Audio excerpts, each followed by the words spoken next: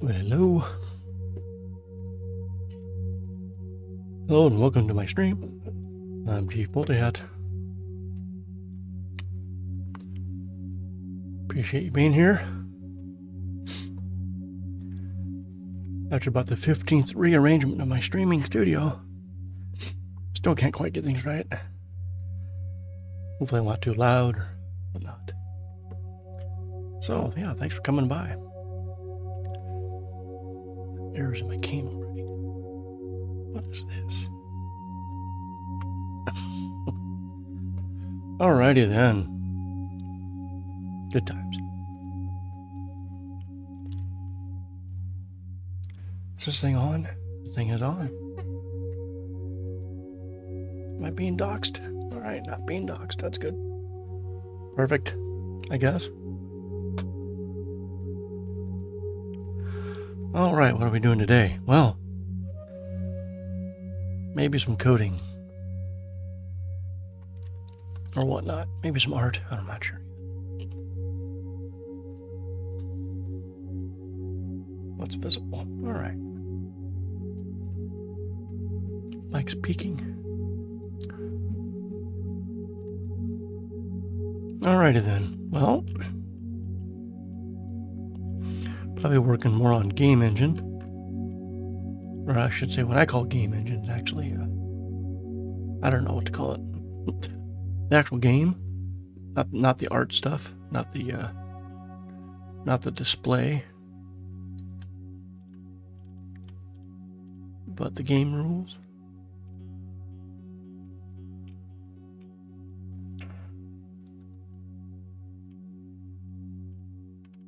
Yeah. A little C# here. So essentially, try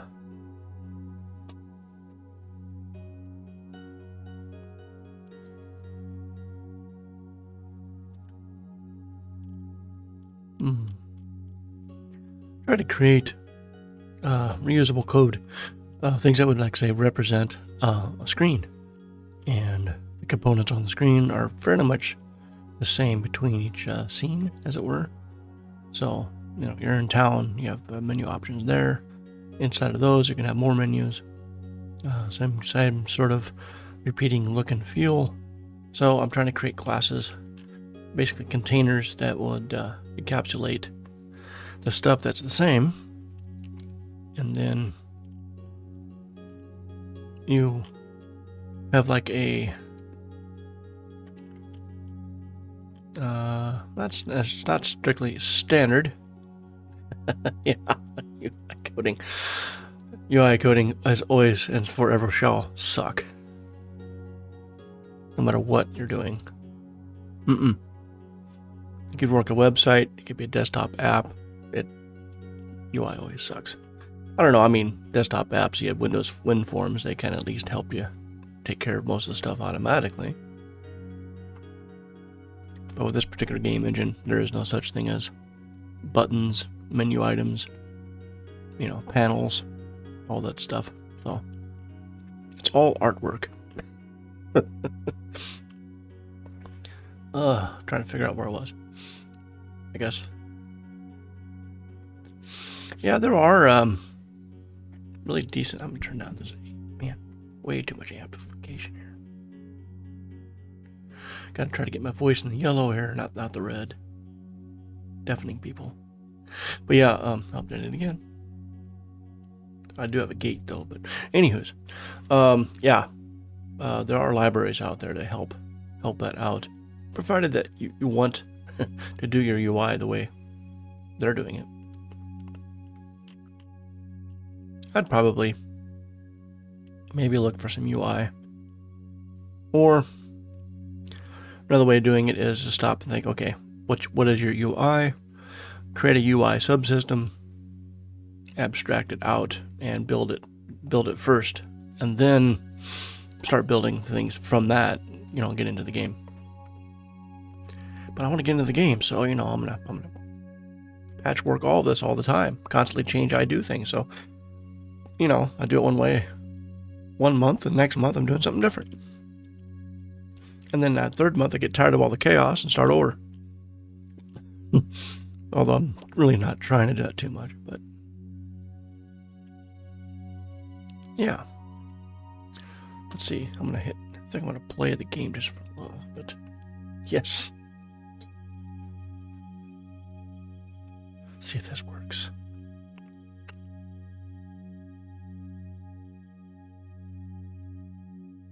Loading up the game.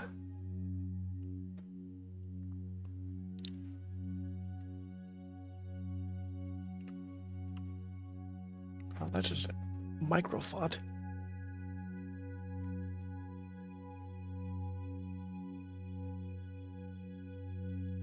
There we go.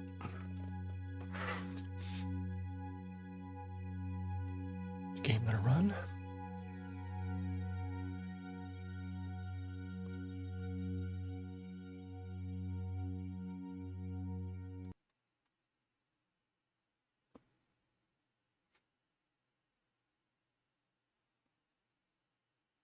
It's a game.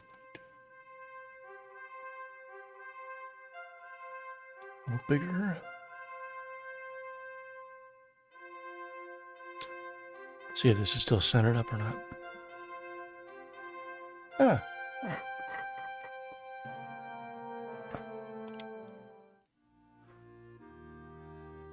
So yeah, basically, well now this, so I would have like a screen object and then I have an item object. And in town, I have a bunch of enumerations that would represent, say, all these places. And so the menu item is going to be based off of that enumeration. Because when you select something, it's going to report back what enumeration you picked. Now, and then in the menu initialization, it's basically setting up the data, the matrix, basically a list of menu items that says where on the, basically define each cell being a certain size, and then it lays out it 2D coordinates, lays out each menu, submenu, well, each one of these things is a menu. And then the pointer system would attempt to point in the center of each of the cells. So all that structure would be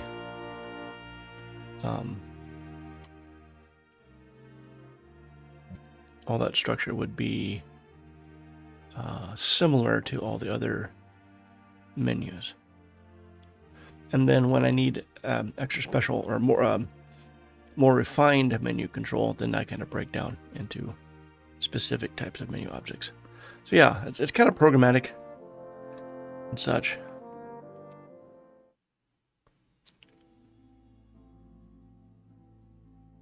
So I was working on some graphics. I kind of wanted to do some alpha shading to give like a torchlight effect, or at least give an effect of getting darker, deeper into the dungeon. And I try to cheat, as it were, and it didn't quite work well. So I'm gonna have to do what I thought. I'm gonna have to do the long way, which basically means each panel you see in the maze. See if it comes. Yep. Is basically a sprite, and in a transparency. So when you draw the maze, you just draw it on top of each other to give it the illusion of a 3D perspective, when really it's just a bunch of stills layered on top of each other. So what I'm going to have to do is apply, actually I'm going to have to go into each one of these pieces of art and apply, go into Aseprite, put it through a filter, or put a semi-transparent black screen on top of it to give it that dimness, and then save it again. And then when the maze constructs it, it will not look wonky. When I say wonky, it means I had issues where the entire floor was the darkest color possible instead of shading down. And if I try to change the alpha, but yeah, it ended up doing that. So a bit late for you. You're heading out. You need to hop off. Oh, I appreciate that. Yeah, thanks. I need to learn to stream earlier, as it were. But I got busy today, so I figured I'd do a little bit later stream. Yeah, need to coordinate maybe and just stream a little bit earlier. Yeah, but thanks for stopping by. Oh, wait a second. Where'd you go? Let me practice being a good host here.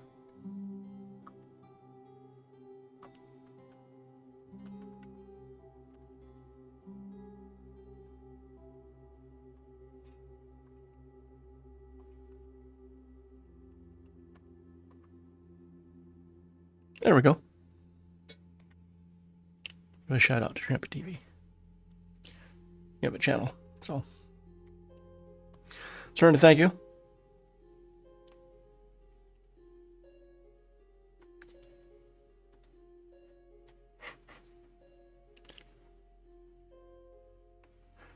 I mean, right now it's only gonna be probably viewed to myself, but that's perfectly fine.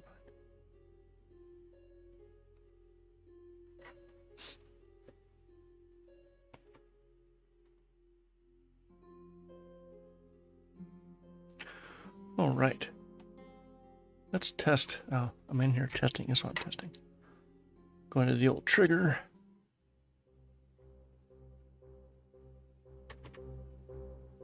Treasure chest.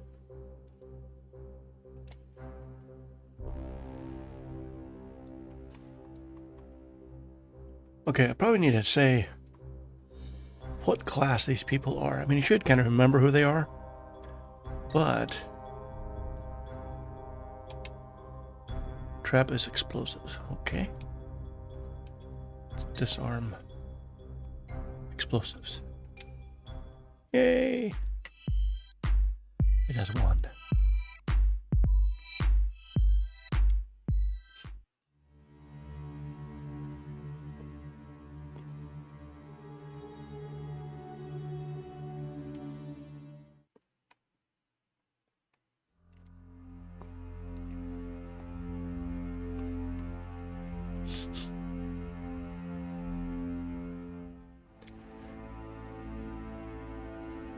Probably need.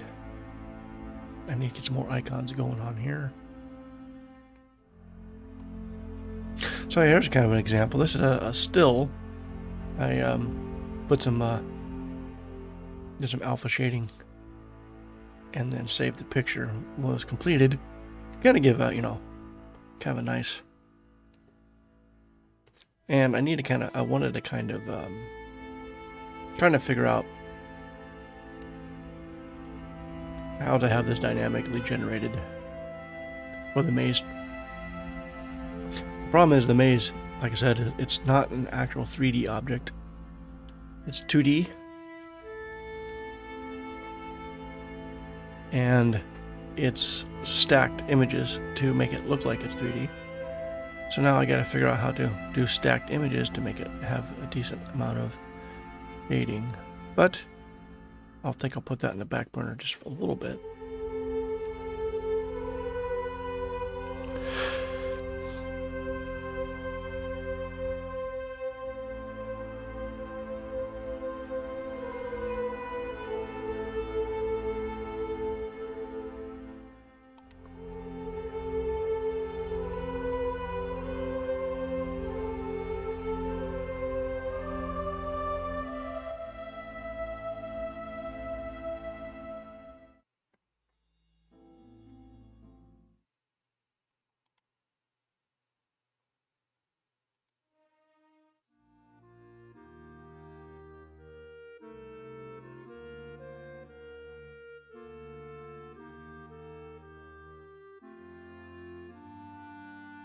Ooh.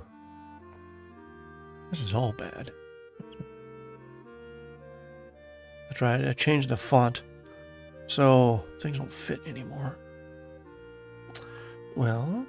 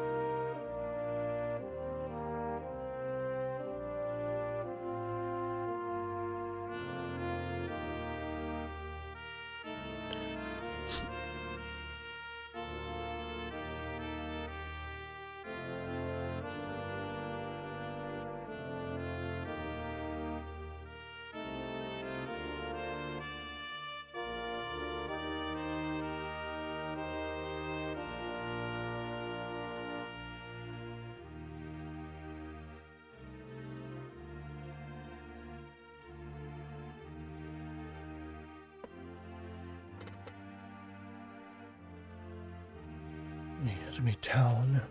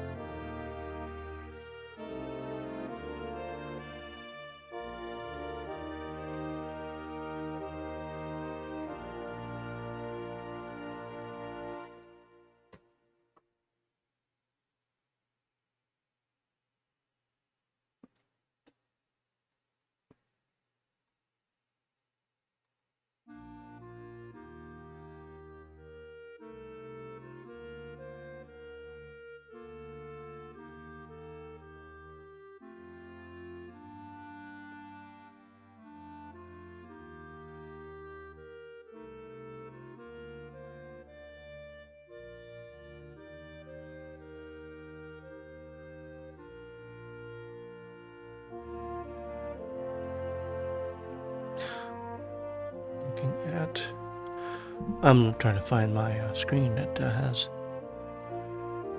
I think it's the welcome screen. Welcome screen? Let's find out.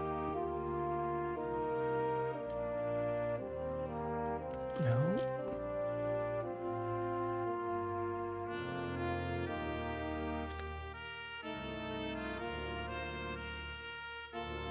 Town screen.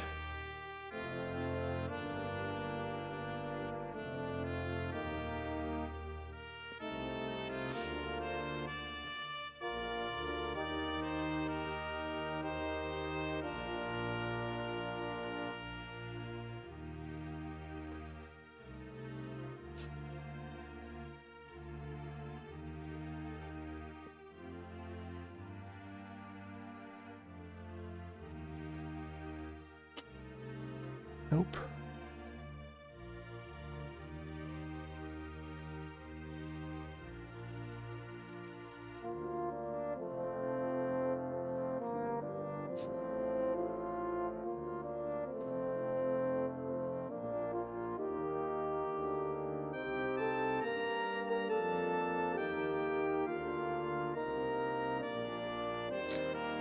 Screen in. Nope. Training.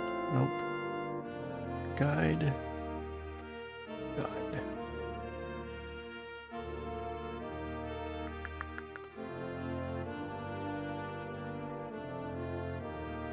That's the wrong one. Guide. Nope. That's where I'm at.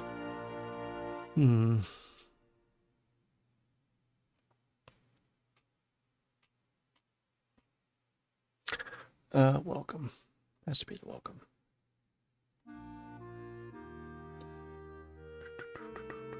Set menus. Nope. Nope. Nope. Items. Nope.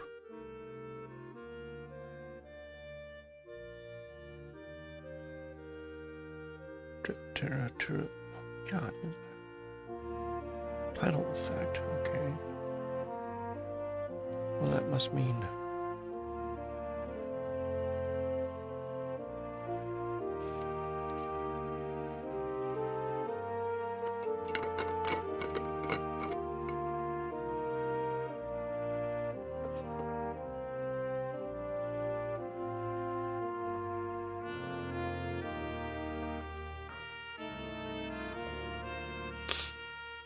Nothing like a taste of aspartame late night. Ugh.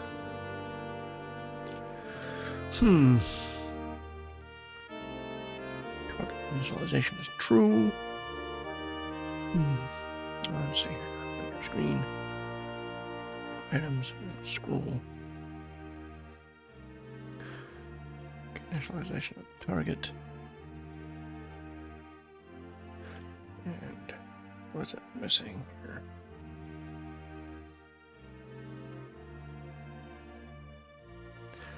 Text blocks. Go to definition. Where are you? Really? You know what? I'm going to do something like this. See if the game has a complete conniption fit. But it does.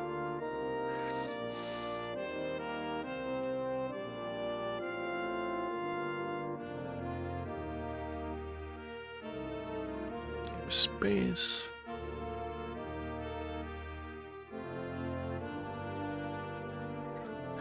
Alright, put the data in the right place now, because MG Town is no longer used. And that's why I couldn't find it very well. Clean up the code. Alright, so let's take a look at game.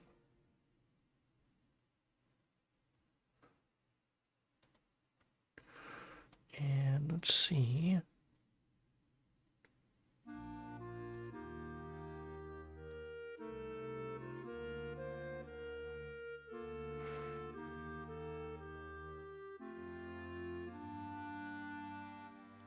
What we have.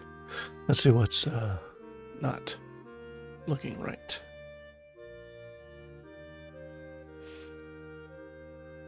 Scholars, the great. Okay. Okay, let's.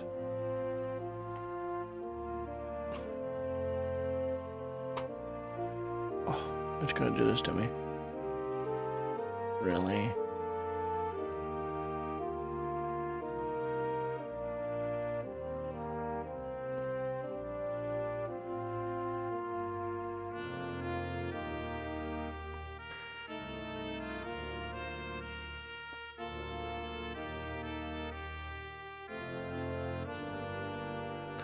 I bet if I did something goofy like this.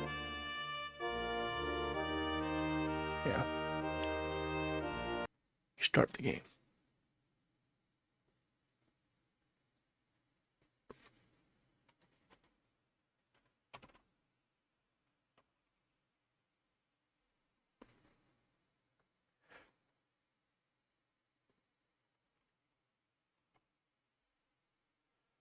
I think it's going to do the same thing. Trying to cheat, basically trying to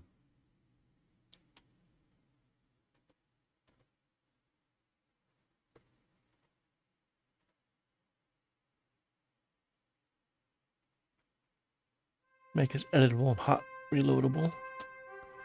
Because it'd be nice to be able to do that, but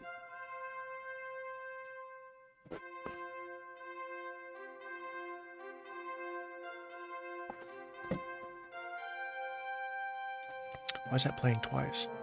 Because I have my desktop audio turned on. There we go.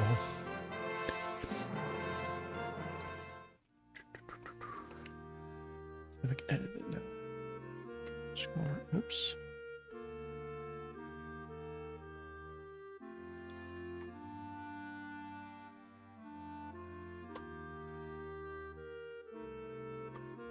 Of course not.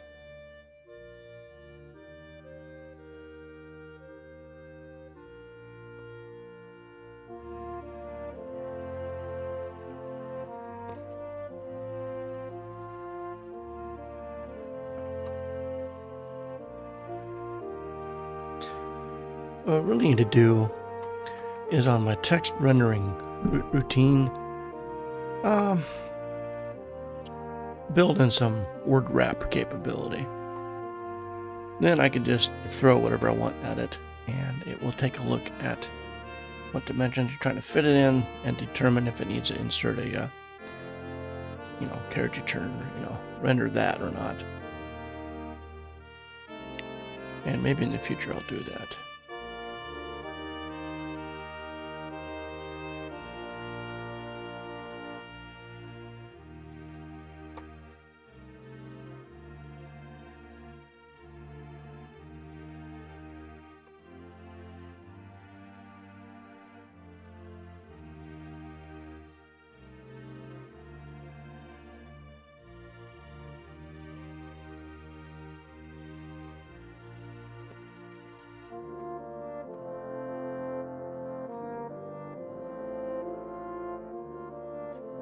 change up some of the stuff here.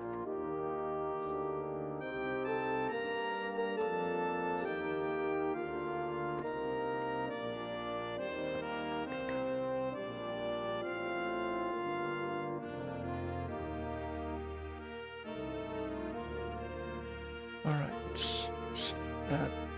Can we rebuild it? Probably not. Oh, we could. How does that work? All right.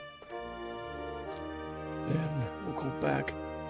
So this particular menu supports a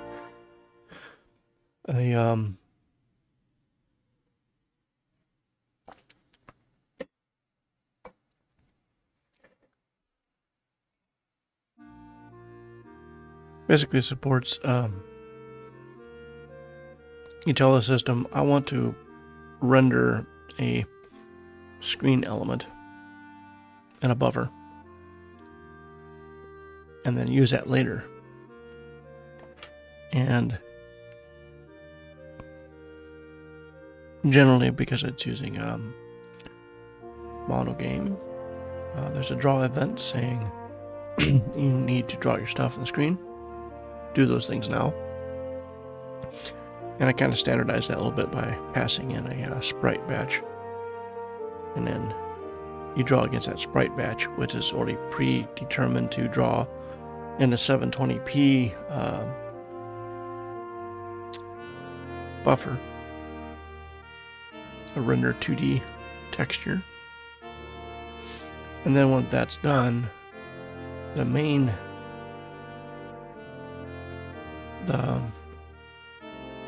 parent class that just simply deals with drawing of the screens then turns around and takes that back buffer and draws that onto the main screen instead of just passing in the sprite batch that talks to the main screen. So if I draw everything onto this back buffer as if it's at the game's expected full dimensions at 1280 by 720, then if the window running the game is resized, I will know the actual dimensions of the screen. It will modify and maintain the ratio of that buffer at 1280 by 720 and shrink it or expand. Well, it'll center it. If you have excessive amount of screen, it's going to center whatever axis is more, and shrink where the axis is less, and then keep it proportional, or ratios. Keep the ratio. So that's why you can get something like this. Let's see if I can do it.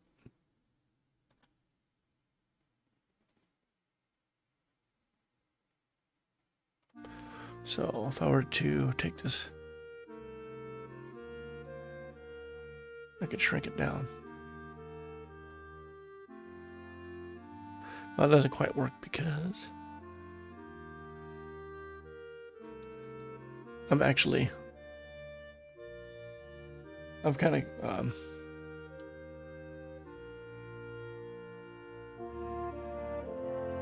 what did I do? Completely screw that up. It's amazing. Did.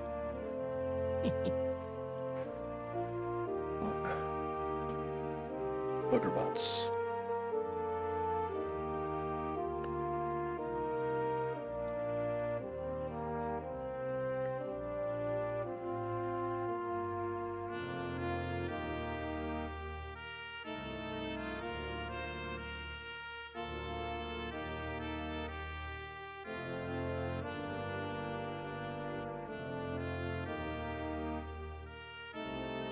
There we go. Anywho.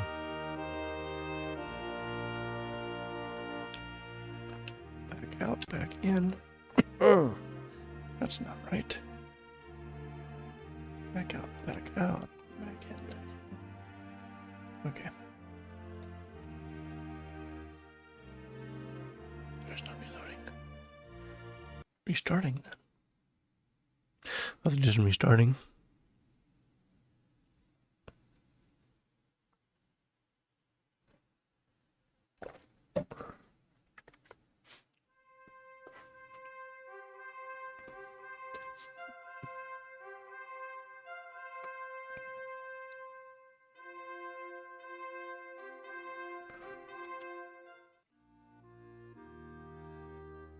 There we go. Everything's been Ooh. Except... That's not good.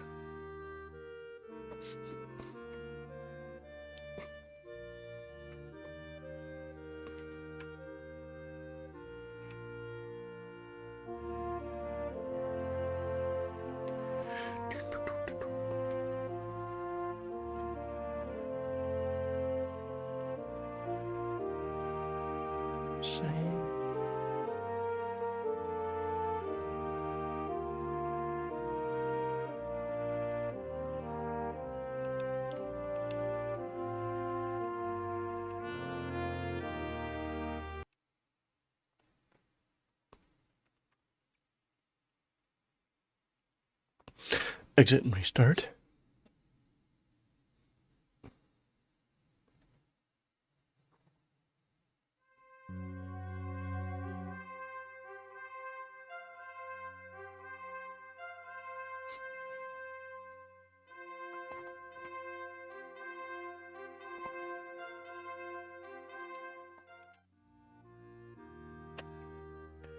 There we go.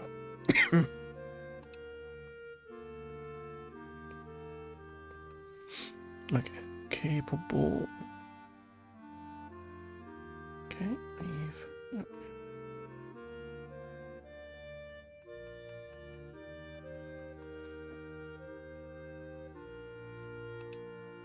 All right.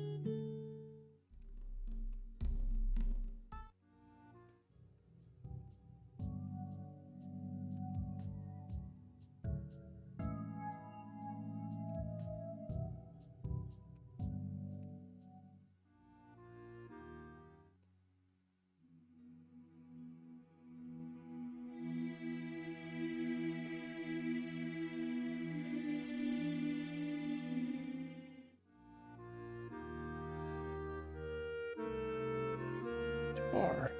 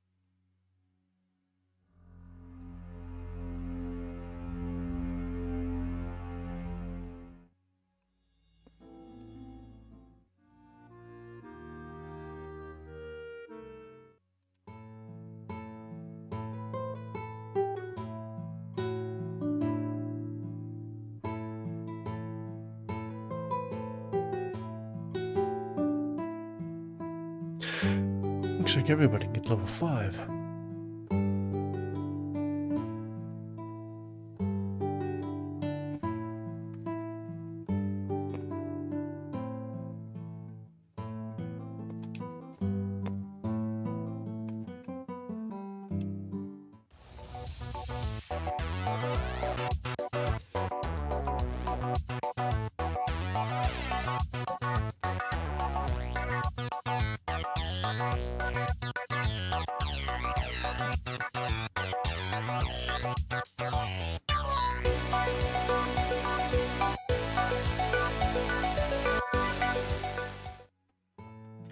don't save it. Can't be having my test party gaining levels on me. At least not yet. Okay, so some things I noticed. A lot of functionality that I don't have put into the game yet. Yeah. Okay, fix that. Don't want that anymore. Don't need this. Game extensions, don't need it yet. Screen of the town. No.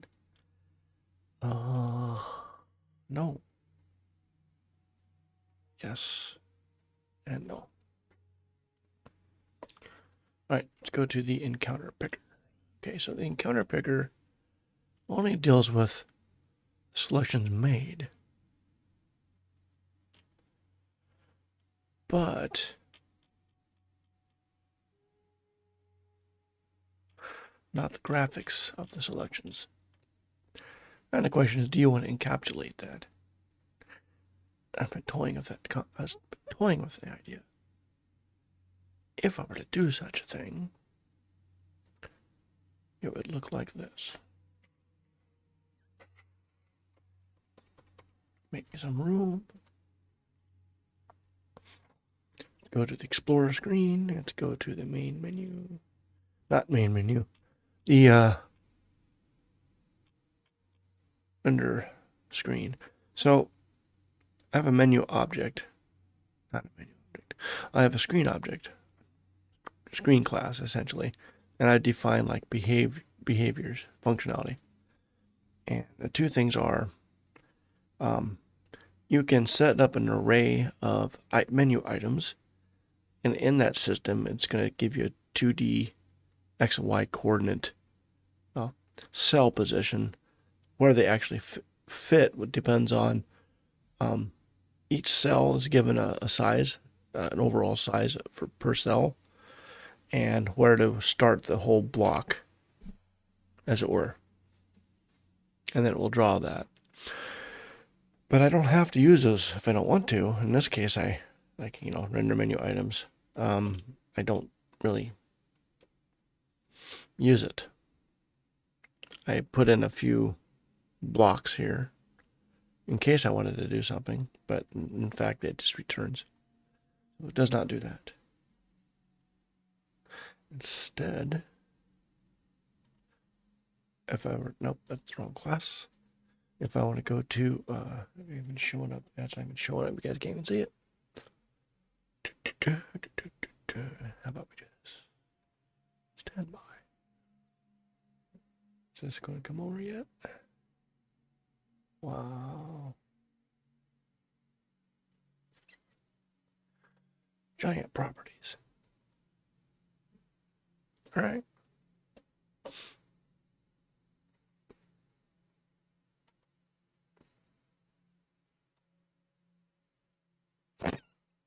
Excuse me. What do you see over here? Yeah, we don't want that. Put that to the edge. There we go.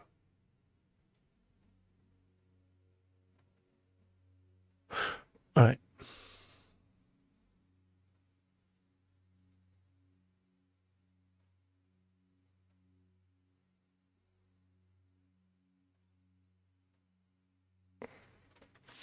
All right. Menu items. Still don't see drop downs. That's okay. Menu screen.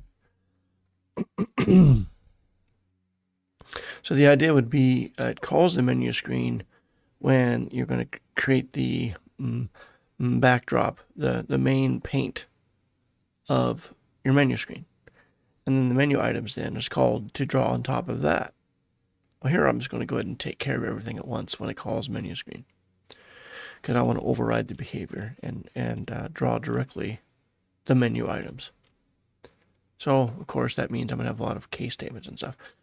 One idea of breaking out the menus into multiple classes, having like an abstract class and then a concrete class for each type of menu, is so that I don't have a class full of switch statements.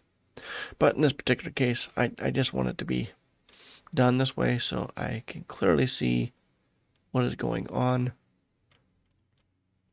So that's what I'm going to do. Under trapped treasure, it's going to create the screen. And here's where it creates the screen.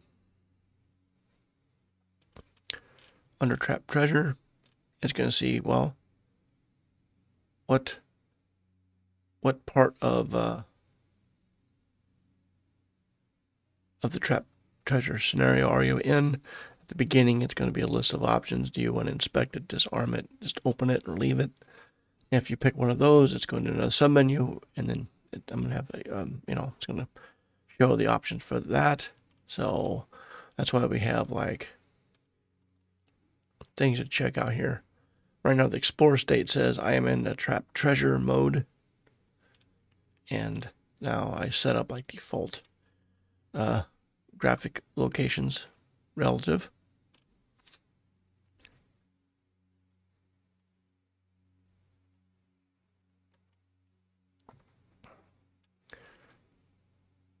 Treasure chest. So this will draw. If it's disarmed, it draws the treasure. If it's not disarmed yet, it will show the trap version of the image. Put that title underneath the underneath it. Okay, and then we grab the game logs if they exist and print them out.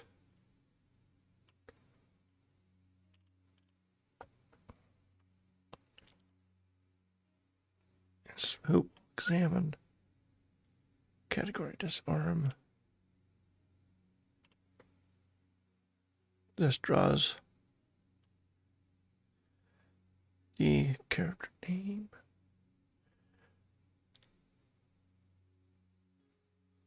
Here we go. Character name.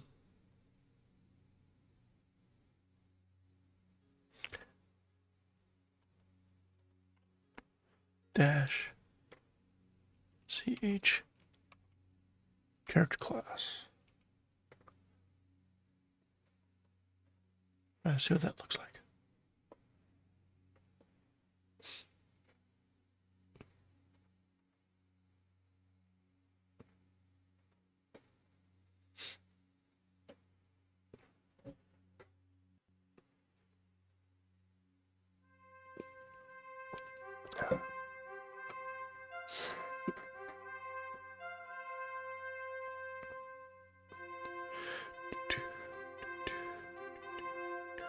Art. All right.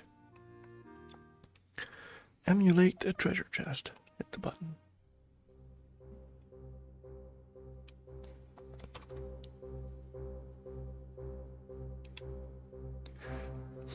There we go.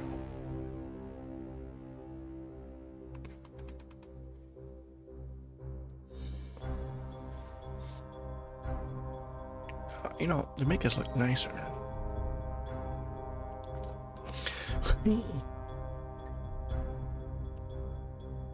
Could do this.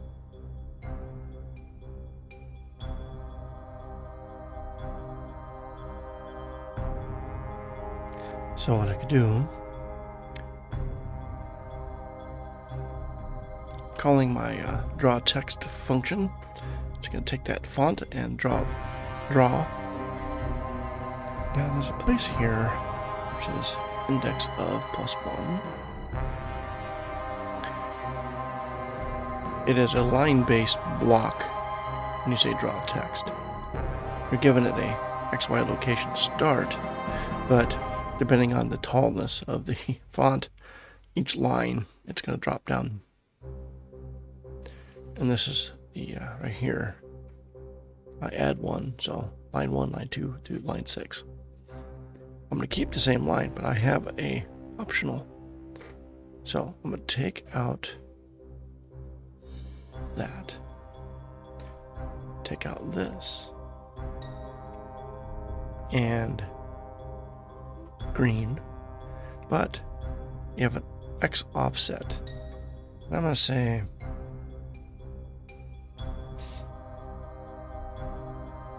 and this is at the beginning of the line. 150, let's say, pixels.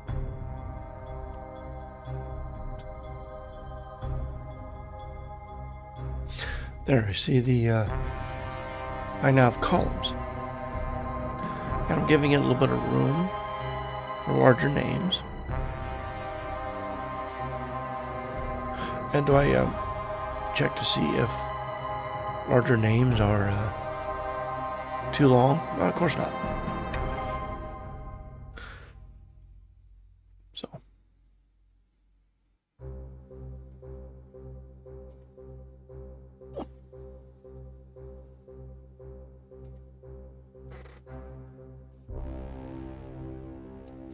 Now what good is put their image.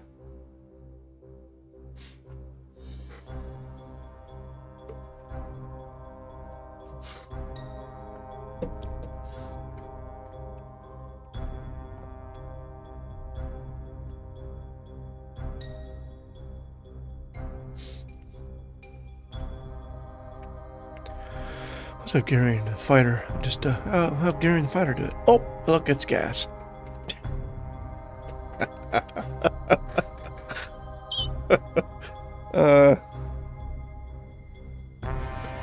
Wonderful. The fighter just basically probably kicks the chest, thinking that's how you do see if that's wrong. That it lets off gas. Green gases filled the room. Sounds of retching reverberates.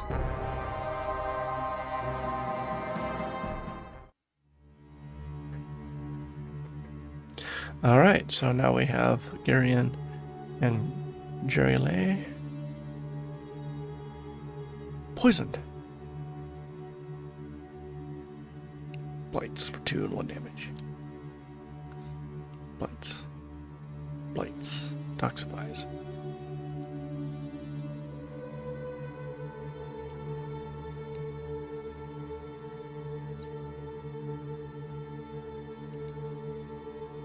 Not so good. No longer poisoned. Everybody is not feeling so good. Oops.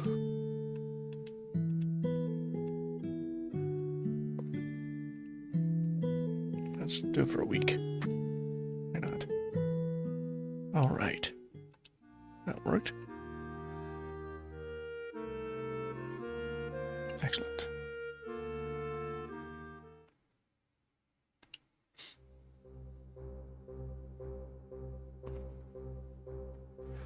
Examine.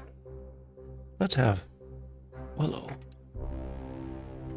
It's certain the trap is explosive. Well, what about Jerry? Also thinks it's explosives. Maybe we should have Garion. How about we don't? Let's have the mage take a look at it. Even the mage thinks it's explosives. How about Garion? He thinks it's a poison needle. Disarm. Willow. Poison needle. Something seemed off about this. That's to tell you that your choice is wrong, but you didn't set off the trap. How about we try explosives? Failed disarming the trap.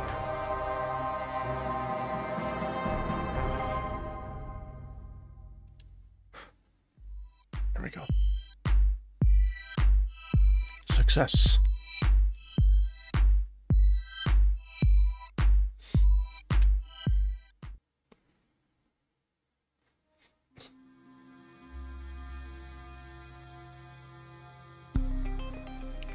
Mangy cable. Cool. Obliterated. Really need to start adjusting the monsters.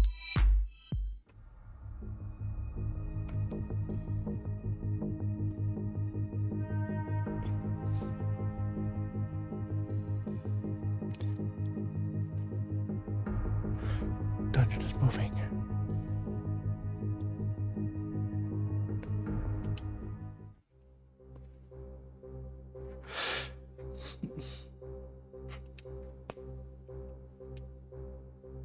Not trapped. Oh, Garion. Open the chest. Explosions! What has happened? Why did this happen?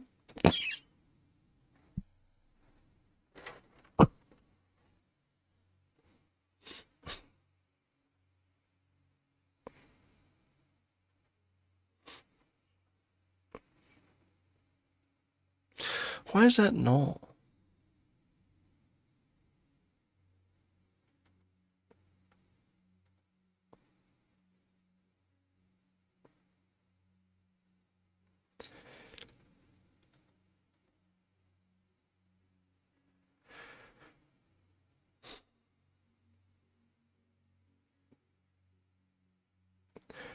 What we should do is this. F SPCE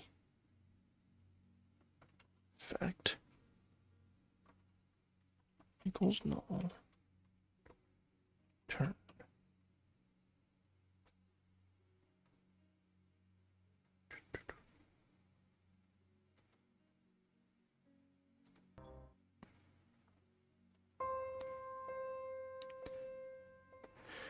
Well, yeah, I know it's not trapped. Why did that... What? What has happened? Open the chest. No.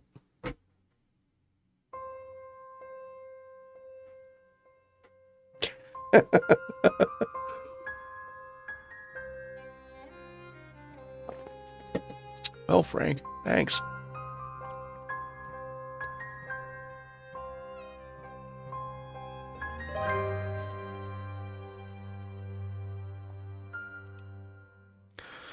Frank is stunned. Frank is still stunned.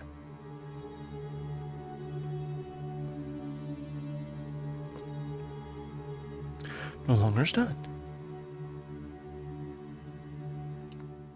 Oh, look, a chest. Open a chest. Poison needle.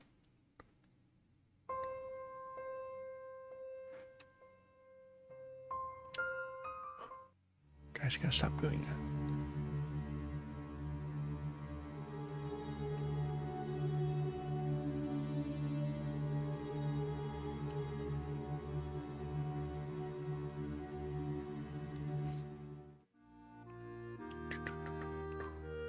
Snout, the rest of recovery. Day. Okay.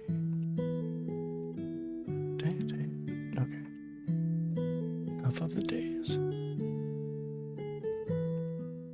Alright.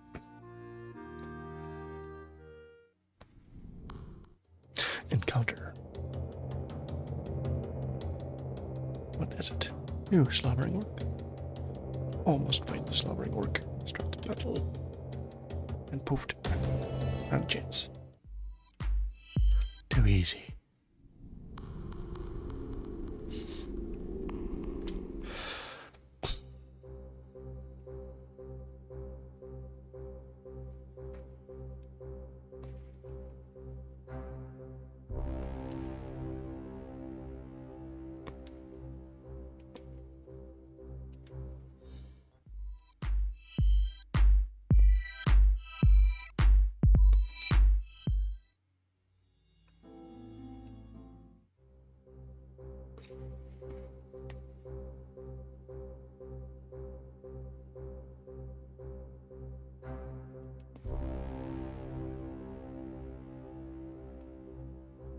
Open the chest.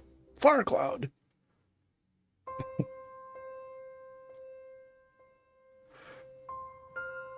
Calls the face.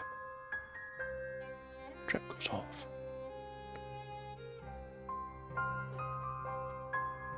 Resisted the fire cloud. Good.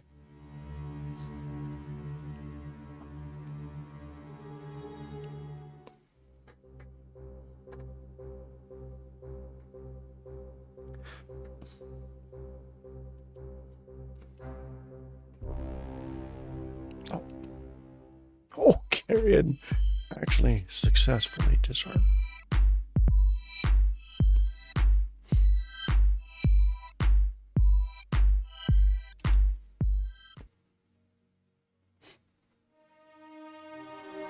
Okay.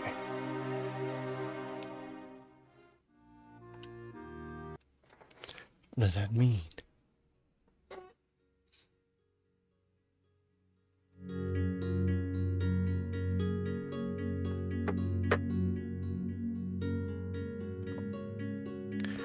All right. We have open, engage, inspect, disarm, reward. And then here are the traps. Why did that become? Why was that nothing? Oh, because it picked something. Ah, that's not good. How did it do that?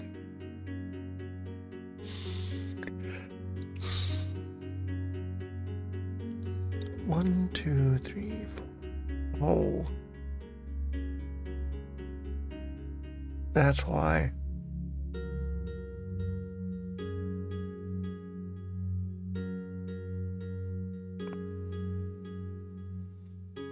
That doesn't explain why.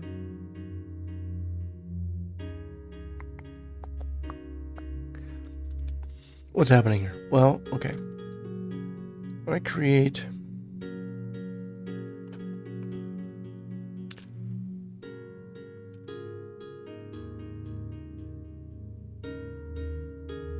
rename this thing. Right. I have a record of treasure trap treasure odds.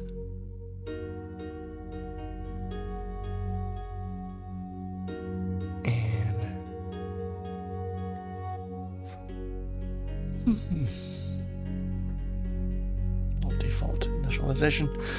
All right. So it's the string, the type of device. This is the description of it, the device, and the odd, 1 in odds. That don't make sense. It shouldn't be 1 in odds. Rename this to raffle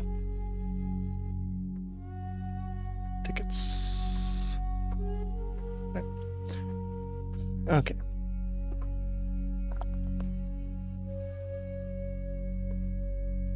Set the results to a not checked state, and SPC effect by default is a non-condition.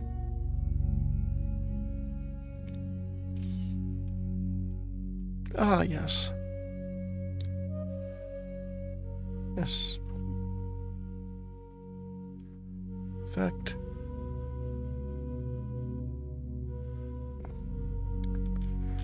Could say not a trap. Hey, True Igni. Thanks for stopping by. I appreciate that. How's it going? How was your stream?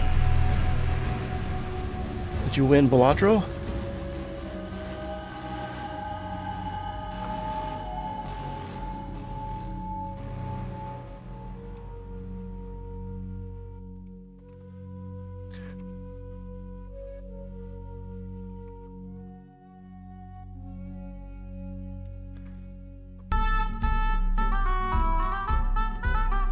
Oh no. Hamgelo, thank you for stopping by and joining the guild. Thank you so much. Certainly appreciate that. Awesome. Had to test out my shout-out skills. Not so good yet. So, did you win Balatro? How'd that go?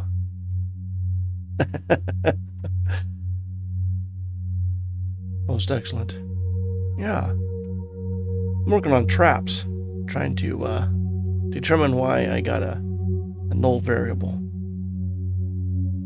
Oh, nice.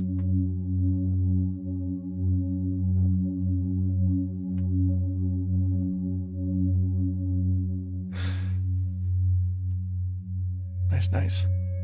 I must have just popped out of your channel just after you started doing that. I had to kind of start my own, do my own little bit of developing here, late night coding and pulling my hair out. No problem. Certain Jello jam game, yes. I mean, I've been distracted by Jello too, but it's a little bit different. Excellent. Yeah. So, yeah, just testing. I think I got it working. Let's see how it goes here. Turn that so loud. Deafening my own black. That background music is deafening me. Take this look here. All right. So this is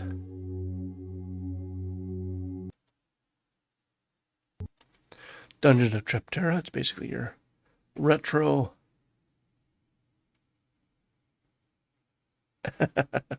Oh no! It's like what have I done? I blew up something. Oh no! Stand by due to technical difficulties because I locked up my files. I'll have to restart my Visual Studio. So yeah, I'm basically I'm Chief Bolty-Hat. Forgot to introduce myself. And essentially, I'm streaming my game development. Not really, and that's why I stream. Been working on this for a few years, and I figured why not share my misery. I mean, share my journey in making the game, and just kind of, if I'm going to be up programming, I might as well share the screen, as it were, and do some testing. So yeah, it's a lot of heads down, boring coding type of things, but you know, have some fun once in a while. All right, I think I got my. Do I have it? Yes. I gotta restart my development environment because my previous crash locked up some files. All right, let's try this demo. Demo never works. It always crashes or breaks.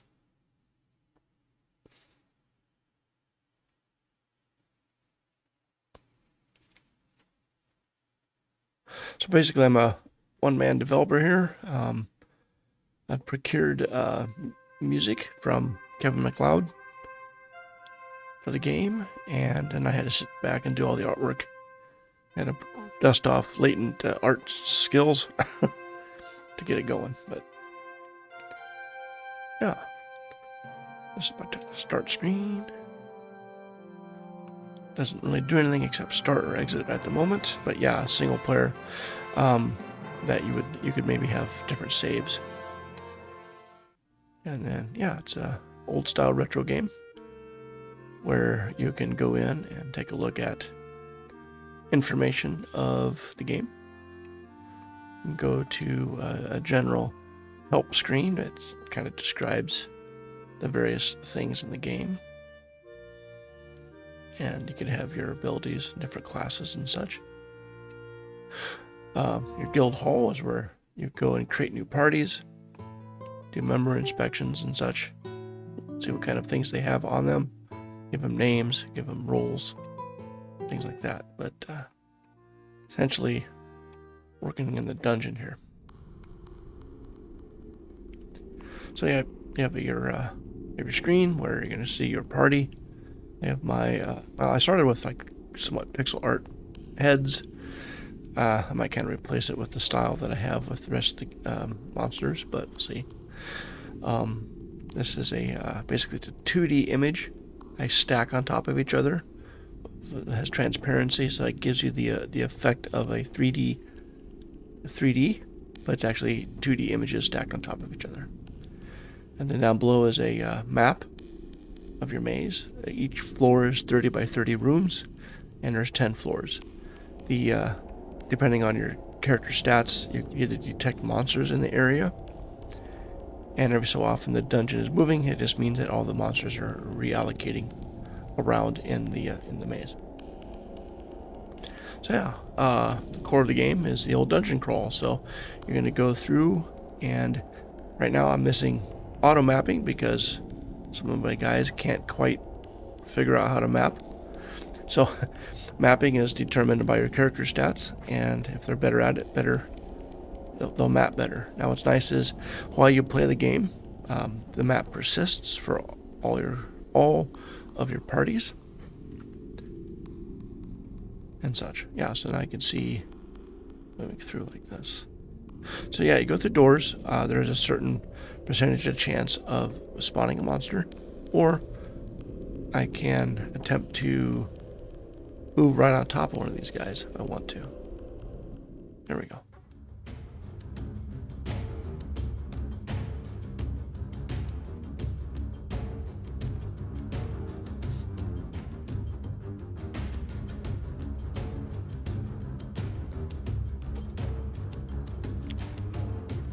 Fight my slimes. Get a battle description in the order that they went. You could select everyone to fight. You could give them special abilities and do your things.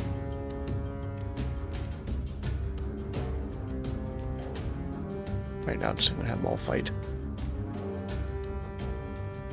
Got 2 left. And they're taken out. Get your gold and stuff like so.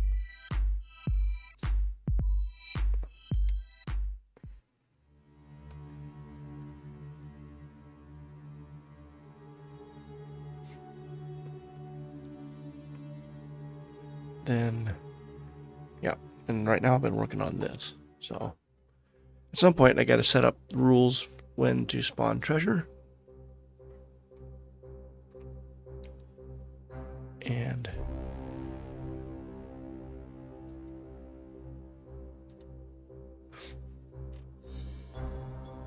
cool.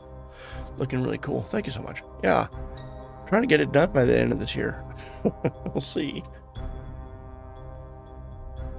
So I'm going to examine. I just got through adding, well, who are these people? I mean, you probably get used to their names. You made up the names, so you should. But I went ahead and put in the class. So, I mean, if you have your fighter, fighters aren't really notoriously known to, yeah, I really am trying to get, I wanted to get this game done by summer, but it's probably going to be by the beginning, end of fall, maybe. Depends how quickly I can get some other things done, at least 1.0. Got most of my Steam page set up. I got a few more graphic art to do on some of the screens needed. And basically get a point where I can get them to review it, but we'll see. I hope so. I hope it might be epic. So we're going to have Willow take a look at it. Willow thinks it is a monster mania. Oh. And let's have someone else examine it. The other thief. Pretty good certain that it's monster mania. Now, I could just say open chest, and what's going to happen is some random person in your party is going to decide to pop it open and probably set it off. Or you could say disarm, who you want to disarm it. You could pick anybody you want. Preferably, you should probably pick somebody who's good at doing these type of things. But if you want some spice in your life, you could just pick someone else.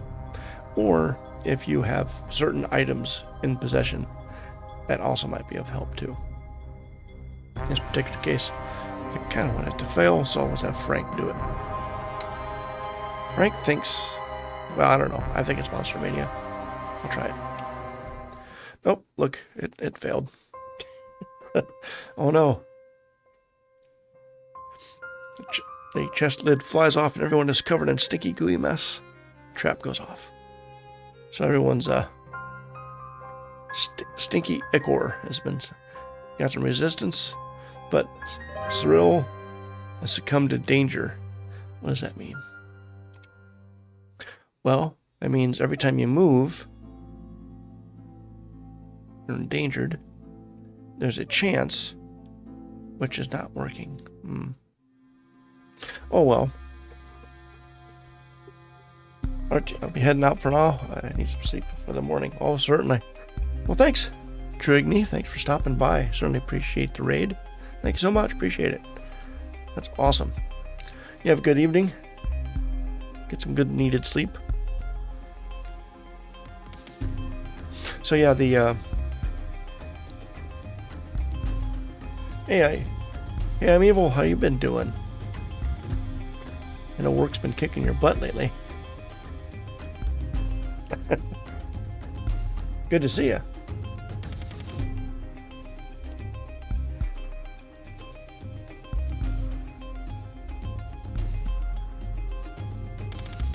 Yellow slimes. Yellow slimes have a special ability. First of all, they get some extra AC at the beginning of the battle. Alright, good night. Yep, have a good one.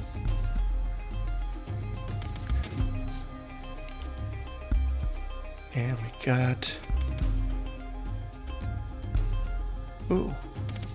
Some hits by the yellow slime. Still have 3 of them. Yellow slime has done some critical damage to my Garion. Alright. What has happened?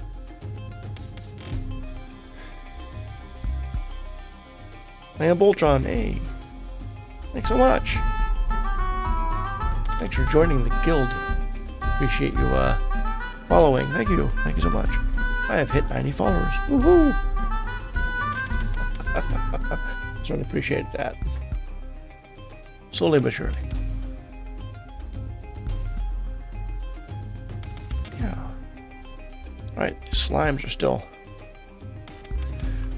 getting it going here. Let's see. Now, I'm not doing anything against these slimes. I should probably go over here to my mages. Say, hey, why don't you cast a spell? Let's do some sleeping. So let's do a sleep. So let me just see. So if you pick a spell, you select what level of spell, level 1. Now, this is a little bit confusing. So level 1, level 2, and I start off immediately and showing, like right now you're showing level 1, and it has Firebolt 1 and Sleep. Level 2 has Firebolt 2 and Thick Fog. I need to maybe slide all that over just a little bit so that it doesn't look like it's Firebolt 1 level 1, Thick Fog level 2 type of thing. But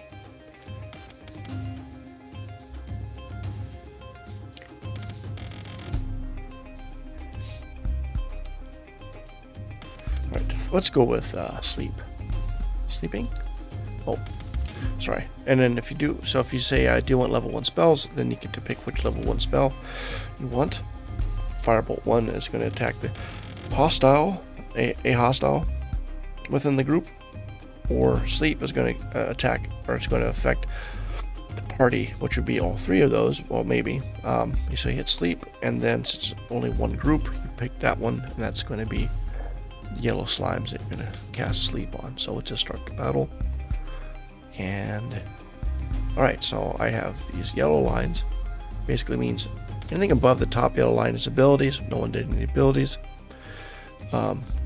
Zero cast Sleep, and it looks like we have most of the yellow slimes have been succumbed to sleep and slept. One resisted, and then down below you'll see yellow slime has slept, because at the bottom yellow line, after battle occurs, any conditions that your characters are being affected by, they will then show up down here, and all those effects are resolved at the end of combat. So you might be on fire, you attack, and then die to the fire type of thing. So at least you have a chance to do stuff. But in the battle, if you get taken out, you're taken out. Okay, so we have one yellow slime prevented from attacking because they're slept. One has died. And they missed Frank. Okay. Still have one. So now it says yellow slimes 2. You have parentheses pink 1 of 3, meaning there are 2. So a total of the encounter of 3 slimes, 2 exists, with one of them only able to fight. So then I'm gonna start the battle again. Actually, Xril's parrying. I'll fight again and start battle. We have another one that's sleeping. All right, we have everything's incapacitated, but we have one left, and we have taken it out. There we go, successful.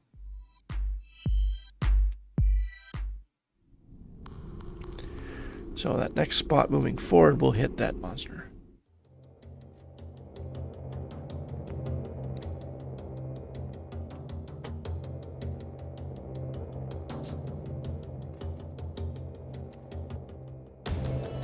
Alright, just a skeleton, so wait. Moved. There we go. It's kind of funny. Rapier is a piercing weapon, so they have a disadvantage, but it didn't matter. They still hit them. Perfect. 7 silver. Okay, that's another test of them. So I'm manually spawning treasure chests by hitting a special key, just for testing purposes. Just open the chest. Opens an alarm.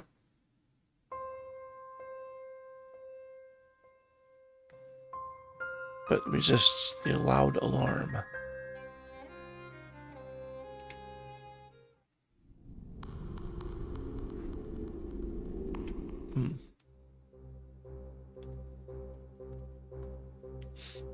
Open the chest. Explosives. Oh, thunderous blast occurs, and that's going to be a party effect. Everybody is resolved individually. Each one, so we got a resistance. Willow took 3 damage and stunned. Frank was stunned. And a mage was stunned. Bad. So now you can see the status over there. It says stunned. And as you move around, it's going to tell you it's stunned. Oh, now there's an encounter. A zombie. Now, you'll see that they're stunned. And if I say all fight,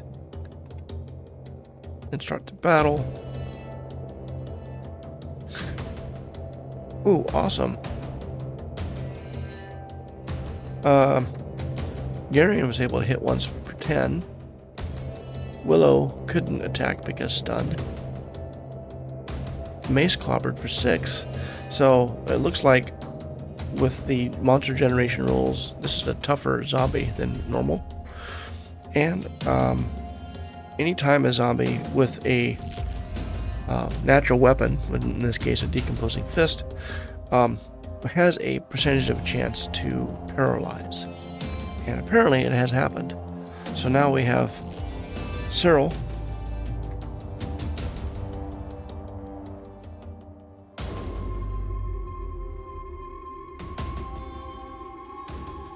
Oh, no problem.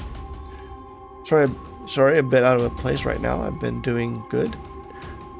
Trying to reschedule to learn driving, though I only do that for the ID. Oh, sure. You don't like to drive. Who likes to drive? I know what you mean. I'm doing pretty good. Been working pretty solid. I do software development as a real job, and it's all day. So a lot of times when I'm done, I'd like to always, in the morning, I always think, oh, after work I'm gonna stream. I'm stream early. By the time end of work shows up, I'm like, yeah, I just don't want to touch code for a little while. I'm kind of tired, and then I end up in these late night streams. But yeah, other than that, doing pretty good. So now we have, all right, ooh, ouch. So now we have stun and paralysis. Good. Stacking conditions. My systems are working. A lot of people are stunned. Probably shouldn't have opened up that explosive chest. All right, well, if I try to say, hey, Cyril, I want you to cast spells. Now, I kind of like the idea of, hey, if you want to tell your character to try to do something and do it anyway, say, well, just sleep. In reality, I know they're not going to be able to do it because they're stunned and paralyzed on top of it. But I do want to test it out and see how it works. So, everyone else is going to fight, so let's start the battle. Alright. And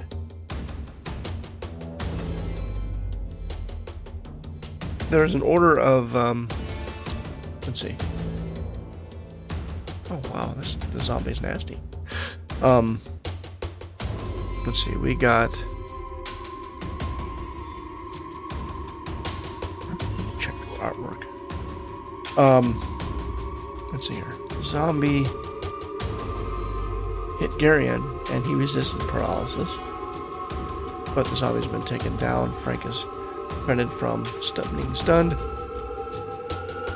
And Cyril was prevented from attacking. paralyzed.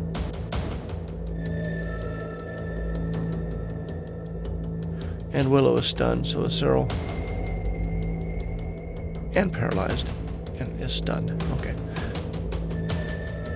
Alright. There we go.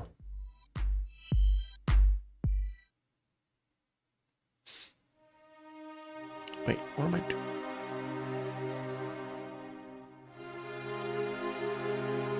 This is not good. Smashing the wall. That's not good. Can I go here? Oh, no.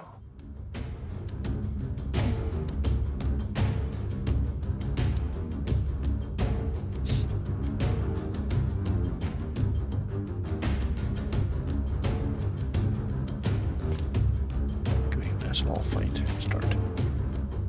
Right.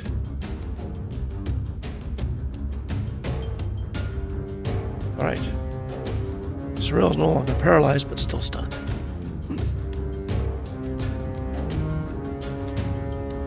Still stunned. Mage is getting clobbered. Alright, finally we took him. I literally lost my way home. Okay, there we go. Yay! Everyone is no longer... Oh, I have an encounter. Celebrated too soon.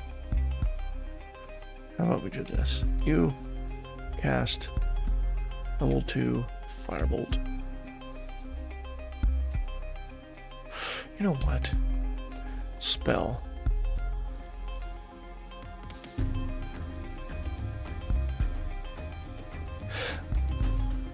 I should instead potentially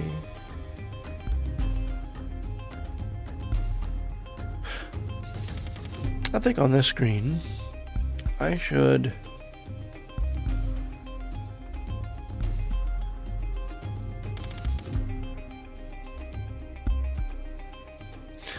okay, yeah, that's what I need to do. On these spells, I need to say level 1, 6 uses, and then string out all of the spell names available on that level. Yeah. Well, let's see. Where's that? Let me just punch my mic. Apologize. Oh, no. Why did I do that for? Hit the wrong button and restarted the game. Goofus. Try this again.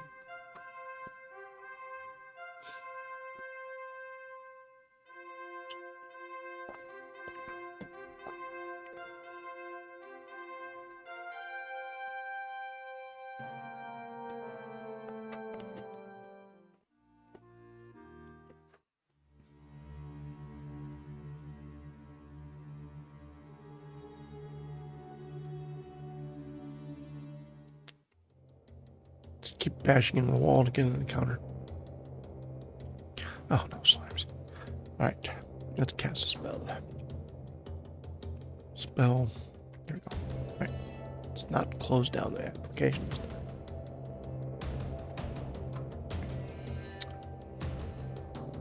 Drink.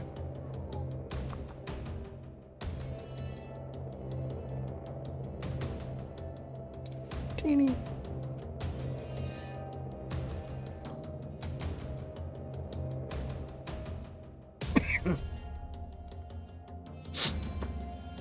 All right.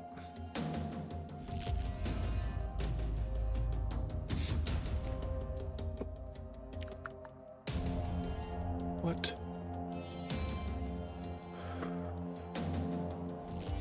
All right. Where is this at? This is going to be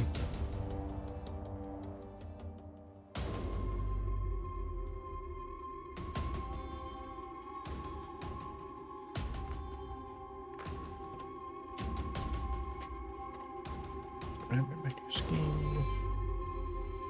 Let's look at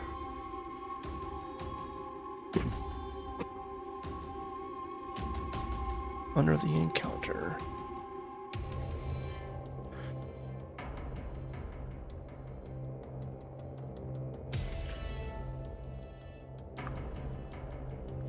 Option.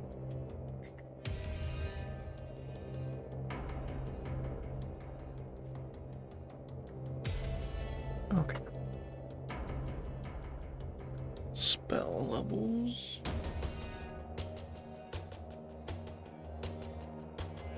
For PID.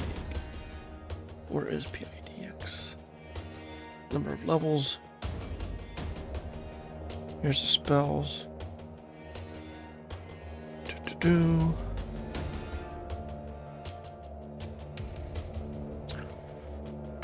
So let's do this.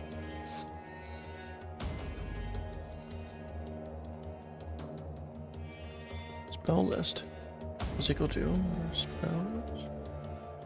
Oh. String. Join.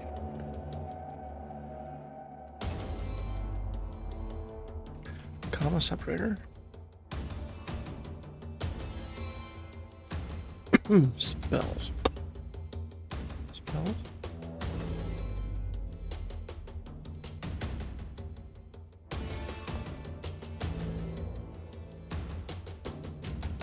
Select this spell name. Let's make it. It's gonna make a comma list. Okay. Right. This then should happen not here, but at the level area here. Right. So what if I did this?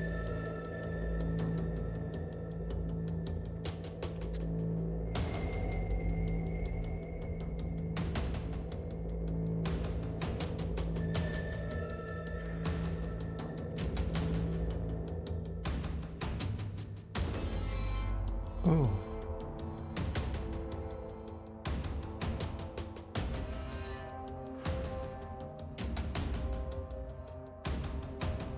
Just gotta think about this a little bit. Alt backspace, let's not do that yet.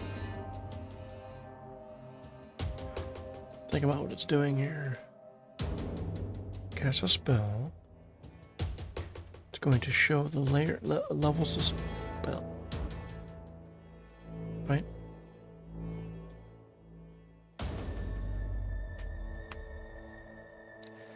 Oh, that's just the uses. Uses. And spell name.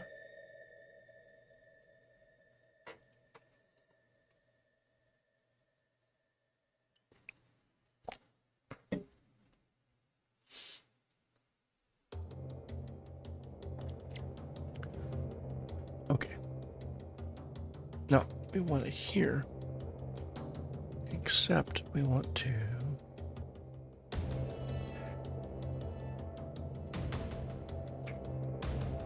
do this. Just do that.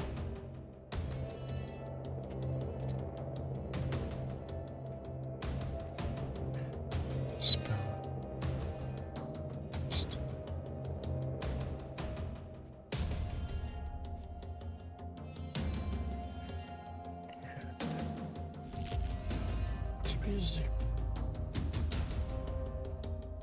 Let's comment this out.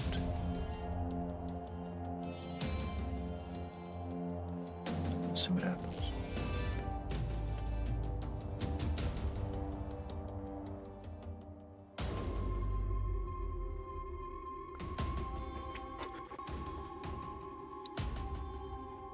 Ah, I like that much. Oops. Almost. What would be the selection level? Spell level selection. Pointer. Where's the pointer?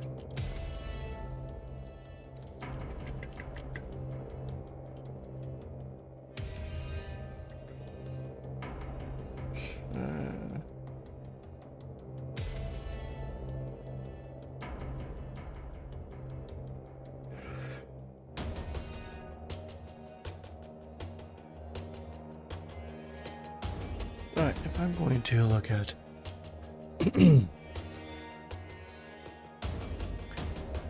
trying to do here. Let's see. Let's see.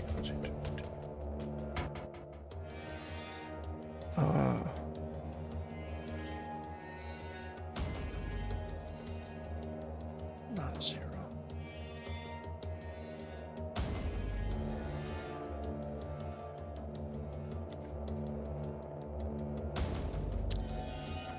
Let's see.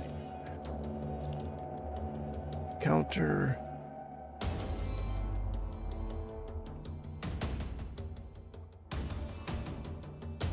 Pick tracker. Opt selection.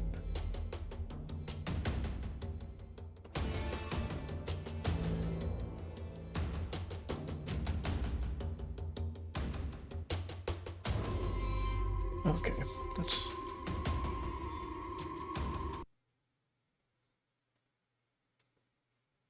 one.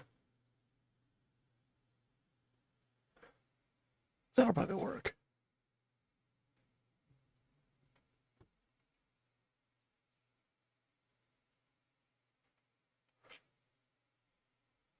Let's put that there.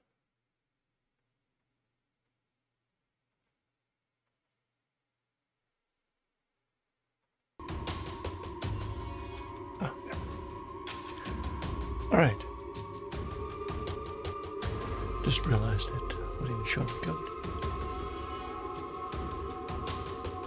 All right, well, now when I move cursor, you can level 1, level 2, level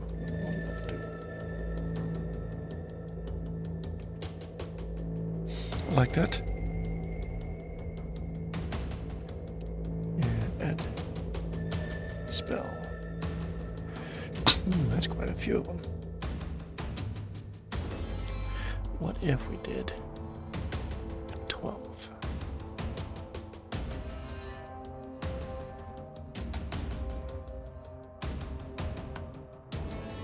Teeny. We'll do this one.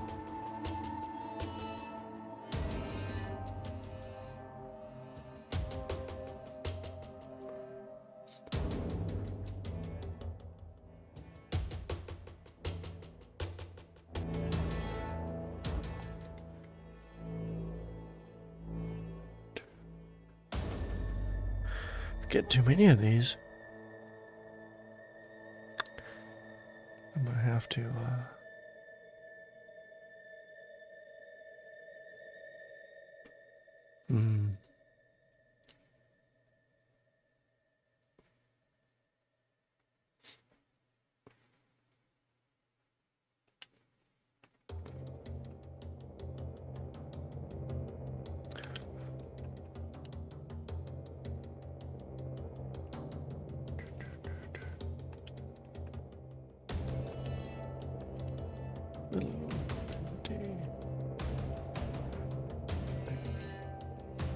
items. Fight. Spell.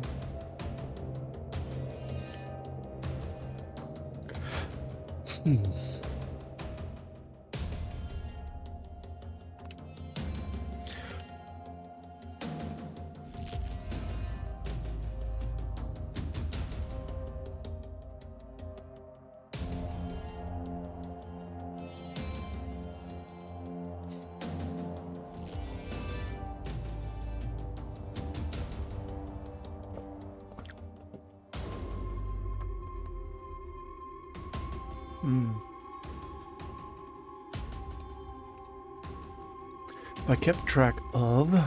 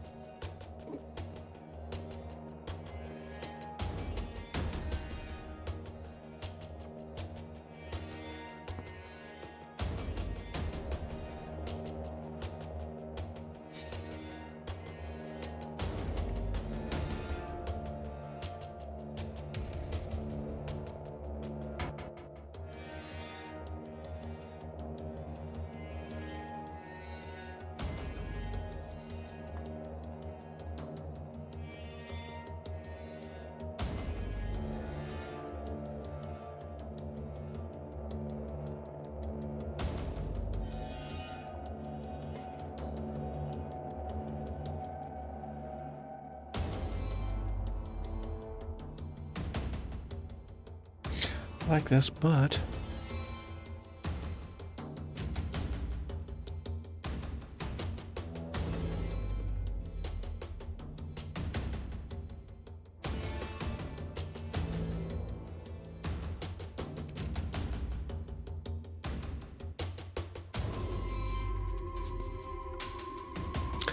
all right, let's not do this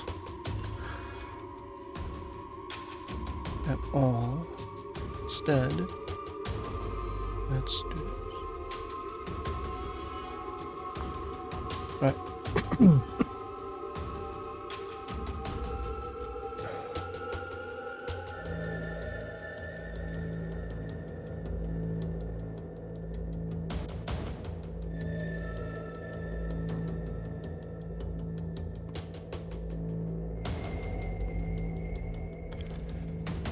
Let's see.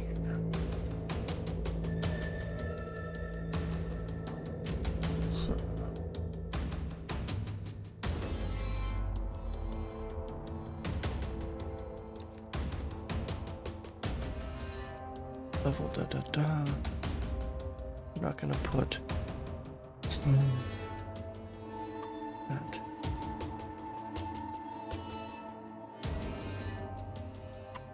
Okay, that goes away.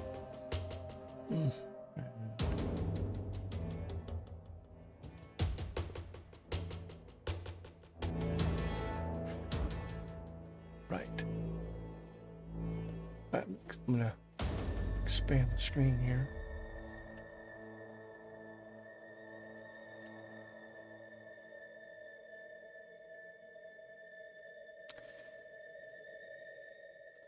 And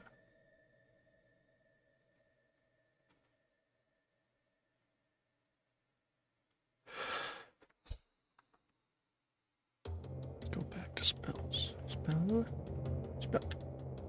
There we go. 5 uses. Let's put the uses.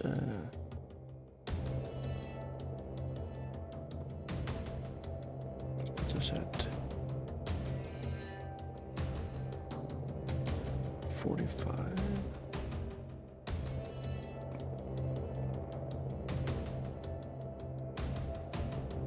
And 50.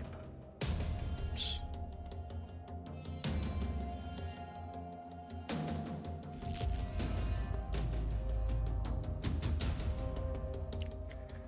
$55, $65.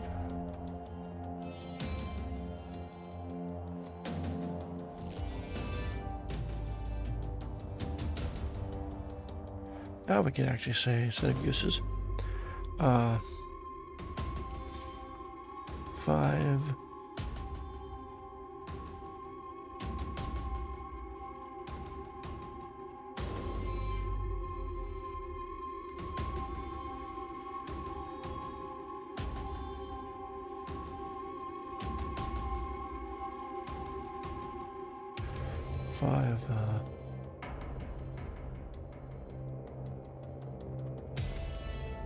Casts. I could spell. Rename. Somebody's watching me type. Know it. Right. Let's rebuild. Take a look at it. What does it look like? 5 spellcasts remain. 4 spellcasts remain.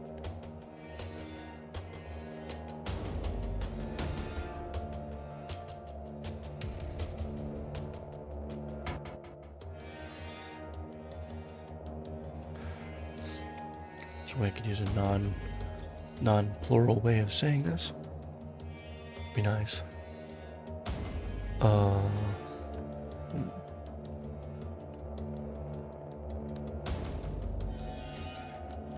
And why does it have to be pink? Why don't we just not do that? Not do that.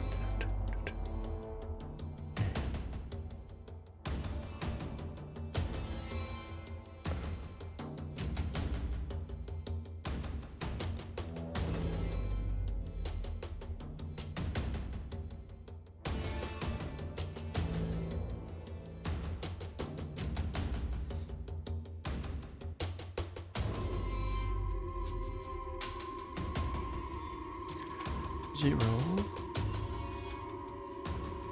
and 45.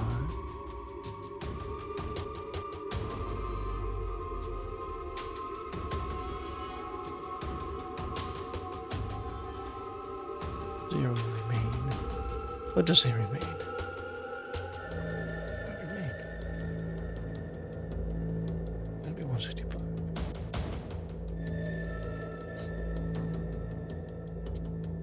Actually, you know what?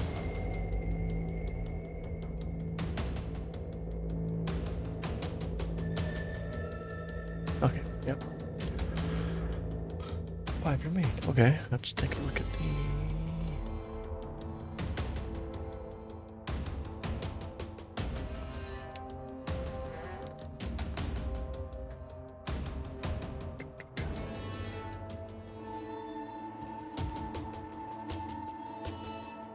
Hold. All right. Starts out. Why is everybody parrying? Oh well. Got a Firebolt 2 is fired off. It's held. It's burning. All right. And then we're going to do another spell. Level 7. Sleep. And Ed. Do a spell.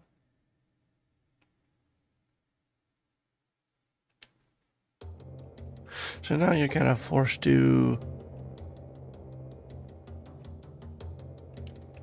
pick your spell level.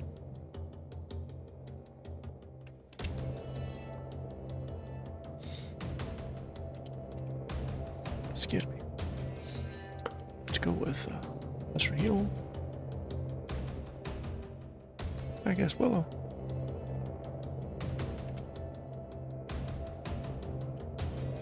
Start the battle. Right, cast Lesser Heal and heals for 5. Held.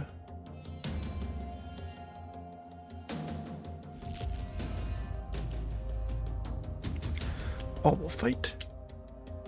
Now, I gotta figure out what's going on here because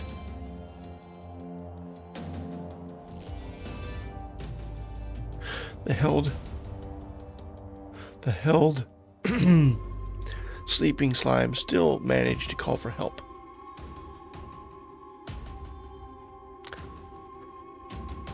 Slime was burned and died from that burning. So now we have 2 left. All fight. Some critical damage going on.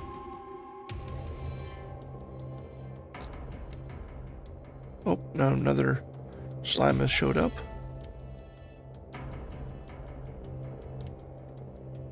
And 2 more slimes are down. There we go. Survive.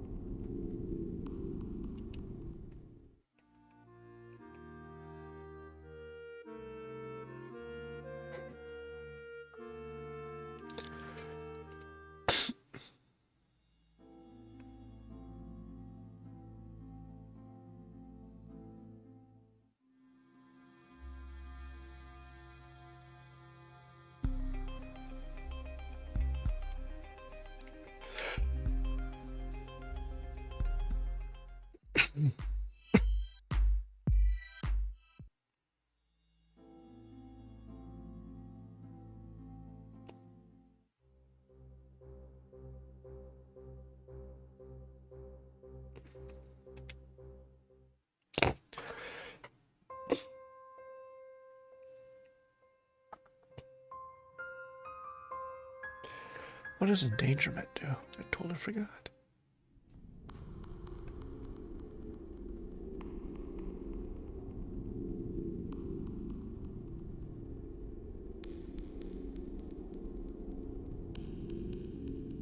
What is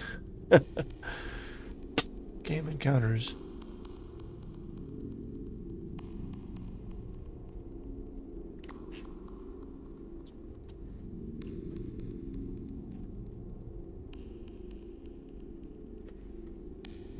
Game round.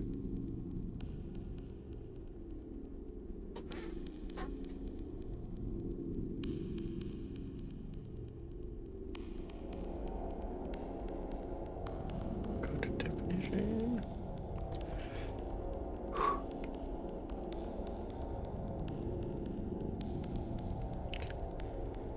Okay.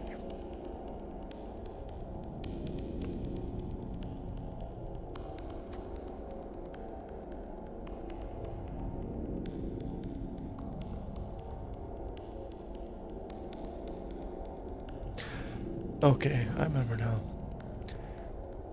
So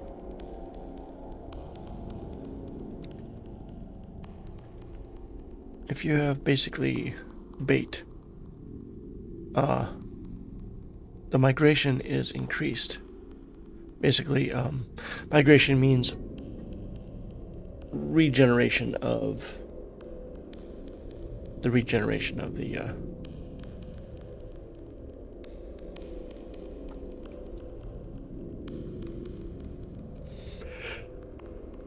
oh, excuse me. The regeneration of all the mobs in the maze. It clears out the previously designated rooms that should have monsters, and reinitializes the rest of the maze based off of the odds. I got stuff stuck in my eyes. Pardon me.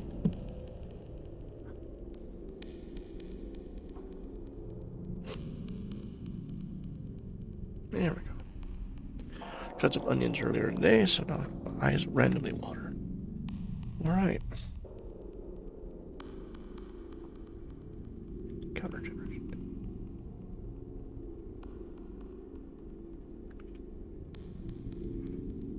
Ooh. Can't fall asleep on stream. Cannot do that. Alright.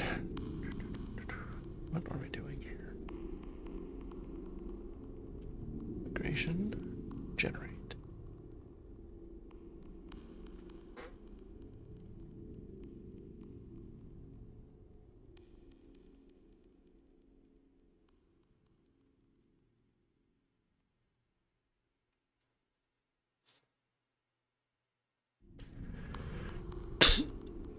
Okay.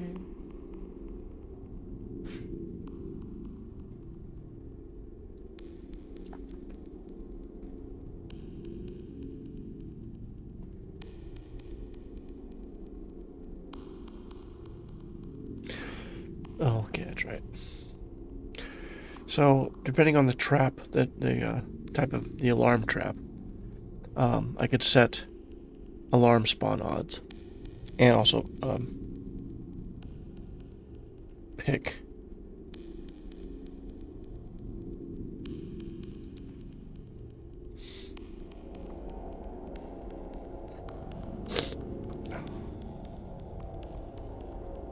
yeah. Basically, the alarm will cause a certain mob to be spawned, and having stinky goo on you basically attracts monsters, which essentially just keeps re-rolling the monsters in the maze. Yeah. See, the dungeon is moving. Dungeon's moving. I see now I've detected some monsters ahead of me. So that's because of the monster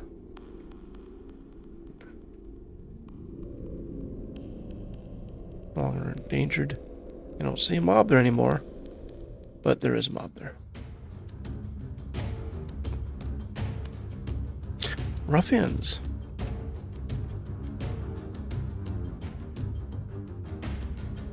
That's good. Riffraff's short sword misses Willow. If Riffraff had connected with that short sword, there's a 25% chance that Riffraff would decapitate its target, no matter what.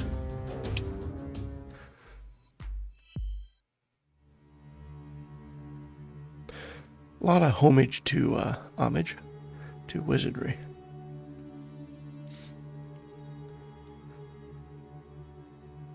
That's a movement. See if we can get an alarm. Examine. Fire cloud. Let's leave it alone.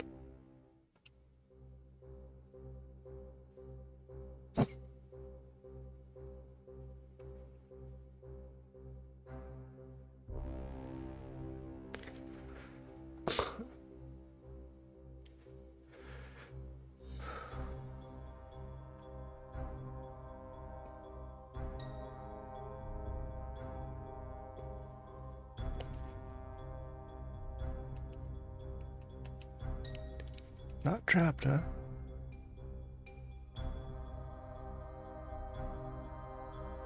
Okay, so let's try this. This shouldn't say, I'm gonna say open the chest. Not trapped, the trap goes off.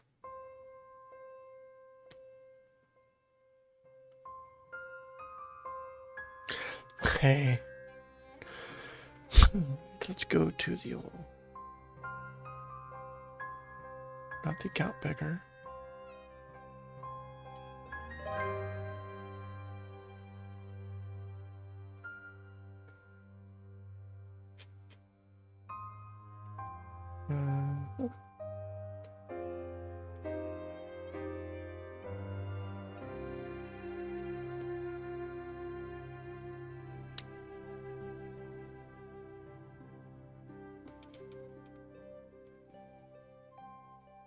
Where is it? Can't remember anything in my code. I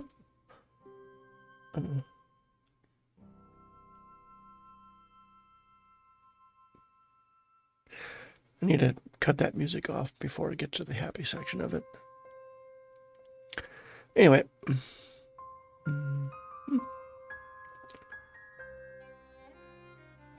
There it is.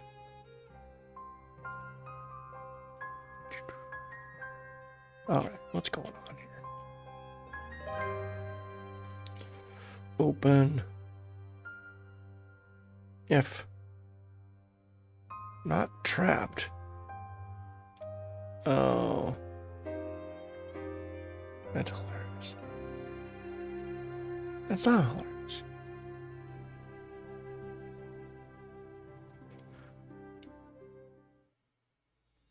That's... what?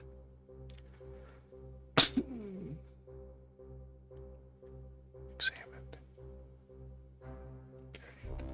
Fire cloud. Thanks, Gary.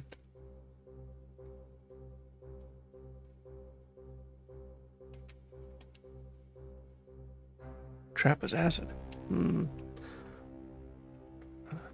Doubt. Oh, it is acid. Okay, let's disarm it. Acid. Yay.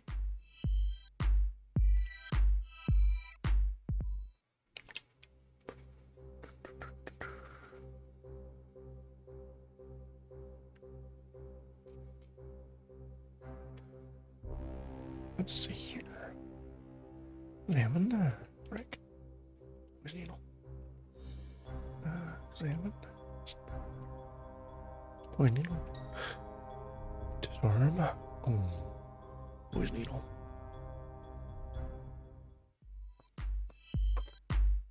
Probably shouldn't call it poison needle.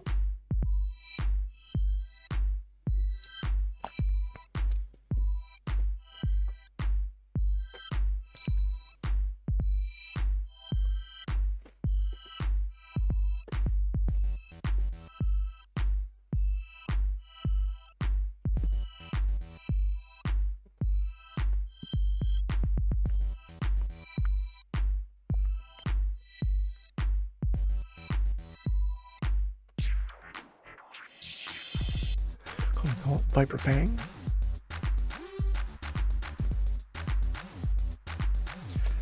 Viper Fang.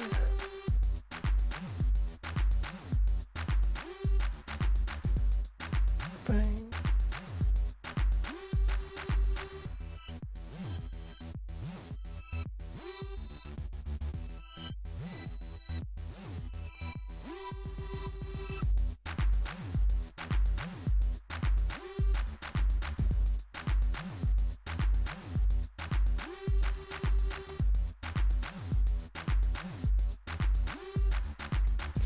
There we go. I didn't necessarily want to completely copy a particular game, but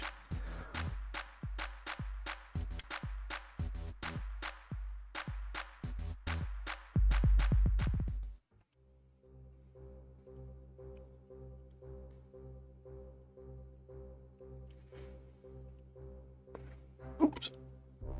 Why did I do that? What? Did I not hit this button?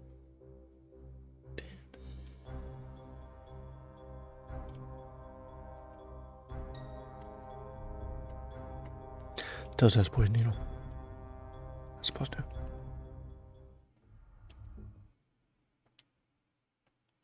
Break the camp. Kick the door. Examine.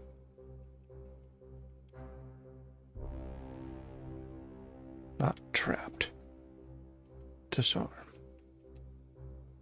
Point.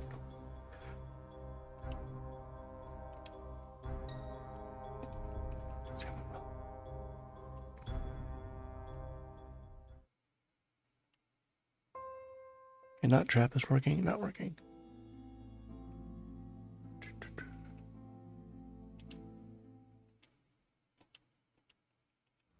Okay.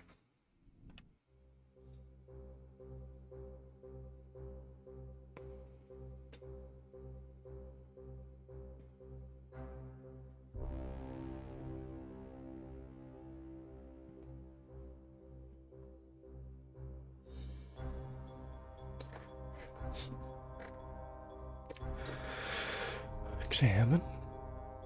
Maybe odd. There we go. Hello. Explosives. Where does it keep saying?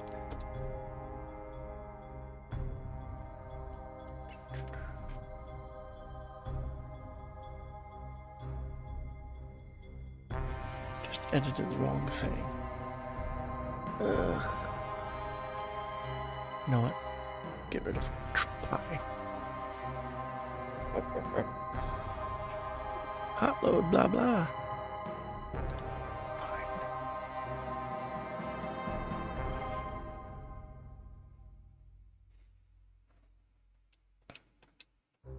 Leave alone. Oops. Leave alone. Would you stop hitting that button?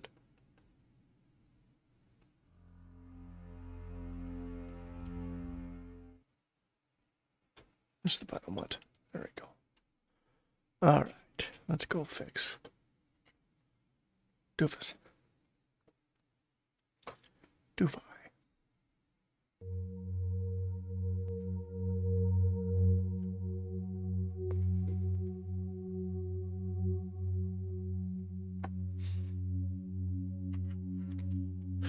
Alrighty.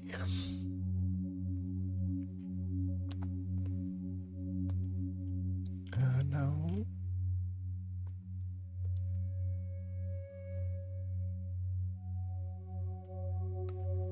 Trap treasure device.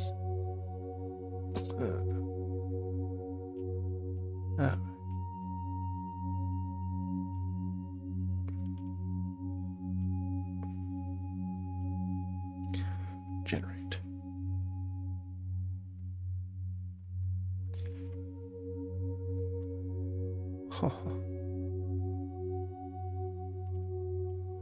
That's funny.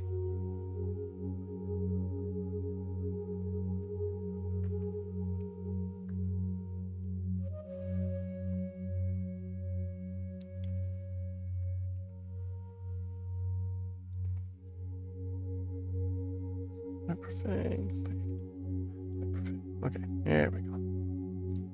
Play.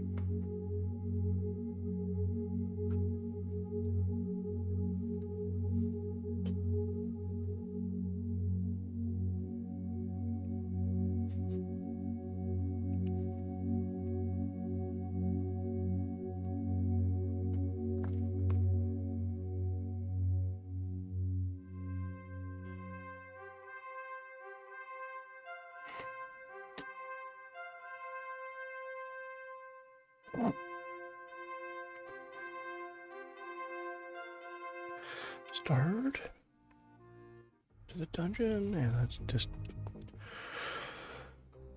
the old treasure. Examine. Willow. Viper Fang. Disarm. Willow. Viper Fang. Yes. There we go.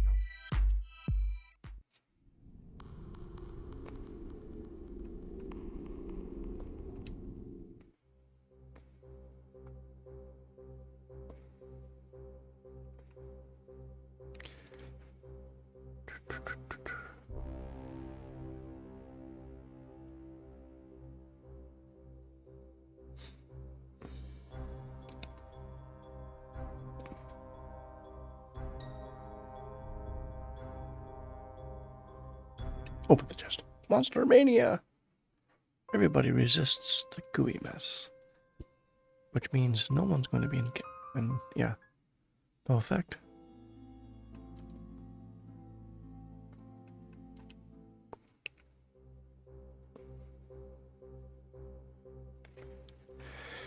Now, of course, different levels will have different types of traps.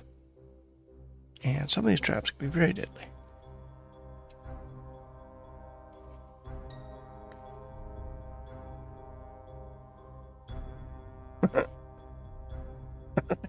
That didn't work.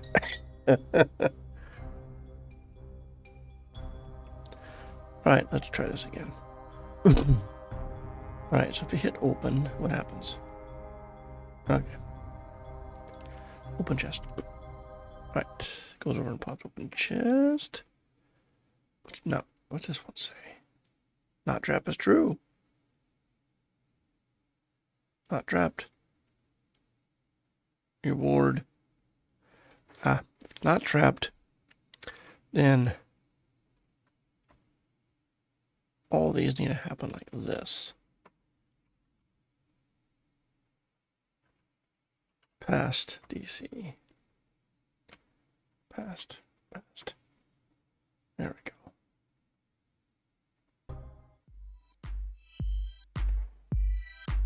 Yeah. Can I get the proper states going?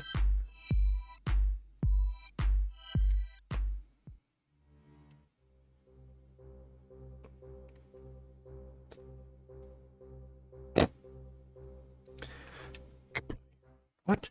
Not trapped. The trap goes off. Okay, in this case, I got something weird going on here.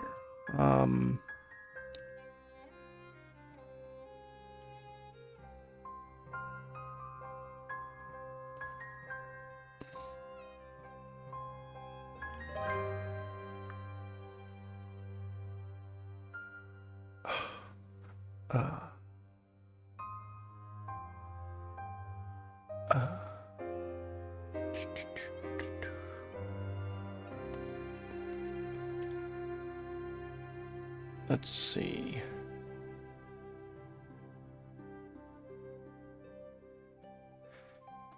Got you. Okay. If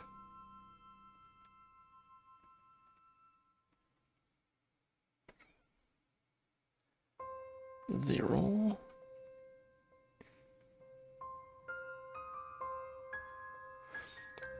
wait. Roll is always going to be an index 1 through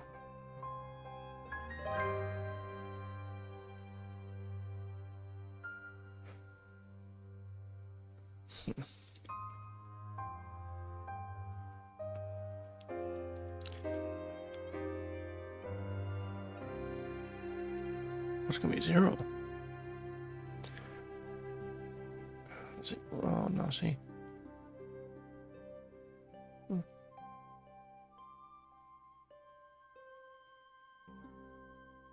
Yes, it can be. It's going to pick the roll, which would be 0. If it's 0, then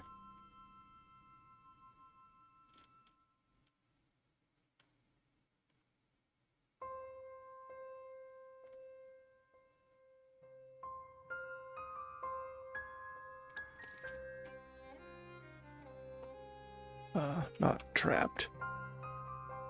Equals true.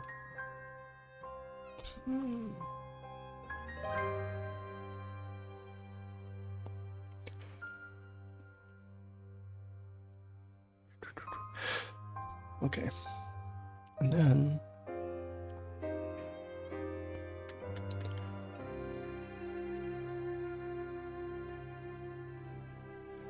let's not do that anymore.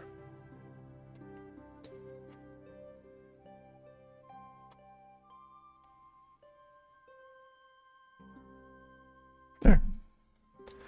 I don't have the 1 and 20. Nope. 1, 2, 3, 4, 5, 6, 7, 8.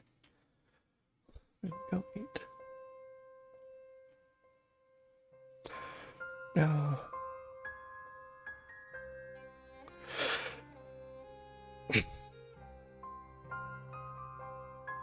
yeah, just go with this.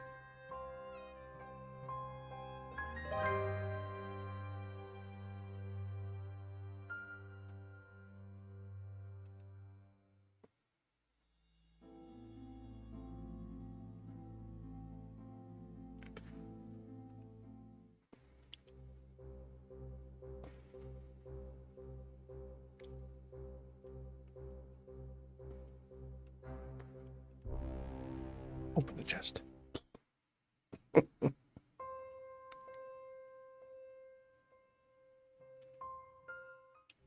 Lots of trap failure.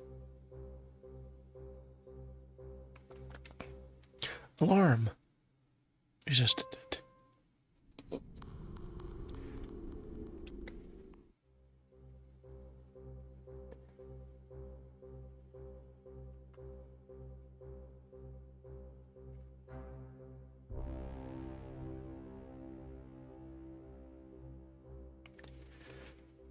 Fire cloud resistant.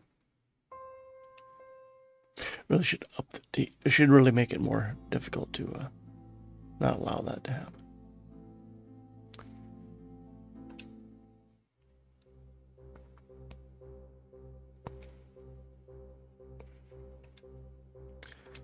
Open chest. Viper Fang. Ed. Small fang suddenly pokes Ed. Succumb to. Now Ed should not be succumbing to Ed's Viper Fang because that's not what happens. Yeah. If I could fit his trap treasure device, so why is it still doing that? And succumb.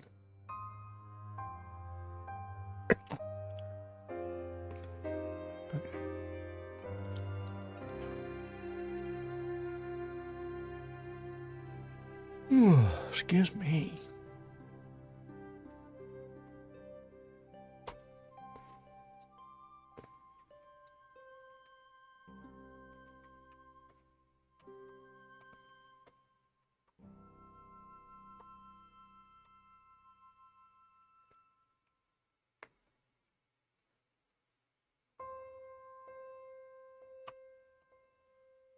There we go.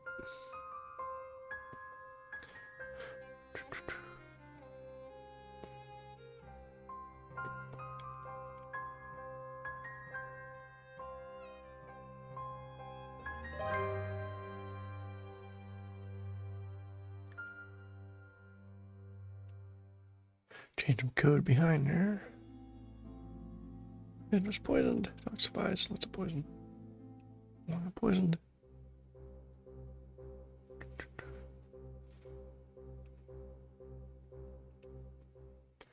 Gas.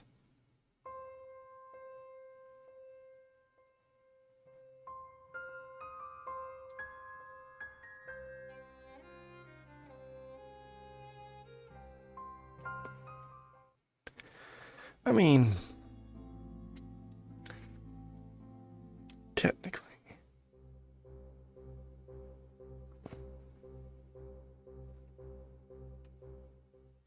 Gas. I don't like that.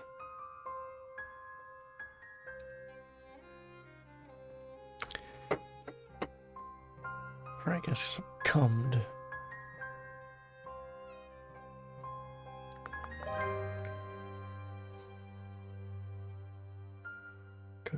Recognition. Spellcast effect. So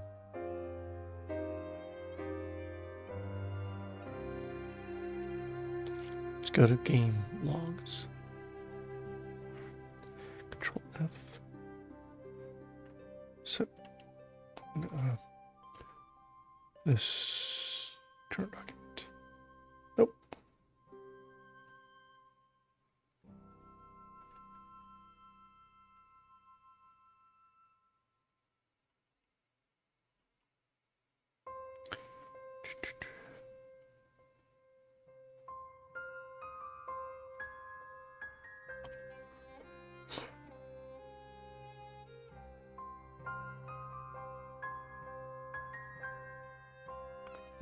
Ouch. Punch the mic again.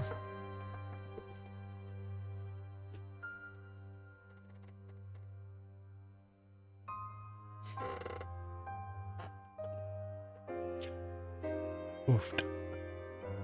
I just carving.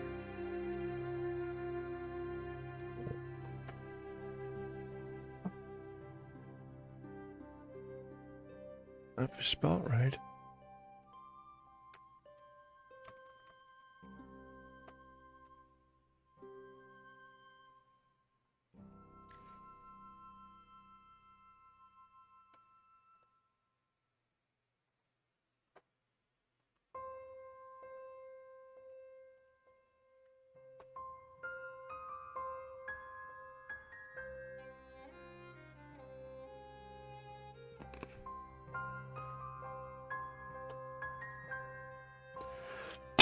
Excuse me.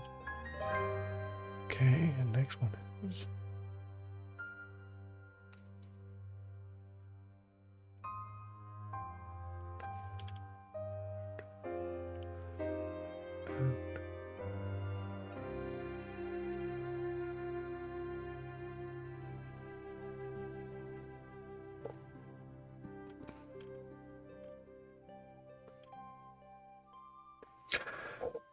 all right, Ambute Voltron, you take care as well. You have a good one. Appreciate you taking a look at. Yeah, thanks much. Like I said, I'm gonna try to stream a little earlier. But yeah, thanks for stopping by. Appreciate that. Hope you enjoy a little bit of the very dry software development. Lots of content here.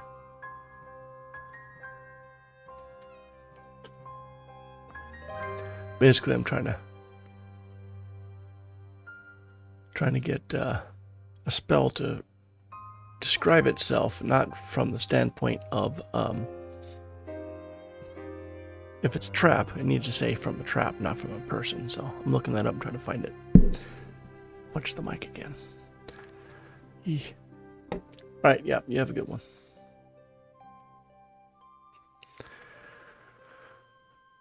Alrighty, what does that do? Exposure, effectiveness. What happens if spell log template is a friendly target?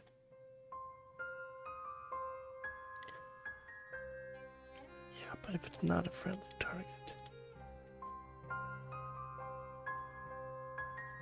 if it's a friendly target, then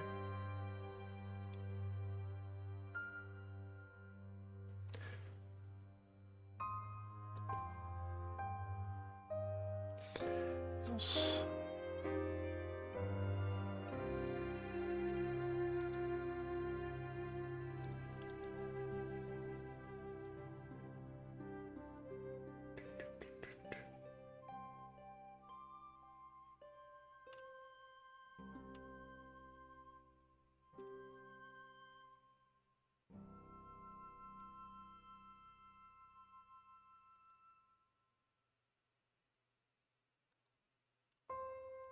All right, so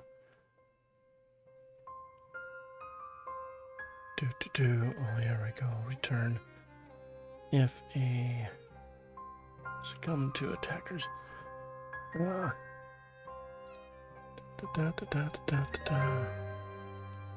Negated effectiveness. essentially gonna have to. No, you're simply gonna have to.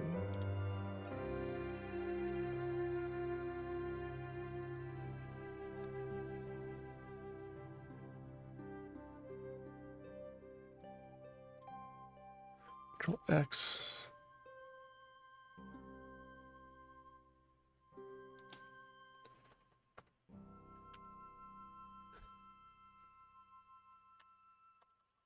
All right. If it's a trapped treasure effect, then we're just going to say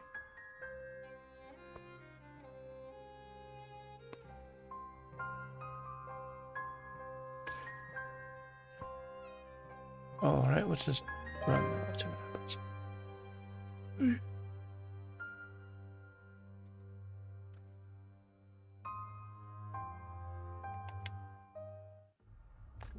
All right. What's going to happen? People are going to die. Just open the chest. Do it. Ooh. All right. Trap goes off. Willow resists the trap. Good. Cyril is harmed by the trap's thunderous blast and is for 4. Yes. Resisted traps. Blast. Harmed by the stun. Oh, everyone's getting hurt.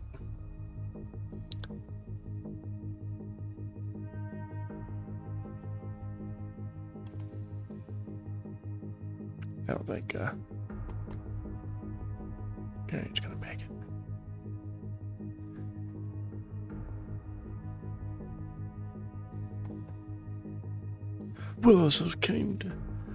Willow has died from poisoning.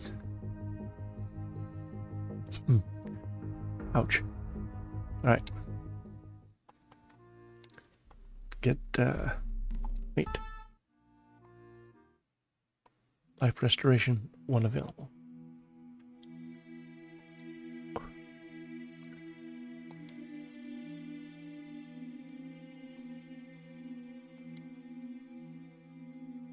Stop restored. What?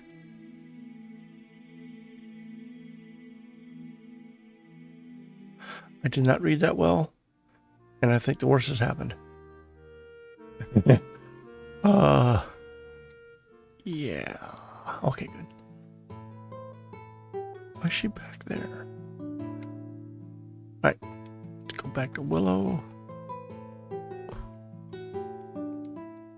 And recruit. Yes.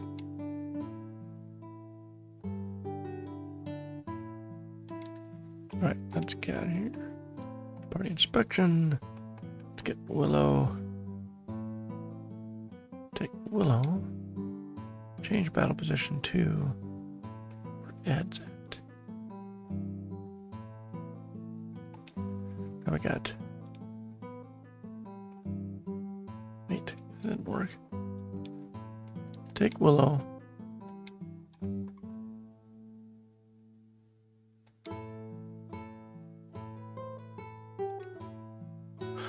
Okay.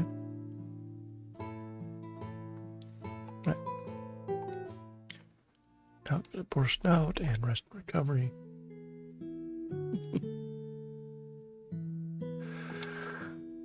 Let's go. 1 night, 2 night, 5.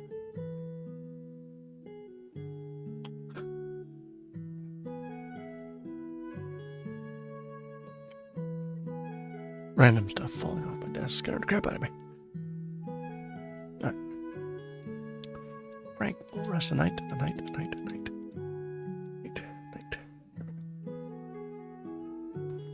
Willow was not too good.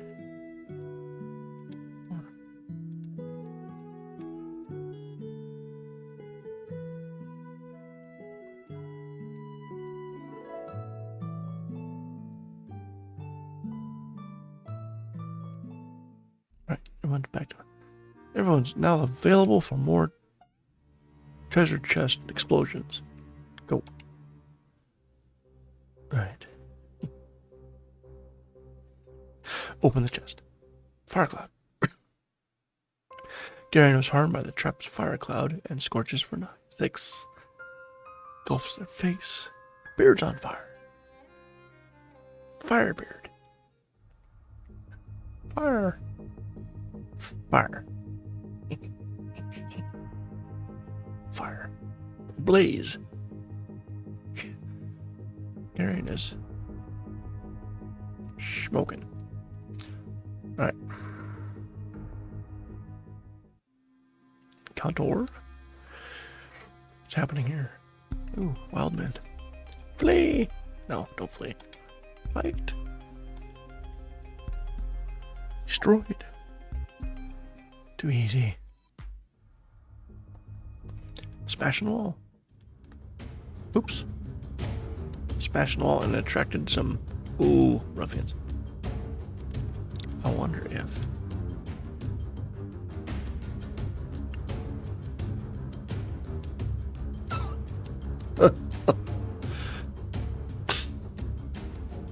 Riffraff has a stunning club +1.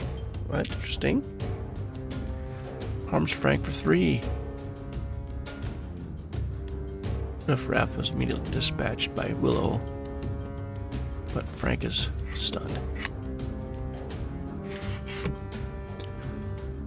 Stunnage.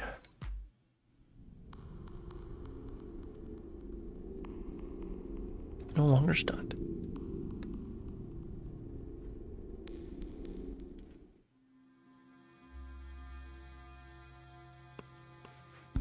Slaps. Oh, wait. Oops.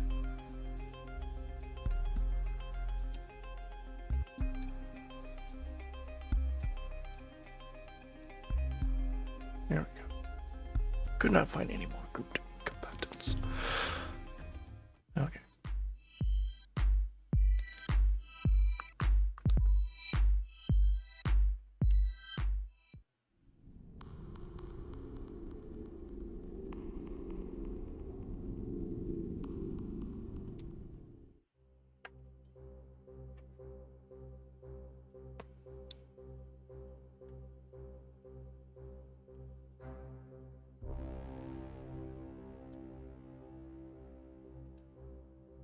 Fire cloud. Disarm. Fire cloud. Yes.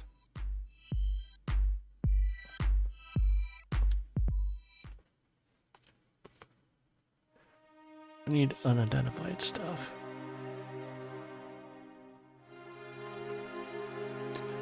Yes, I do.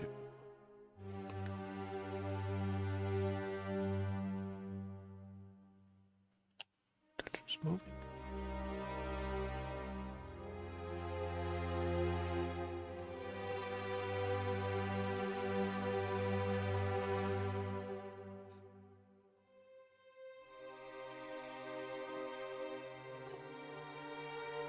What is this? Why do I have that? Do I have a memory leak? What's going on here?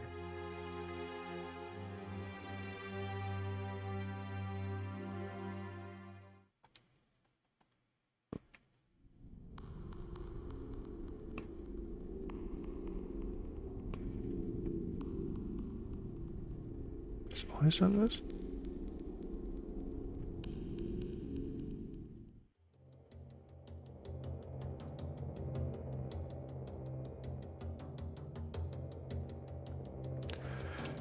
Battle.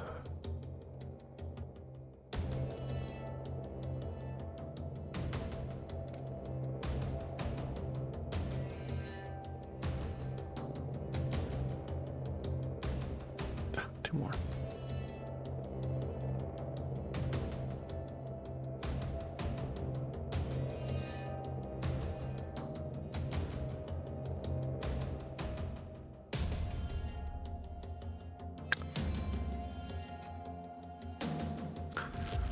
Special ability of a slime.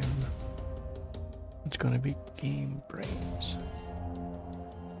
And ability brain for a call for more brain.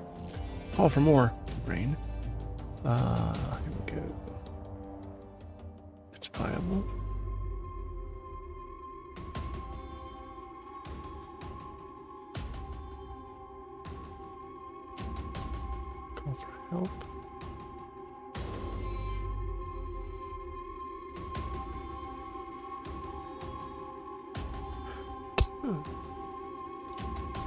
Nope.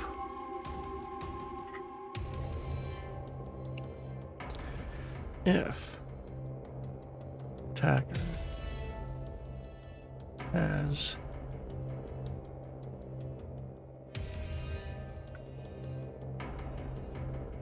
category status.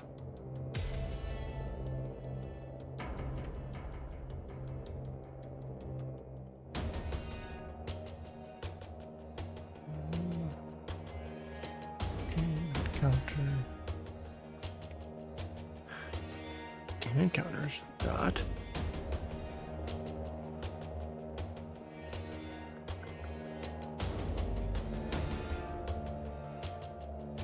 nope.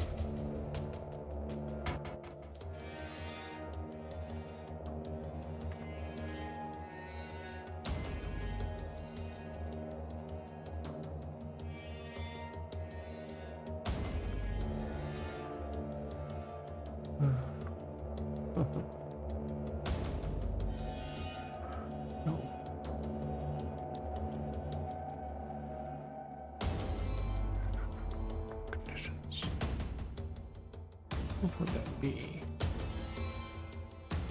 Character? Extensions. No. I'm looking for some.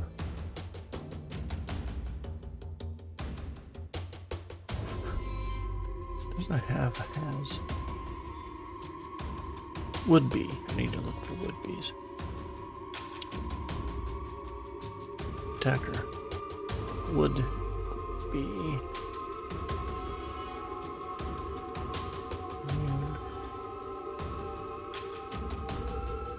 let's go with definition.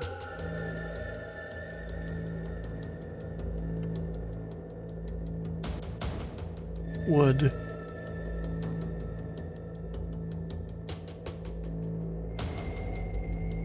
lose control. Uncontrolled status is control. Definition. Uncontrolled, zombied, stunned, paralyzed, slept. Yep, that's what you want to do. Would lose control.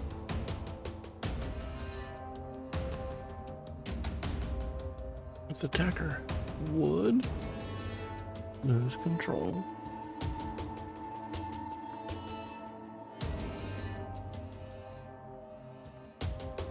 Ah.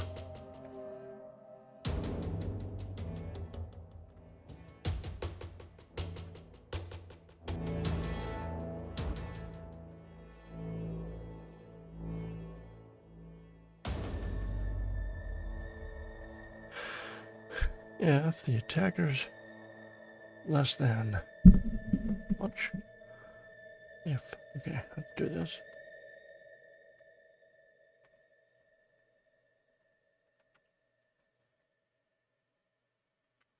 If not, and there we go.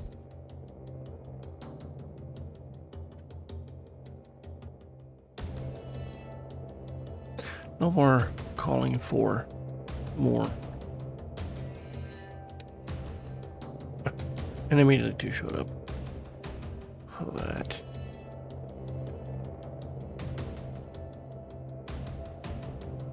Oh, well, I guess no one slept. Duh. Okay. Now, to make everyone sleep, hopefully. One is sleep.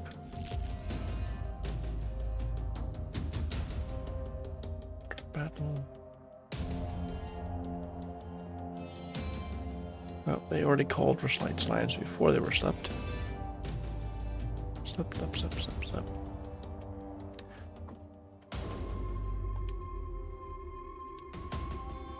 Start battle. No ruffins. No reverence. Where would this be at? Emergency.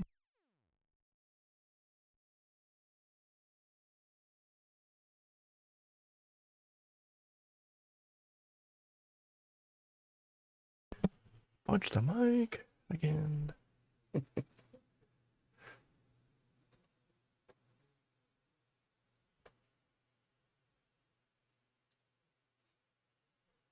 Defending party has null. So, why would this happen?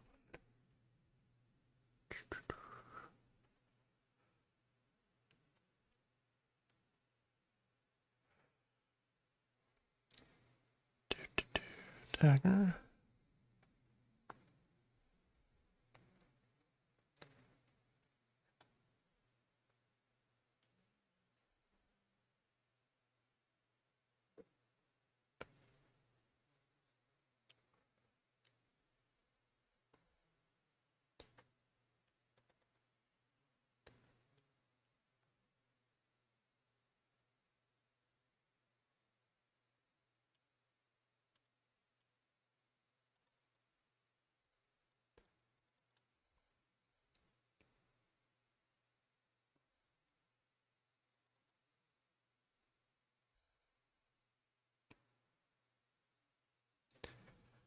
Dagger.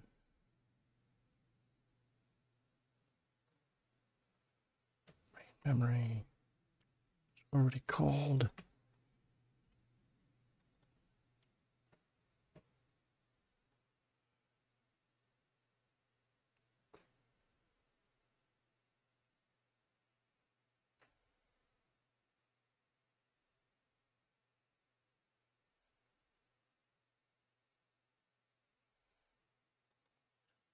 Dagger.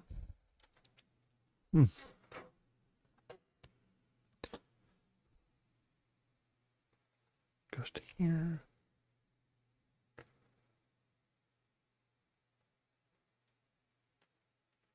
Oh.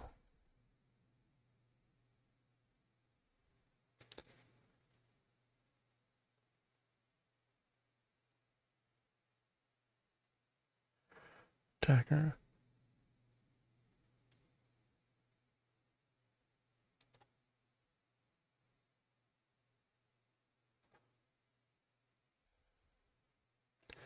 It's equal to 0. Oh, for crying out loud. Why do I just keep punching the mic? It's dumb. Stop it.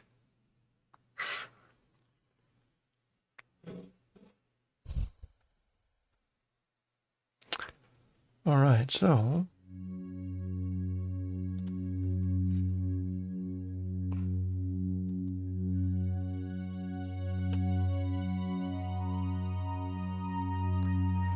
Problem is...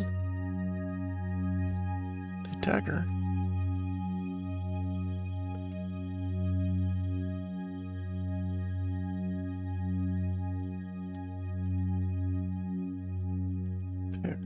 if it has...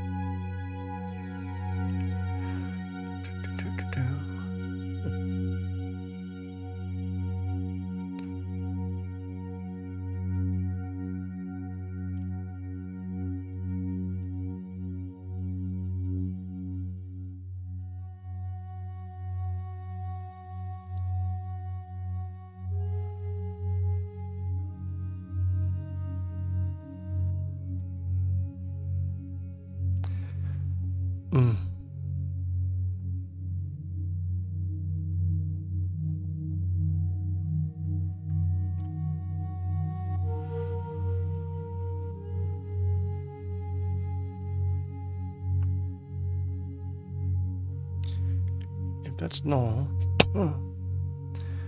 do this.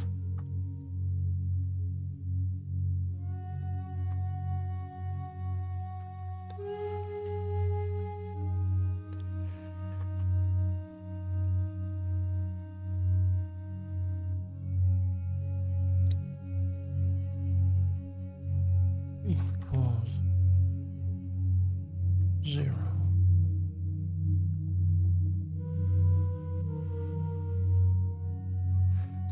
target party.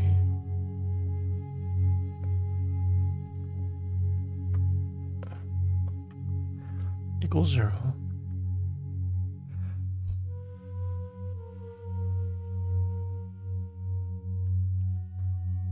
Then it is GS player party ID. Otherwise, it's attacker target party ID. And if it's not that,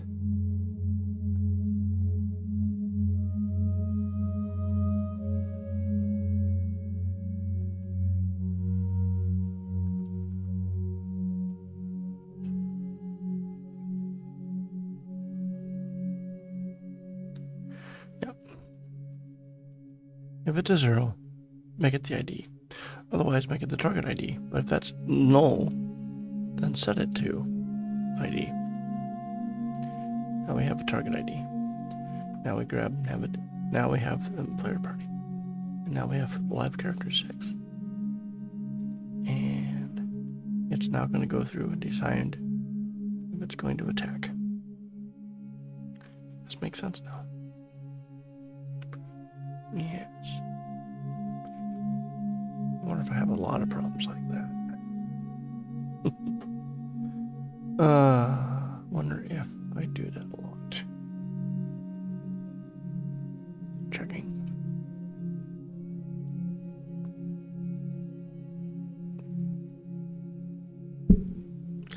Bong. Let's also do that here. See, target party ID. If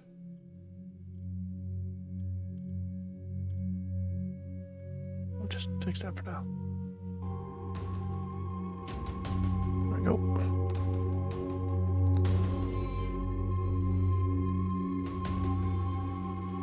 White slime is prevented from attacking. And start the battle.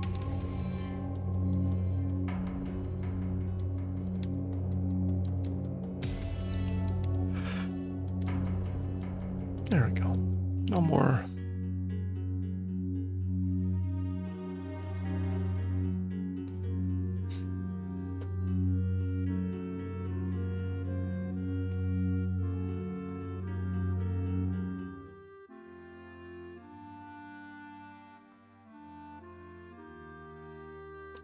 Hey, Manalacat, how you doing? Hope you have a good stream.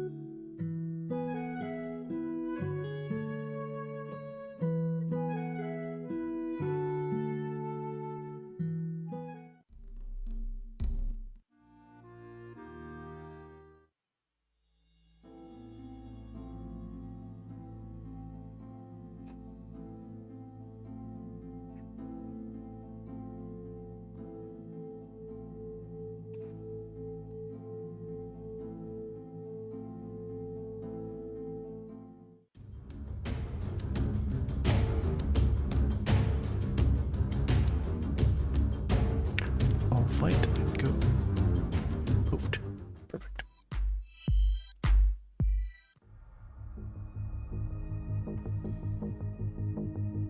Dungeon's moving.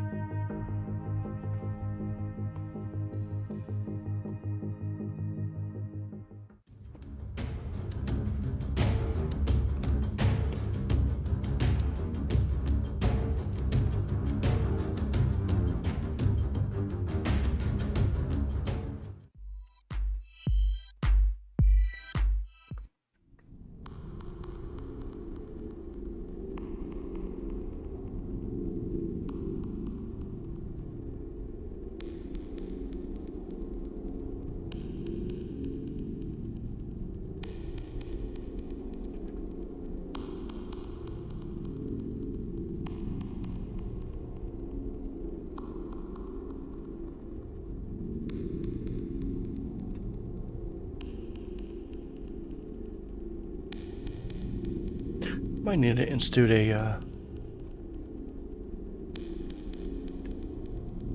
forward movement count. So anytime you move through the maze, you move forward.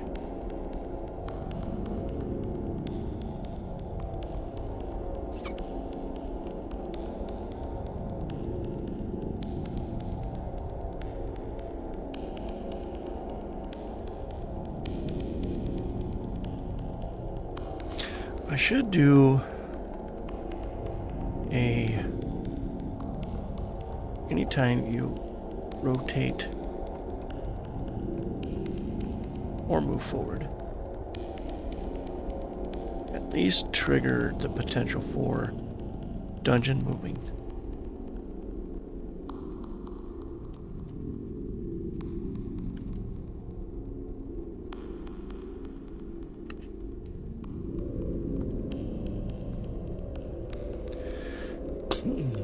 So let's take a look at the dungeon.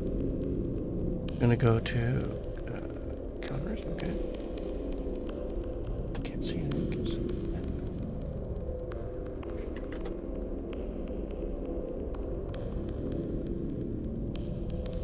perfect.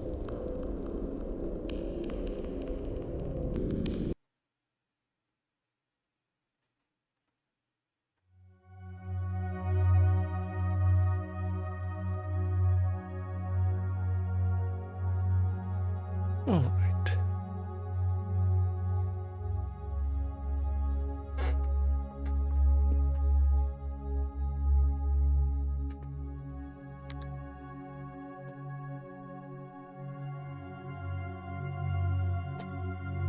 Okay, let's go to game encounter. Oh, snap. Got here.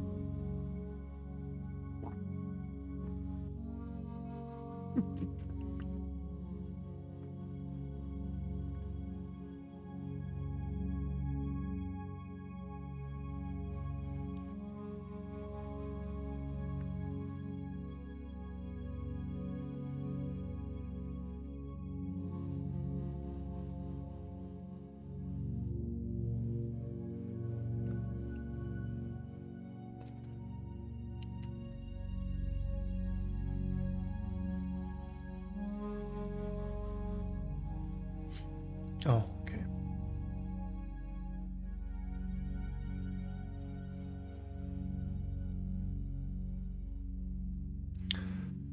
All right, let's go to that. And it's going to return. Okay. Do migration happen? All right. Look at the code. And now we have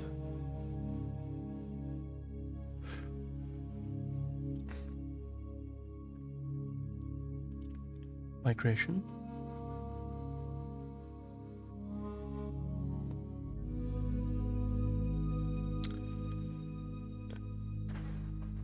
Okay, so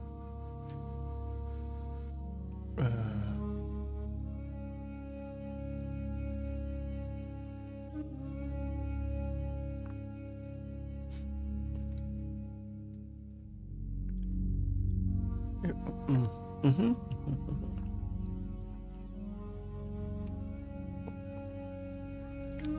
Public, static.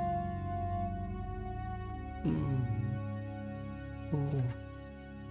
Creation check.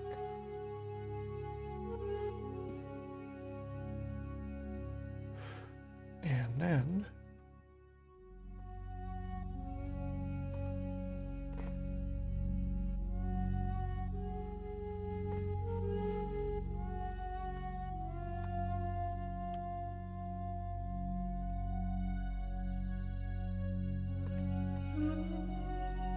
do that.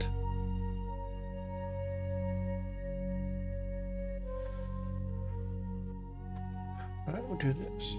Oop. Okay.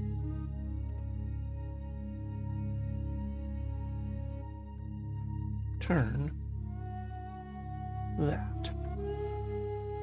All right, migration check. Now, is this used anywhere else? No. Technically, you could do this.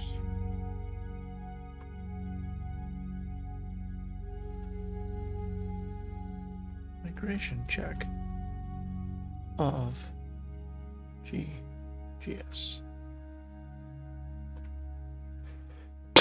Yeah. Sorry. Yeah. Now.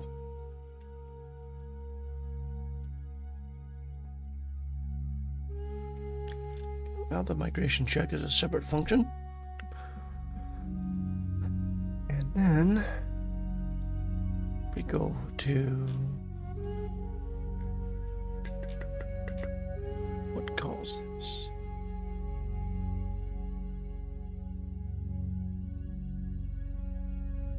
This calls it. Calls that.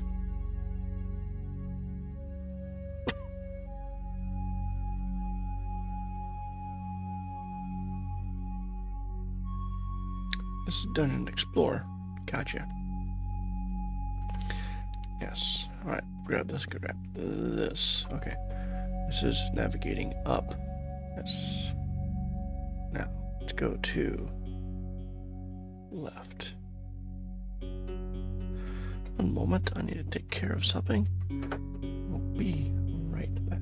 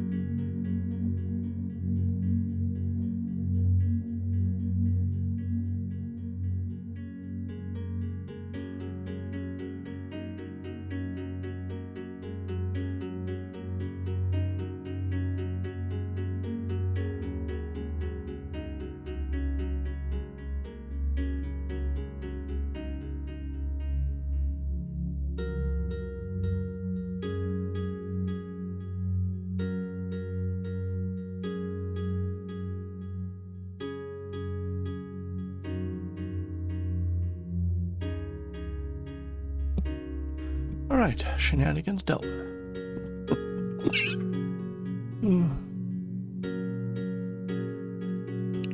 Moving left.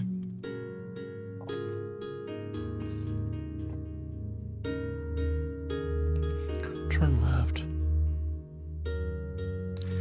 If game counters dot migration check of GDS, then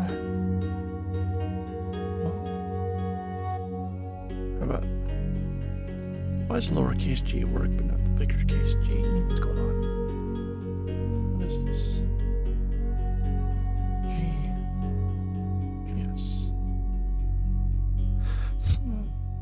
That's correct.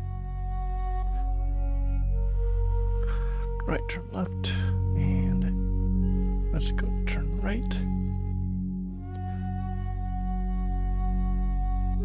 And let's go turn around.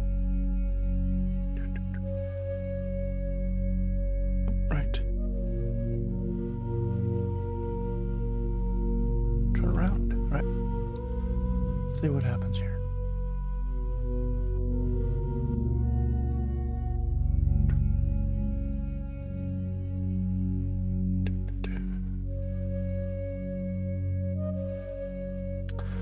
Right, the idea would be more chances of triggering. Anytime you move forward, it does a regular advancement. But now I'm going to rotate. Rotate. Do a checking. Check.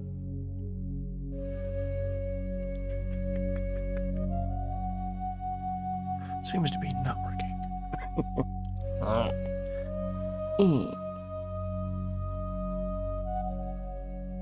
Wait a minute.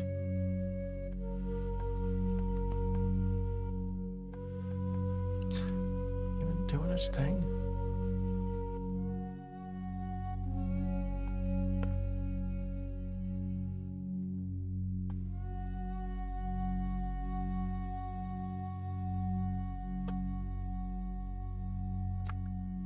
Right, migration check. 11.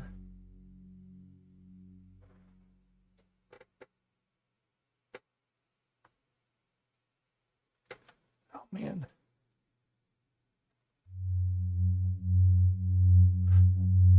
Screwed all the things up.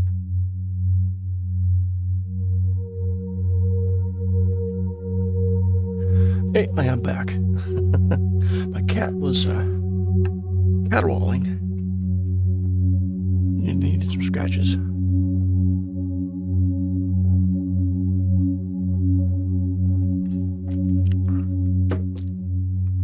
Now that did that.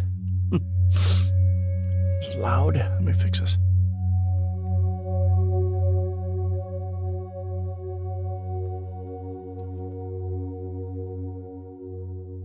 There we go. Less droning in my face. Whee. Alright. Migration check. 11.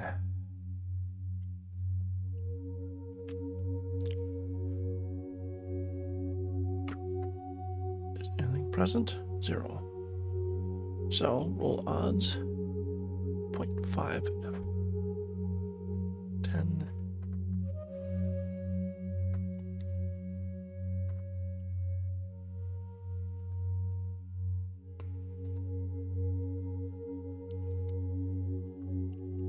Migration detection is a countdown. It's not what you want. Oops. We'll need to go.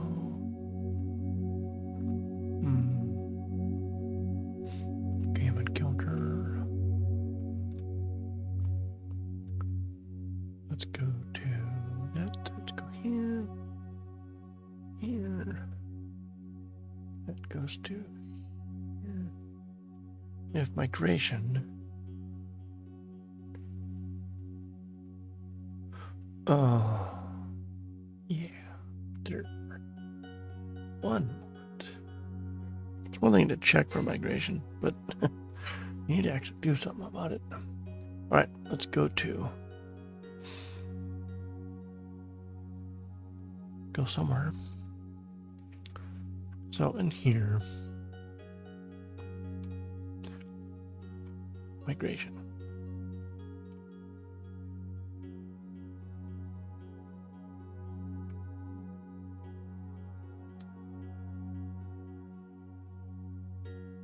Oh, something's not right.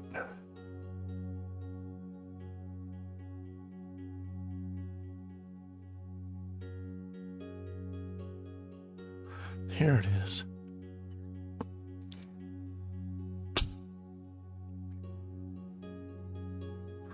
All right, you need to check for migration. All right, so could I just... We're gonna do that anyway. Generate and check. So really, the migration check could do this. If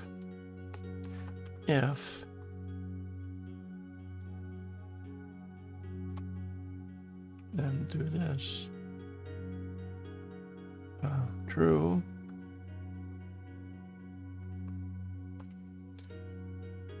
And what does this do? Right? Turn true. Else, I'll just simply return to false. There we go. Migration check will take care of the migration because it was happening anyway. Here. Good. Now, let's demo again.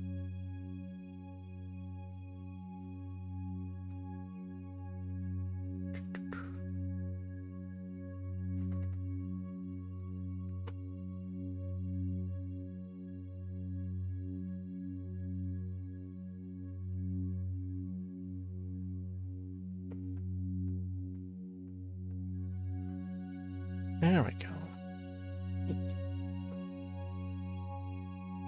So when I was returning the true or false on the migration check, resetting the counter was just basically controlling the visual like you see here.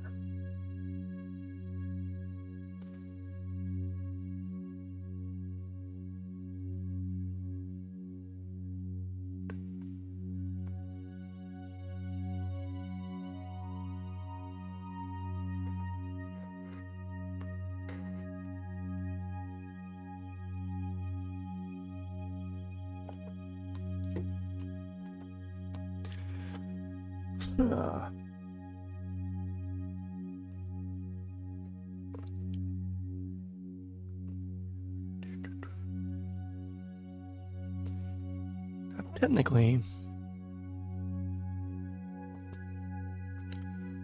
this happens where? Advance the game round. Advanced statuses and return this. Where's this located? This is move forward.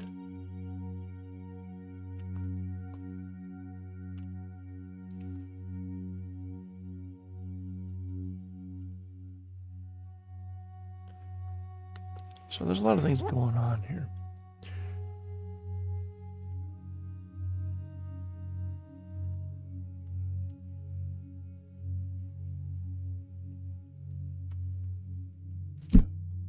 Punch the mic again.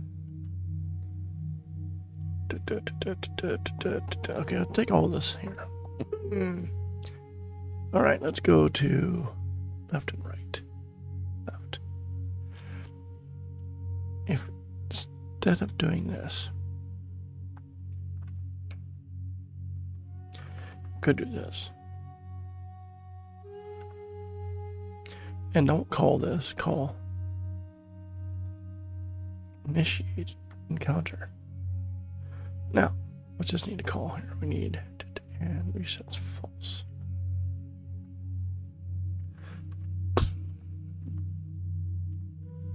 Good, I believe. Game encounters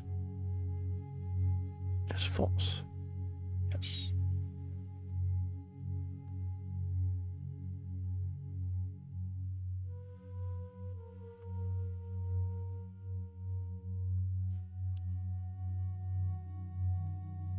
If a migration occurs, reset. No generation.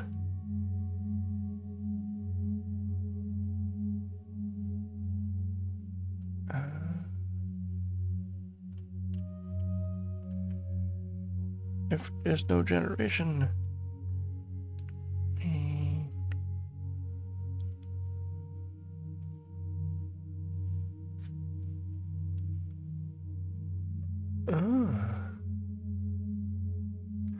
it's a little side effect I like.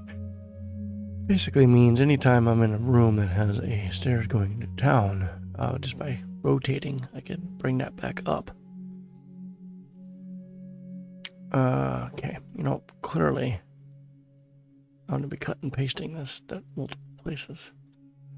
That's okay. I think I'm going to live with that. So, left. Now, you know what I could do is this. Left, right. Down, left, right, up. Okay, let's do call this public void generation check. Yeah.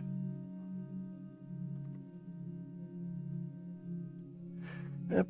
We just need to say return. Return. Do I? Yes, I do. Return. There we go. Now, if I get regeneration check,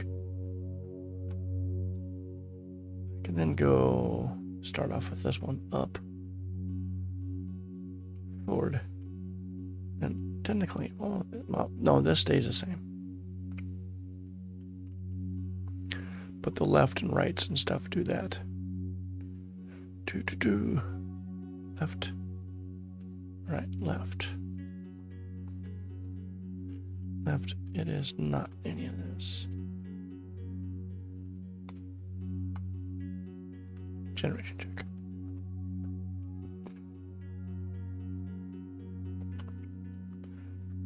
Left, down.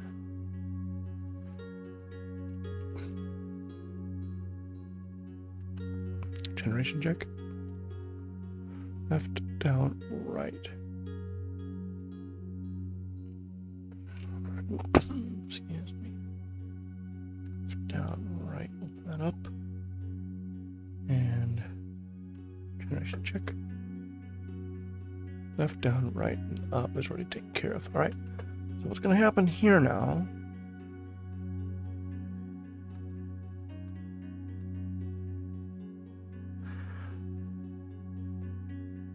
Just moving around in the maze will initiate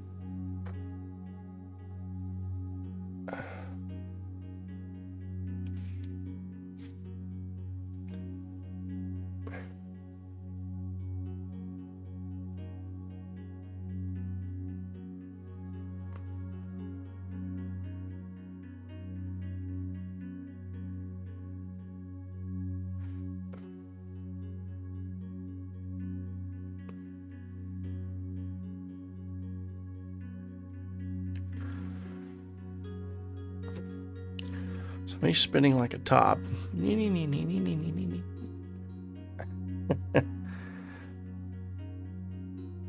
There we go.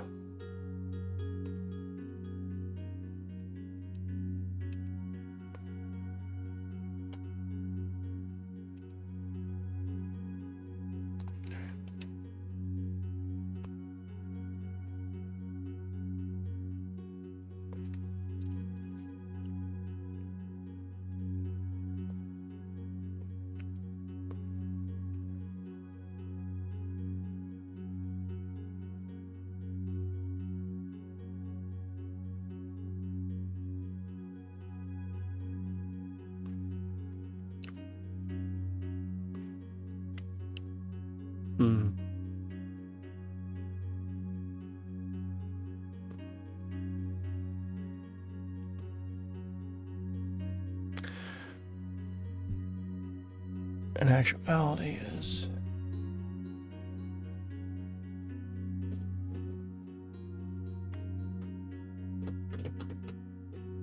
if I'm moving around like this, what it's doing is it's going to say, hey, check for generation. Well, wait, the generation gets triggered is that that room is flagged as there's a monster there, and that's why you see the little slime over here. And then there's a chance of the dungeon is moving, which will move. Basically, it regenerates all the monsters. Each room has a pointer to a table that says, what's the odds of generating a mob? And when I generate when the dungeon is moving, I essentially just go through the entire floor and roll those odds for every room. And if I see that, and and then I set that room for a monster if it rolled 1 in those odds. And then when you say the dungeon is moving, I just regenerate the entire floor. It gives the illusion that the monsters are moving around. And they'll move around in the same pattern, same distribution, chance percentages.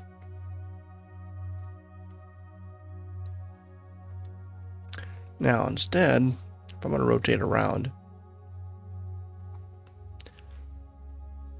I should just simply roll that. All right, so what I want to do is generation check. Go to definition, generation check.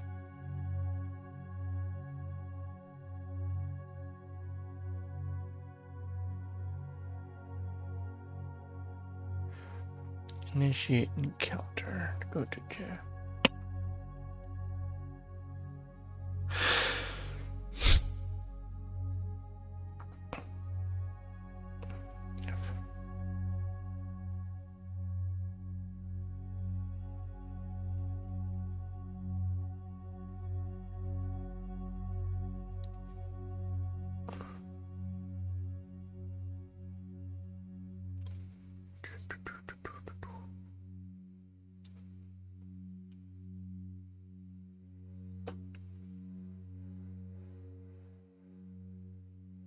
All right, so here, this generate looks at the spawn and determines if it needs to do that or not. Okay.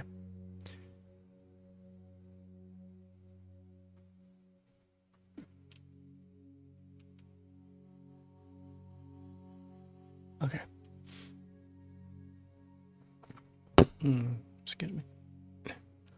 Okay. Let's to call this at reset. Bool.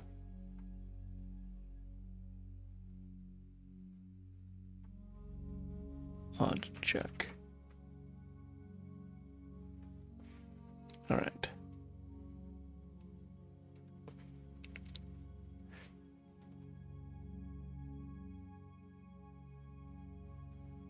False.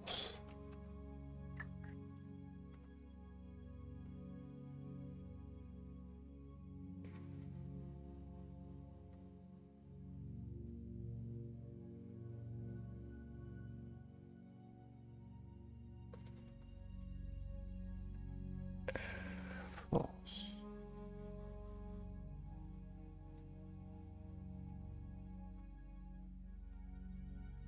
True.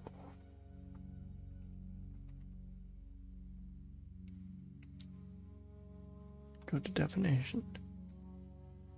Okay.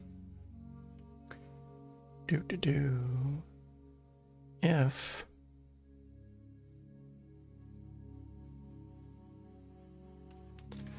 all right, first of all,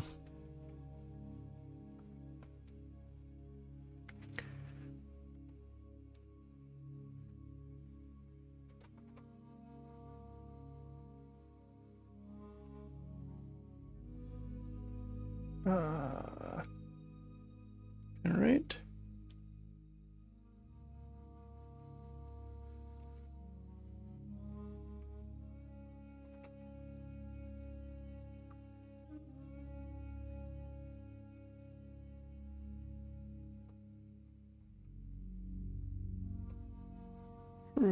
Otherwise do this. And then or generate.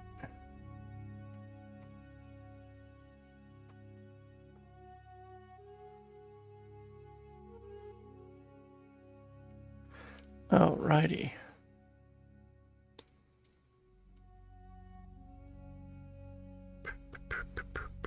Build. Migration check. Up here, build. Go to definition.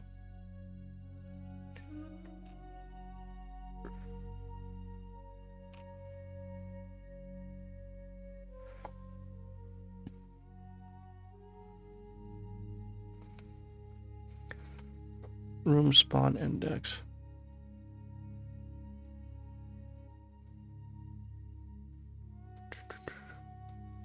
R is what?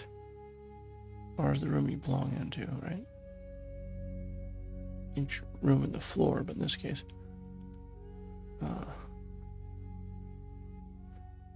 yeah. So.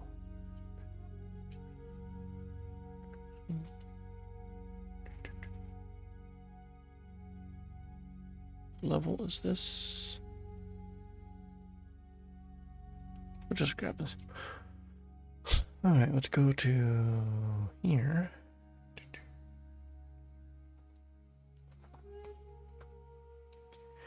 If odds check.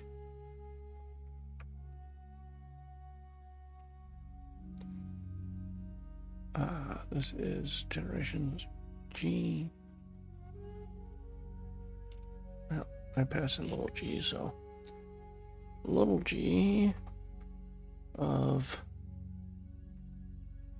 GS maze party current room C. That's the level.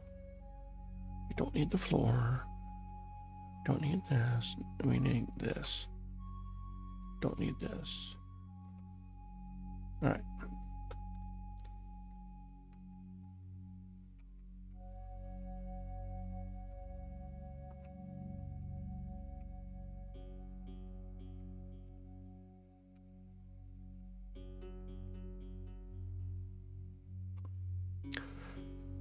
All right.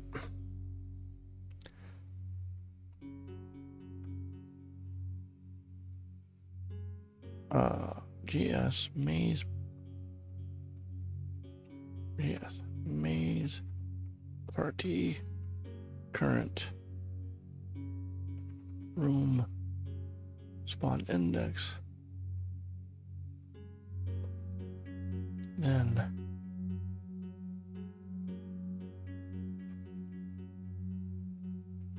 generate equals true.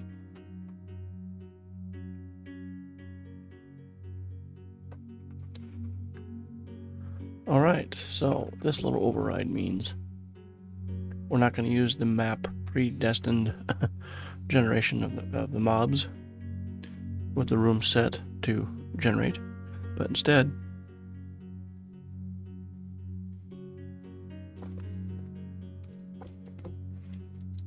check that specific room's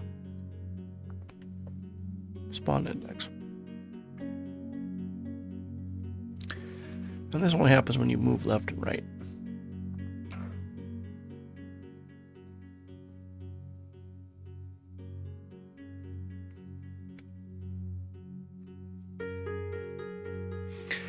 Let's take a look at this. If I were to pass in G,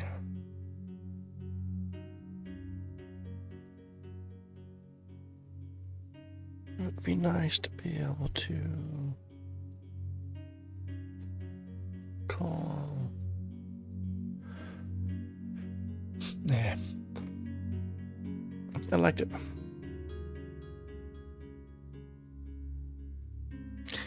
I'd like to centralize this determination.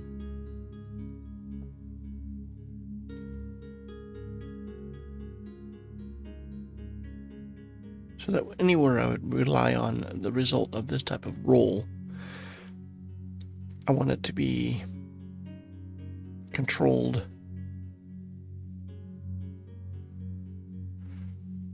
at the game session level. Because it would be nice to be able to attach modifiers to these odds. Otherwise, I'm going to have to find everywhere I do this and calculate those modifiers.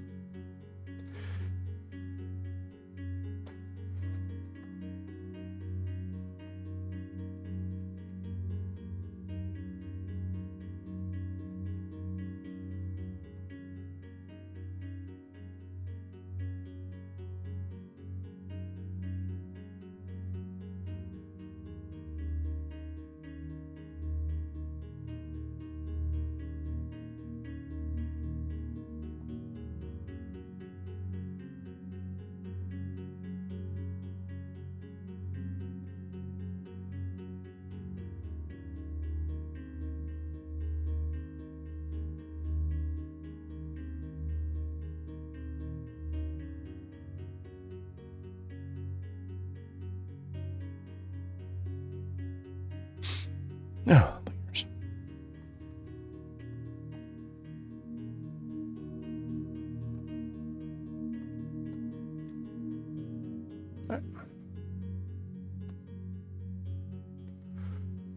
All right, rebuild.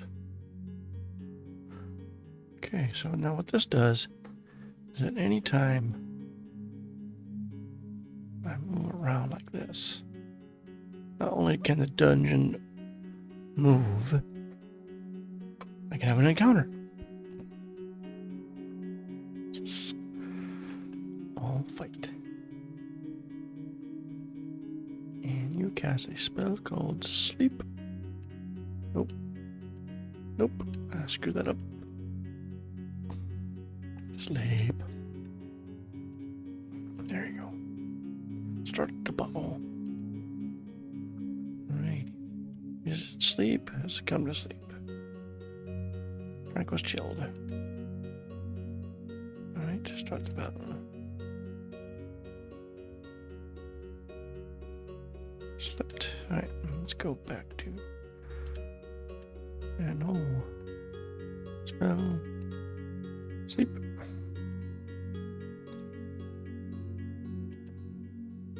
Mortal wounds.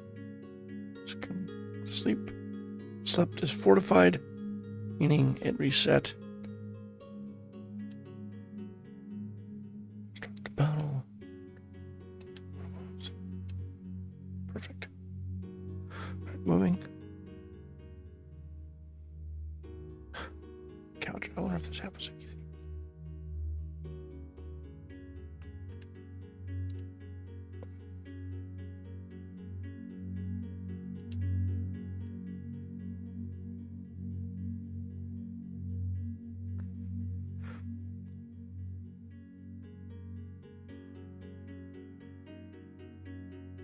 So moving forward uses the generation of the whole floor.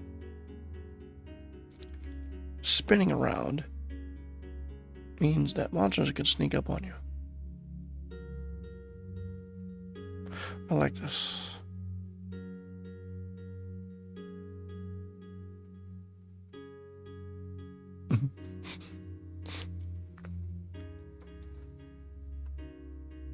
Flee for your lives. Hydra took one look at the baddies and ran away to fight another day. Most excellent.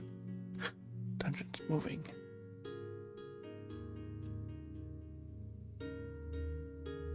There we go. Uh-oh. That's not good. Let's do some spellage. Right.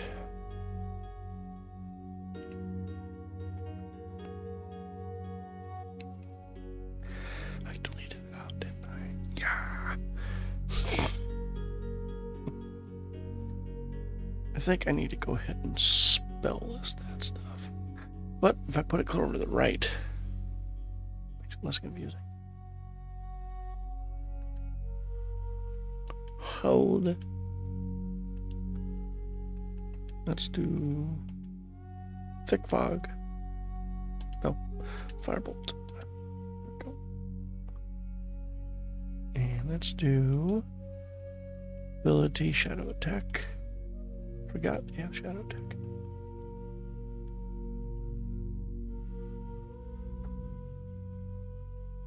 Alright, now let's see what happens. Ooh. Brown news misses. Succumb to immobility is held. I was prevented from attacking. Lose crushes, carry on twice. 5 total. Firebolt for 7 burned. Alright. What do we have now? 3. Start. Let's just make. Oop. Wall fight.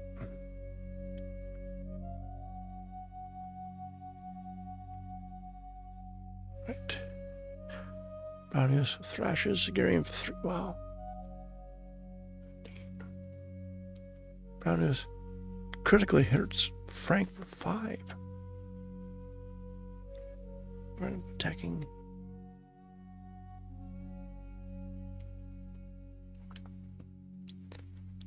Worse for wear.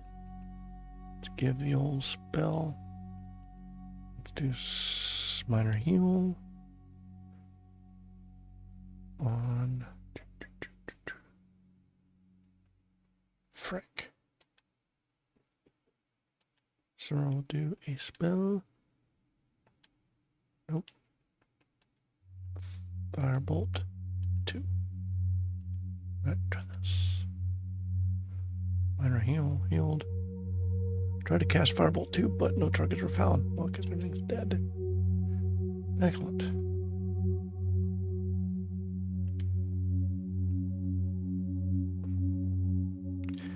Okay, that image causes an issue there.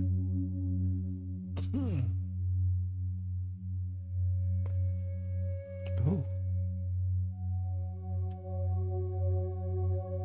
Big ol' rat dies. Good.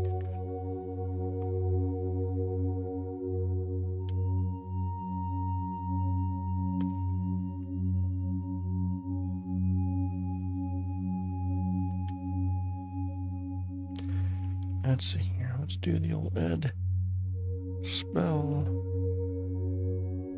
This is left. Why did you have...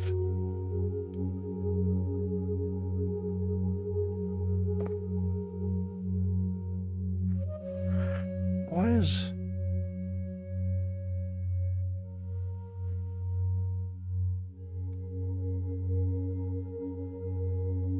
Why does Ed have a spell look like this? Oh. Because I split out campaign and encounter pickers. And I didn't make the adjustments to the other. Gah. Okay. That's okay. Understand now. Let's do the old spell of minor heal. Carrion. Start watch. Start watch.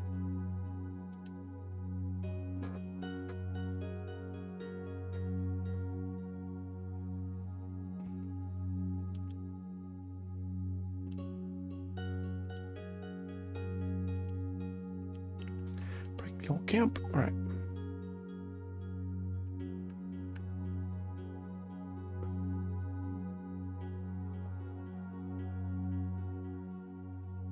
all the fights. And there we go.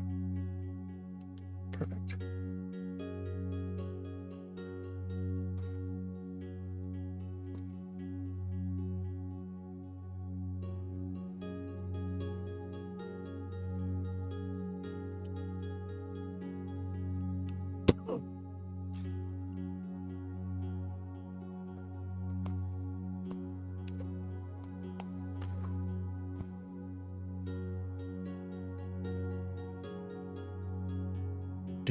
Do.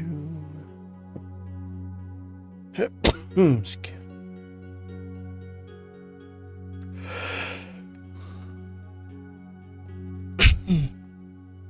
Examine. Willow. Firecloud. Disarm Willow. Firecloud.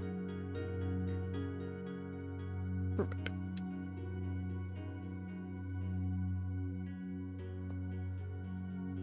Dungeon and moving.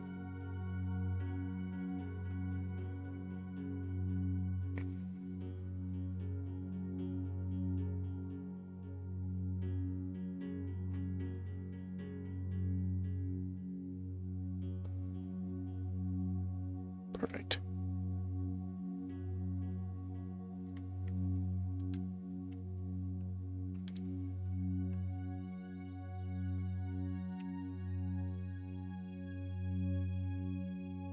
Here. Inches. Excuse me. Some monitors. Oh, come on.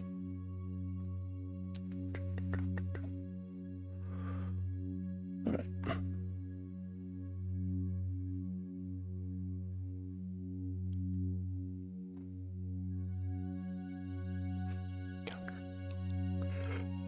Oh. Excuse me. All fight. Button. Crazy man.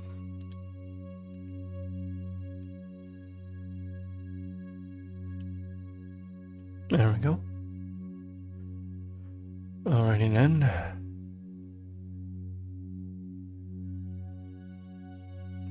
Do like the fact that every time you rotate. Yes, it works now. Oh.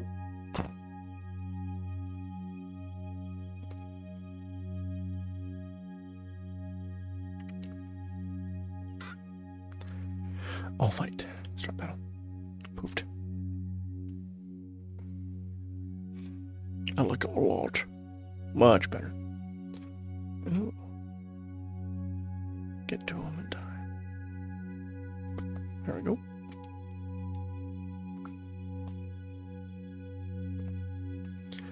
All fight. Start battle.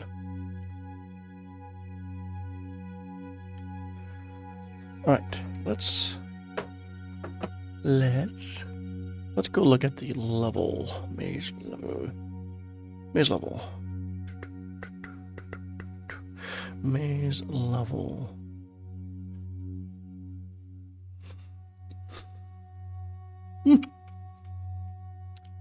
Maze level. Aim. Maze. Maze.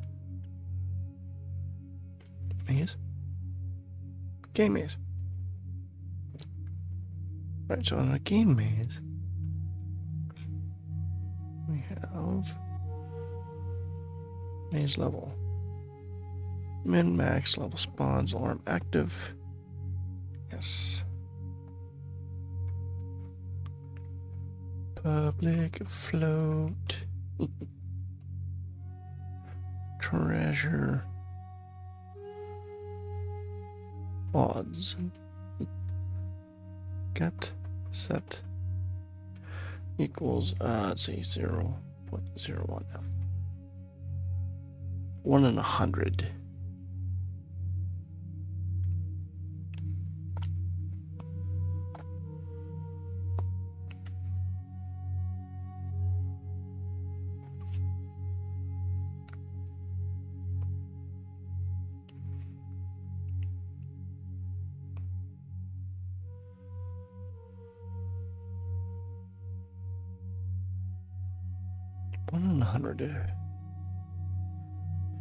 So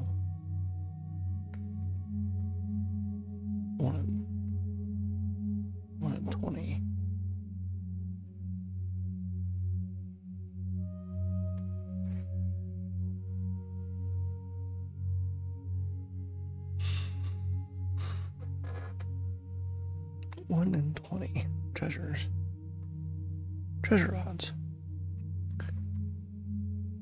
And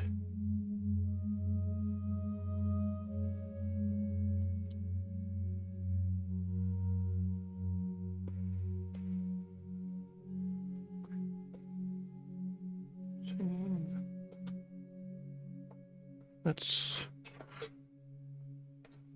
do these.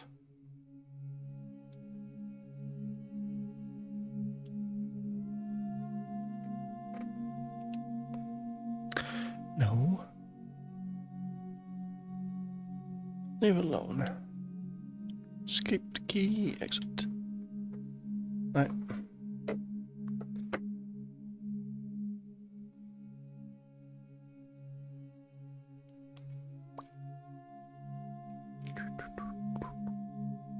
Let's go to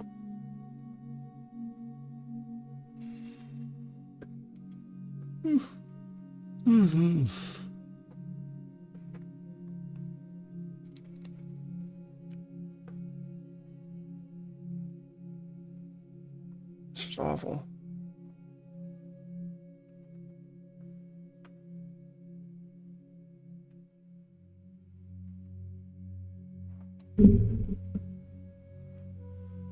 All right.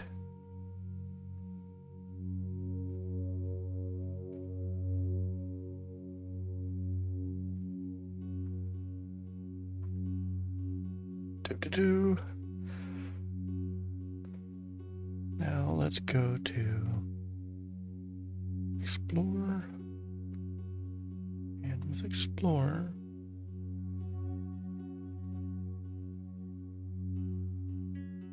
up.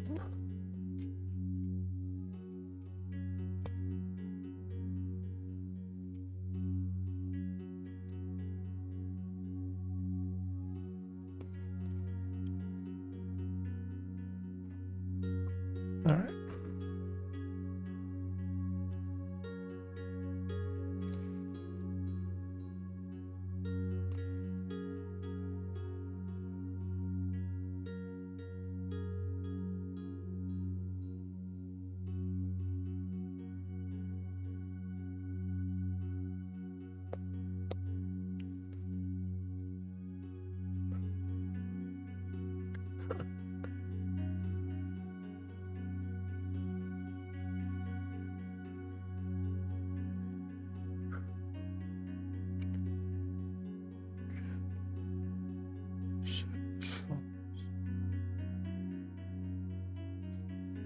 All right, so if you don't have result, you're gonna check.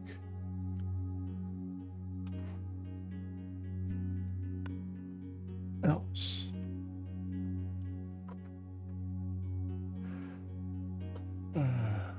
If G, GS, GS, nope, actually it's this.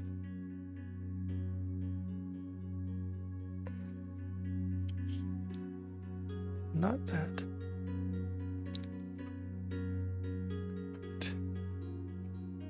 Not the spawn pack. Spawn level of roll odds.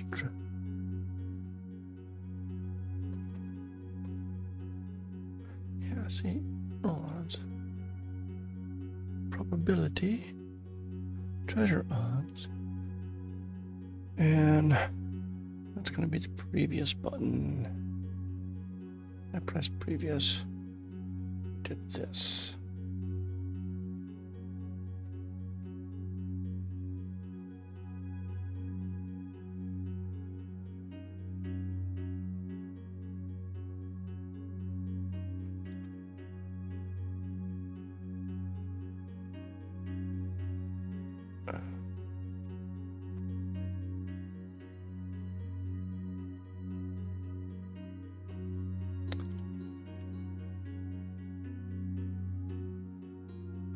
Well, this is Explore, so see, it's running Navigate. So I don't. Just do that.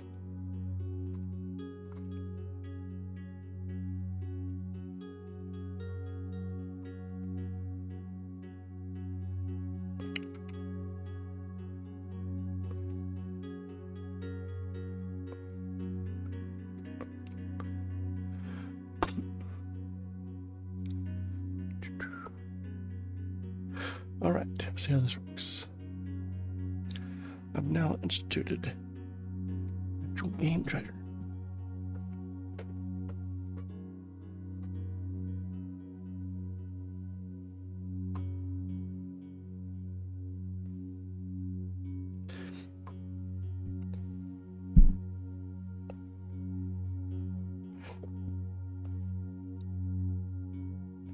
Could not copy the program.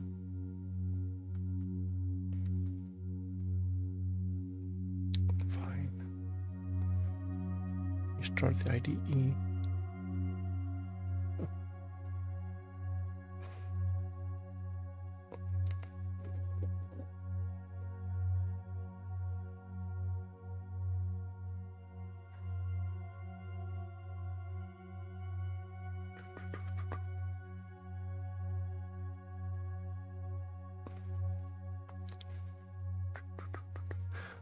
Play.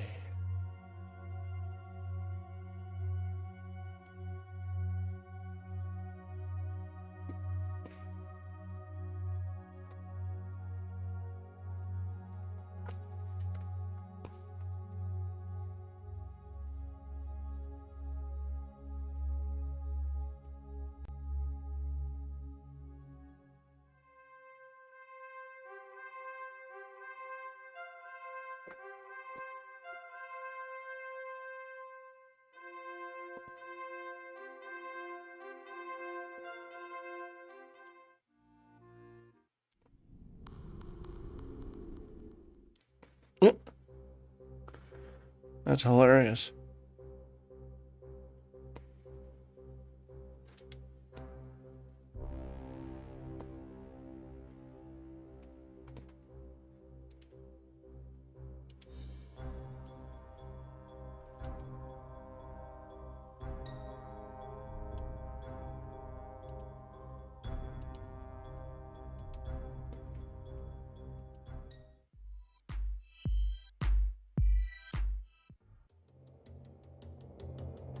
Wow.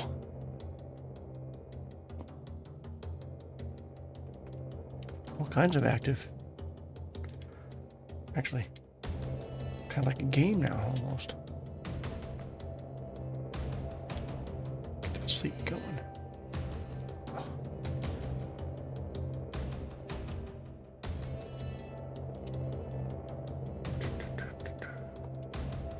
Do some hold. Do some fighting. Held. Alright, one is slept, one is held. All fight. Drop the back.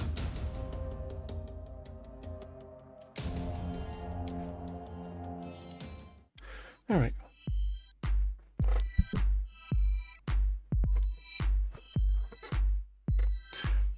Oh, certainly. So you're asking,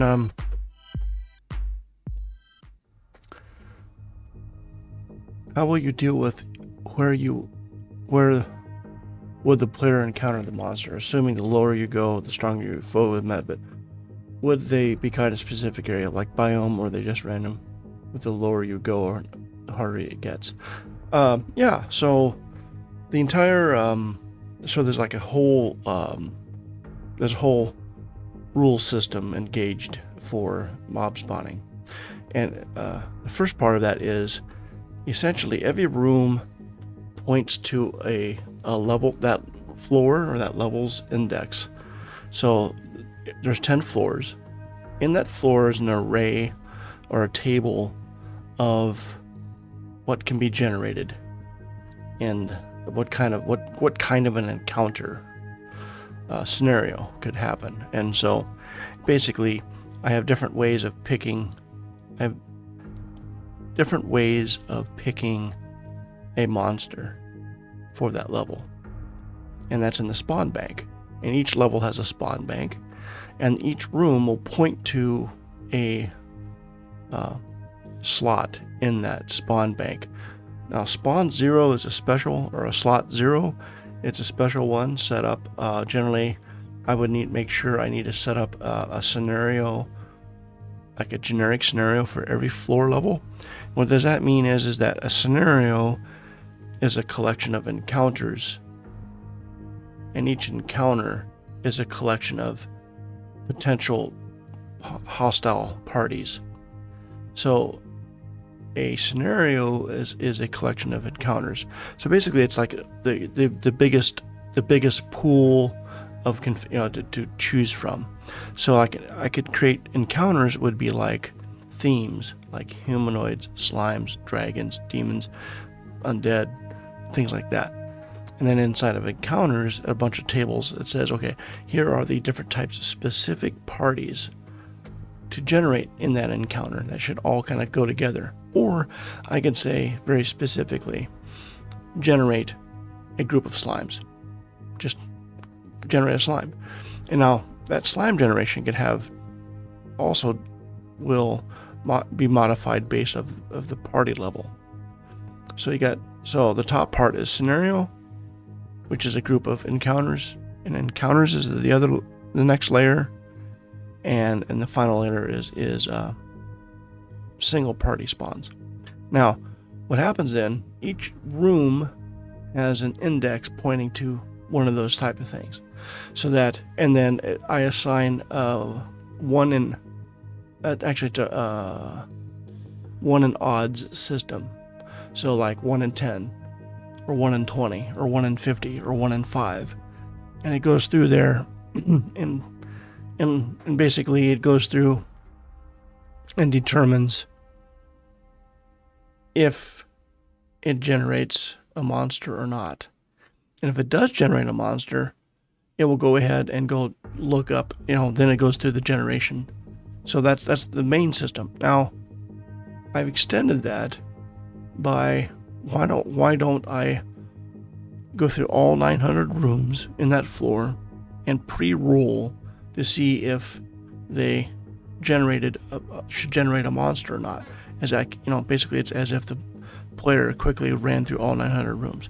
But I'm not going to, it's a delayed generation. I'm going to put a flag on the room that says, okay, if the player runs into this room, it will generate, and go and just behave as if you rolled a 1 and go through all the tables and such.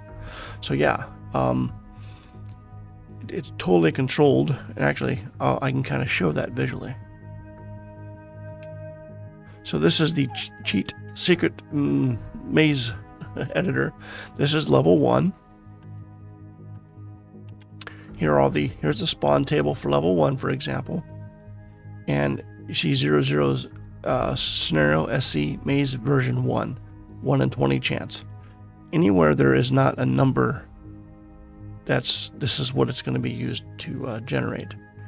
If it's a 3, that's blue slimes. Now let me punch the mic again.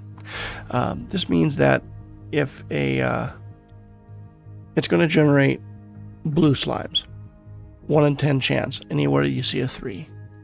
So if I go and then I can also, now this is an editor, so I can make it 9, 8, 7, 6, or I can go back up to 10, 1 in 10. And that means, okay, so blue slimes version 1, by default, it's going to generate between 1 and 2 enemies at level 1. If my players are above level 2 in experience, then it's going to generate between 1 to 3 enemies between levels 2 and 3. So that's the rule system for that generation. If I pick that, I can move over here and I can just scroll through and say I want that to happen to here, for example. Or I go back to 0 and then clear that out. So for this, like say biomes, you could set that up by simply going to the maze and setting up what you want to spawn there if it's different from the default. Now, on the default, I have this, essentially. It's a raffle system.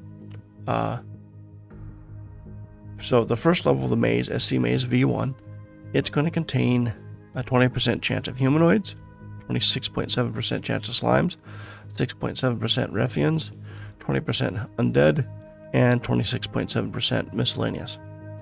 Well, what are all those? What does that mean? Well, if I go to encounters, humanoids is, as I select these things, you could see these humanoids are containing wildmen, ruffians, kobolds, kobold casters, and orcs, for example. Ruffians are just wildmen and ruffians. Undead humanoids are zombies, undead kobolds, skeletons, and brown oozes. Slimes are, well, these slimes, red, white, and blue, yellow slimes. This is a special test slime, so that's what these are. And then you have scavengers, which I don't have anything in there, and miscellaneous giant rats and green goo. Most of the time it's green goo. So what happens then is so if I were to click on humanoids, so it's an editor. I clicked on humanoids. I can now add more mobile parties to that. I can change those out, but this is basically showing you this is the wildmen, the ruffians, mangy kobolds, kobold casters, orcs, and so forth. So it's quite the well, I'm working on maybe with some procedural generation on maybe some levels, but the curating of the monsters and stuff, I would have to give it some generation rules.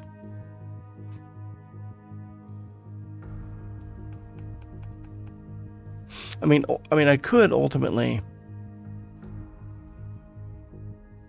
So would the whole dungeon be handmade? I mean, basically, it would be probably handmade. Because then if I were to go to edit the maze level, let's say level 5, for example. So this is the maze editor. If I'm using my thumb buttons on my controller, I can set the walls, turn them on and off, or doors. Might be a little hard to see, but yeah, doors. And so then I could now A and S means let's see, if I hit A, it's gonna stamp it. This is a stamper, for example. And if I scroll all the way down, it's gonna scroll the grid to the bottom of it like this. So let's say I go through and I'm just stamping along these walls. A means see, existing walls and doors are preserved. Placements are added to adjacent rooms. In other words, if I'm putting a wall on the inside on the south wall, which is the bottom of the screen, that means the room below it is going to have a north wall erected, so that you get like a solid. That's going to be a solid wall. So I'm going to go through here. I'm going to switch.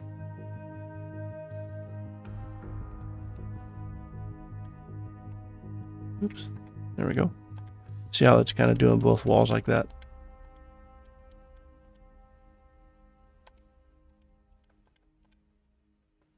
Let's kind of scroll up here a little bit. There we go.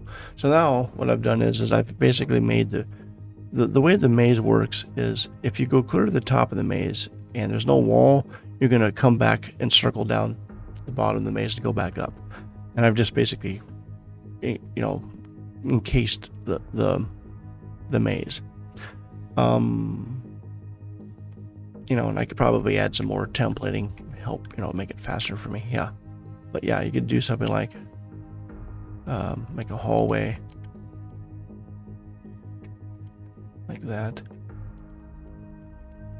So the game actually is going to ship with some version of this editor.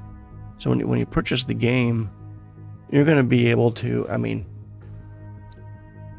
it's going to be kind of,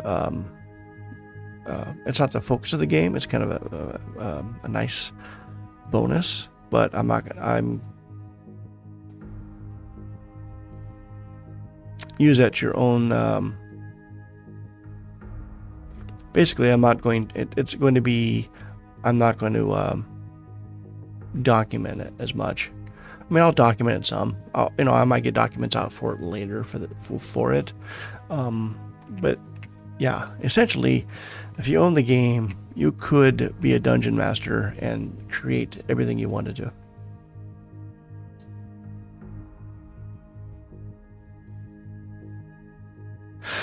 So, monster spawning.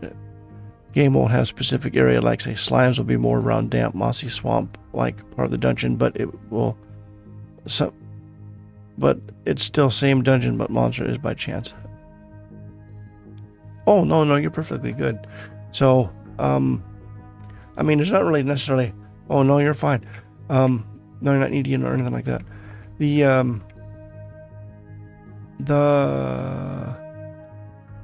It's not really so much as enemies level 1. Here we go. So what I haven't added yet, which would be some flavor text for the rooms, which would indicate, it smells damp. Oop, let me just punch the mic again. I'm gonna have to really adjust. I need to set this mic up differently sometime in the future. Anywho, let me just put bludgeoning items out of my hands as I talk. And I try to move my hands when I talk. Anyway. Tie my hands behind my back and okay. So anyway. You can set up where slimes would generate anywhere you'd want to. It does. So in essence, you could probably say, well, wherever the slimes are, you probably are in a mossy swamp area, part of the dungeon, right? But and what I could do in the future is change out some of the graphics so that the walls look mossy. And if I'm picking mossy walls and things like that, then I would choose slimes or various types of muck type, like an encounter called Muck 1. Muck. Inside of muck is going to be oozes and bubblies and slimes and ichor, things like that. But it really just be a matter of where you put the zones in. So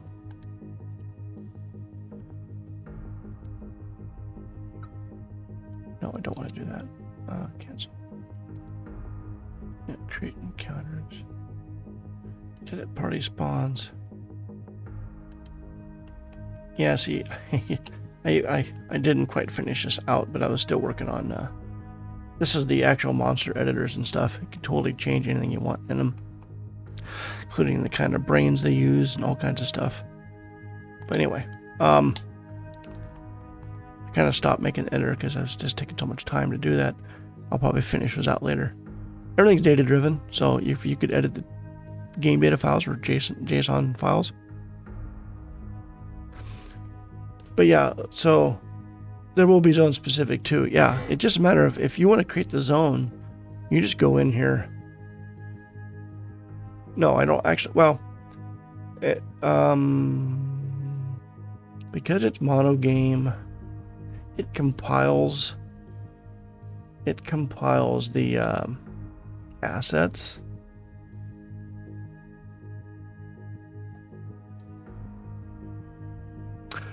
So in theory, I mean, if this was the website version,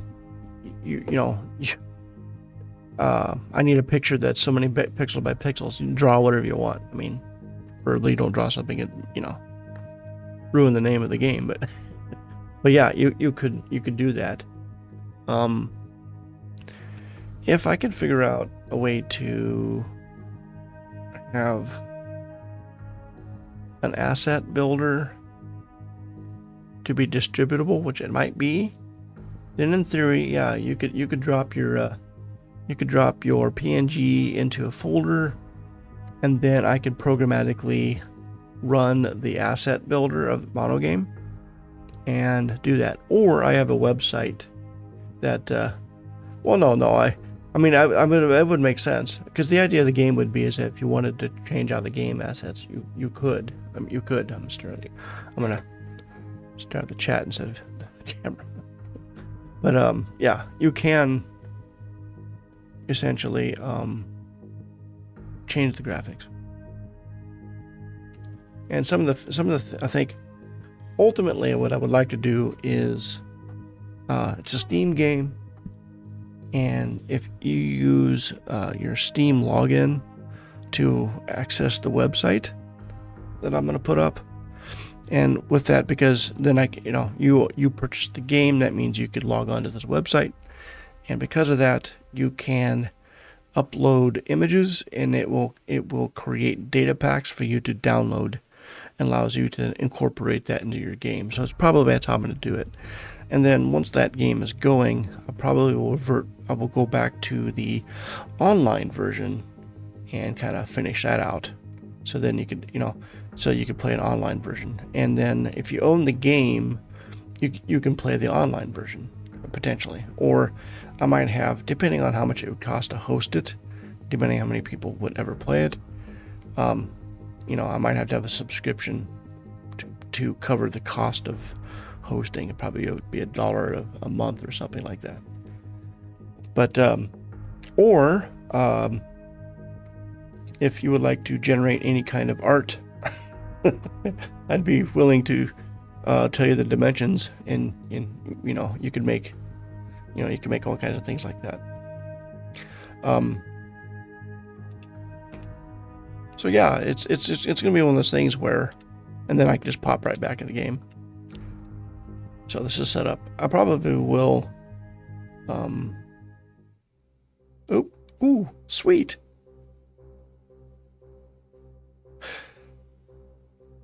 I have a treasure chest popping up now. It's like a 20% chance just moving around forward. Okay, so let's examine this. Hello. Monster Mania.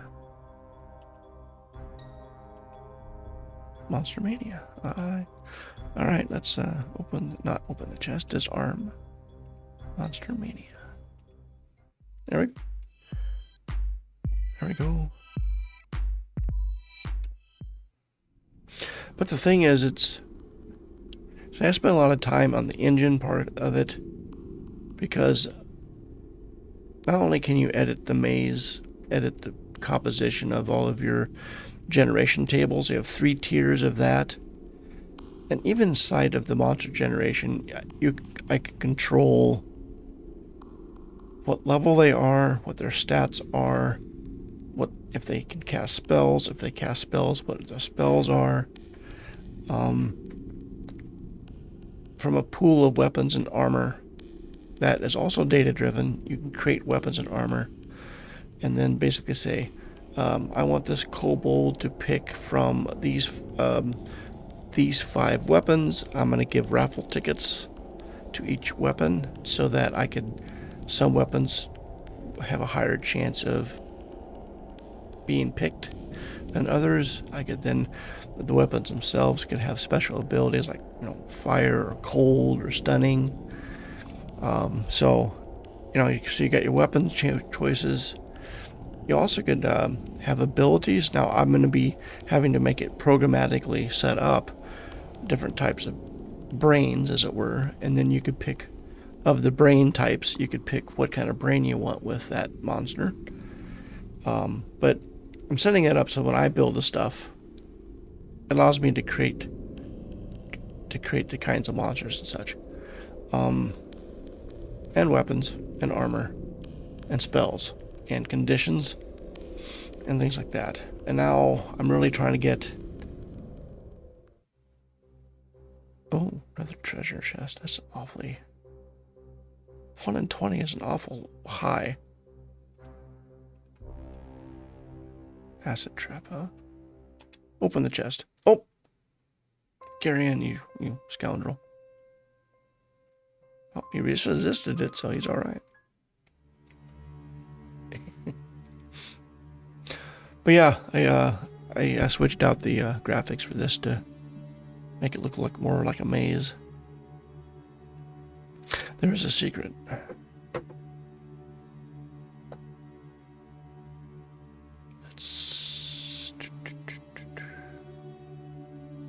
was that? Yes. Enter. Let's go for Control F in this current project. Oh crap. Alright, enter maze. Here we go.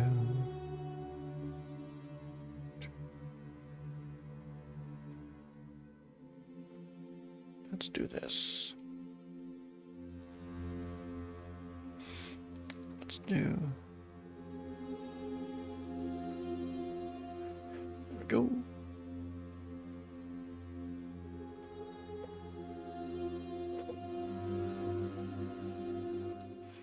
All right.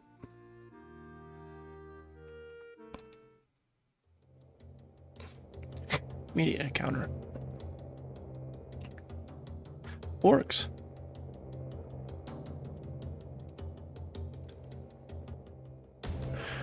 Ooh.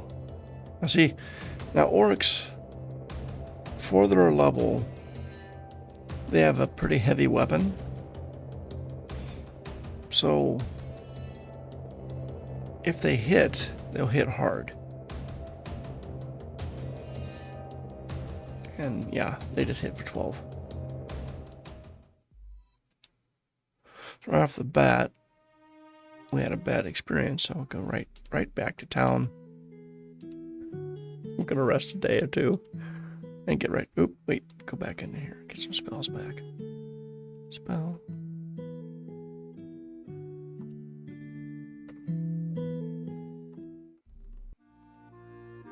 Also need to get jobs and quests going. Alright, try this again. What?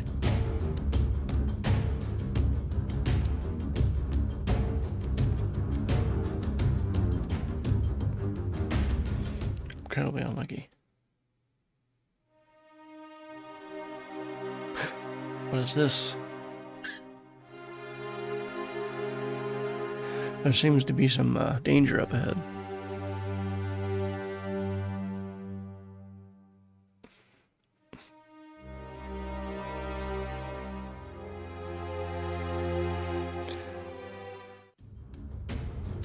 So technically, I have pits and holes in the maze. Oops.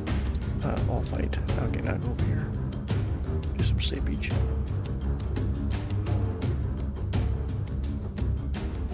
One has slept. Fight.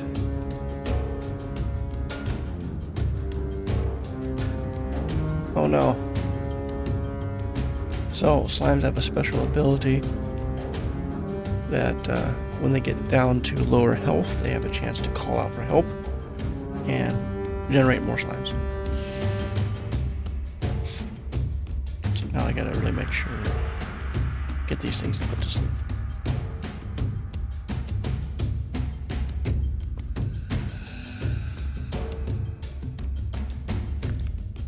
There we go. Slept. Okay. One of them's not asleep, so let's try. Hold. And let's do a spell. Firebolt 1.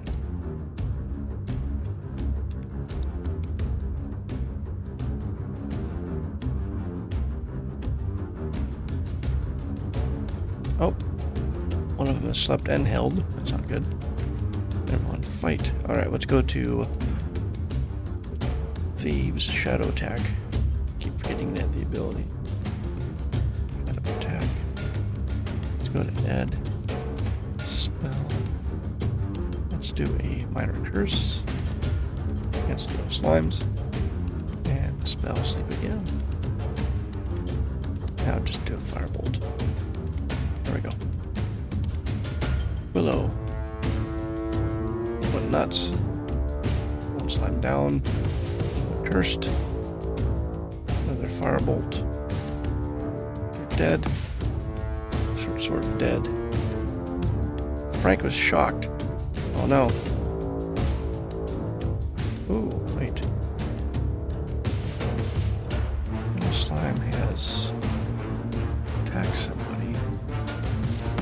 Willow's Rapier. It's 2 times.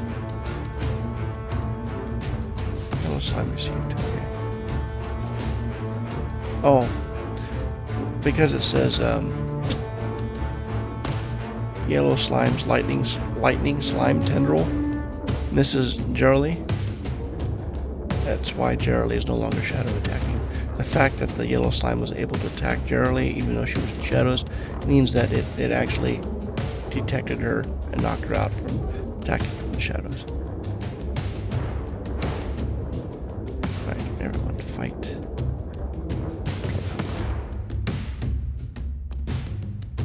Shock charges arcs for 1 damage. Okay. Oh, well, I'm unlucky. That one slime that was not sleeping called for help again.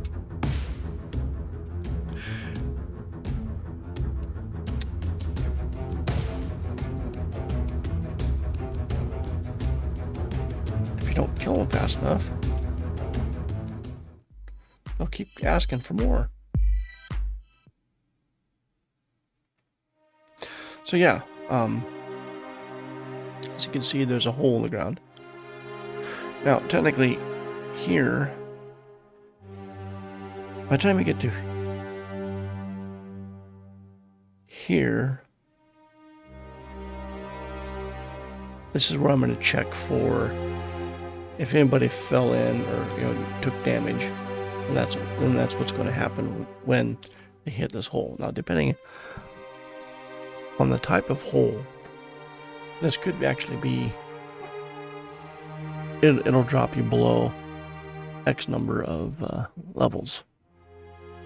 So some of these holes could be holes straight to level 10.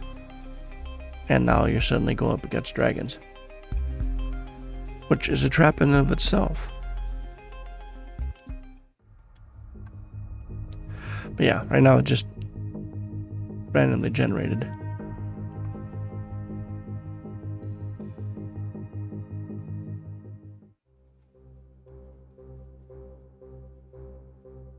Yeah, I definitely need to turn this down. Examine.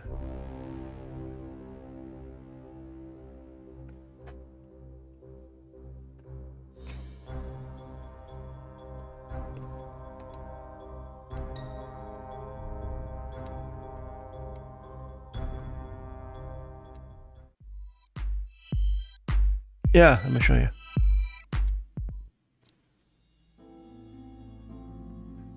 It's a hole in the floor. Now, yeah, right, this is one away. So technically, when you get to this point, you've fallen into it. So now you get to determine what it is.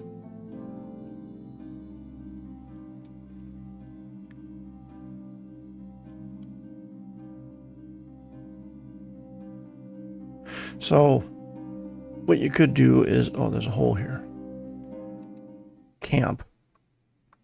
You could then go and do something in camp to prepare for it, like activate repel gear, repelling gear or something like that, right?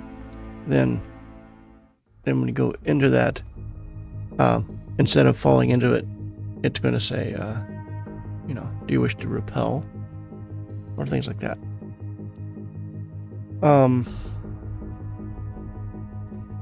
Or if anybody in your party has the right items in their possession, then it could do different things. It could do, But yeah, that's basically a focal point there. Because, you just fall into a pit again. Now, some of those holes will go, just shoot you.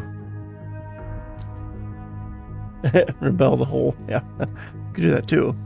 But yeah, this could be a pit. This does damage to you. It could drop you several floors. Now, the thing about that is, if it drops you 2 floors, you're going to take fall damage. And if you're on level 1 and it goes to level 10, in level 1 characters, you're probably going to die. Yes. So if you have like a ladder, you know, if you hit like this, it'll say Willow's ladder was used to get across the hole and broke as, you know, basically a one-use item. So if you find a ladder, so you can go in this room. Excuse me. I'll fight.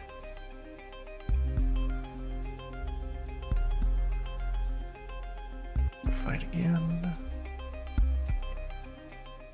Okay. You can go into a room in here and say, "Oh, you found a ladder."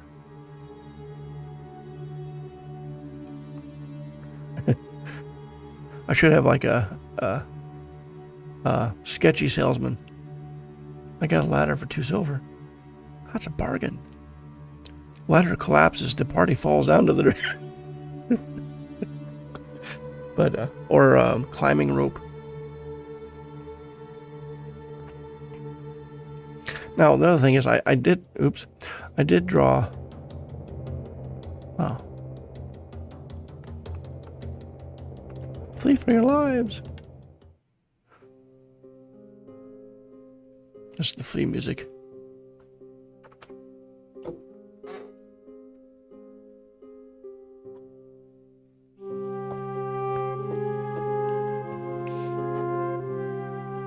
Now, if I was really cool and really good at art, I would have like an animation where you see a party members running.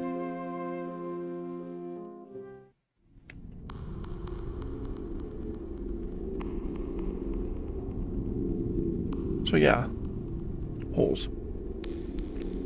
Now I have holes like this. You know, I might have stakes coming up out of the ground. So another thing is that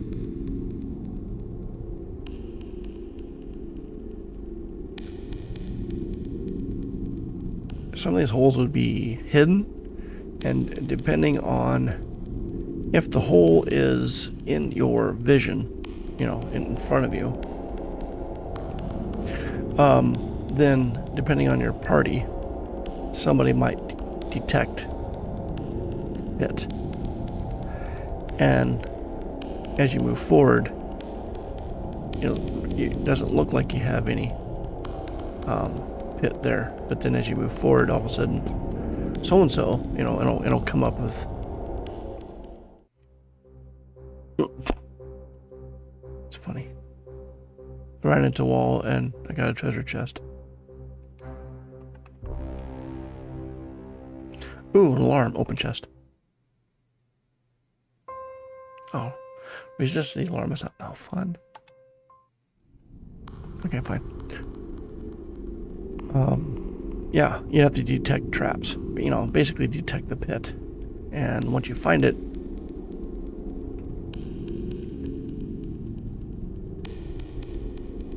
now, I used to have in the game, and I turned it off, but you can go in and change the mode of the game.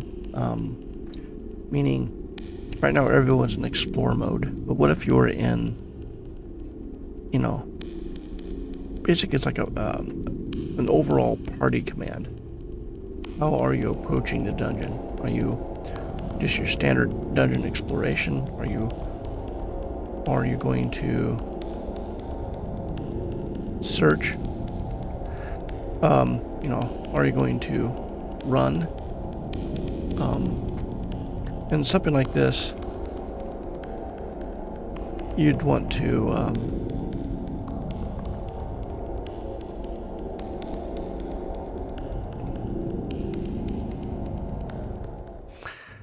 I don't know. I kind of like just being able to run into it and then you get options. Ooh, and dead kobolds.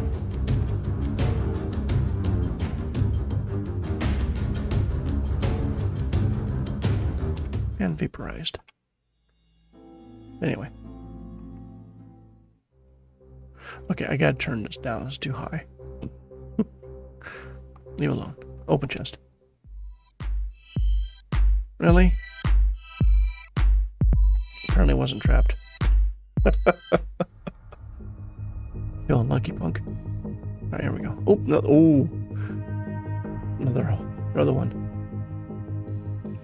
Oh, absolutely. Hey, Evil, I appreciate you hanging out. I need to get more consistent in streaming, and yeah, maybe hope to see you some more. But I generally try to get at least the middle of the week and such. But yeah, I appreciate that. I hope I answered your questions.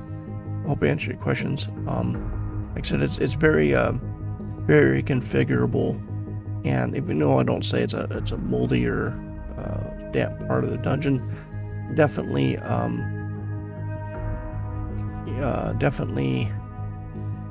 can set up the monsters to give that feel.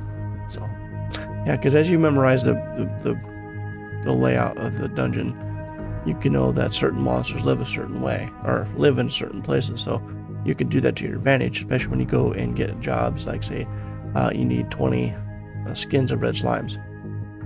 So yeah, cool. Yeah, I appreciate that. So yeah, hopefully, I'm hoping to get this thing done before fall. We'll see.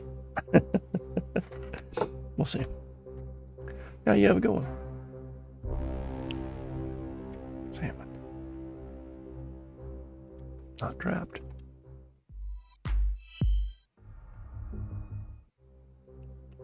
Okay, this is ridiculous. Cool. I actually got some... See, I made a mistake here. I have a kobold, but it is very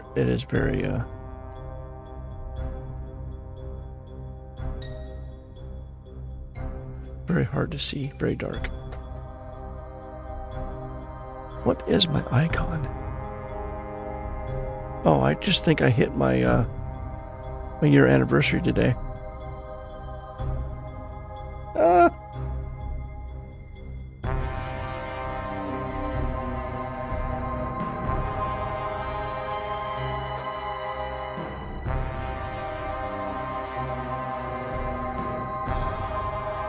I did. I just hit my 1 year anniversary.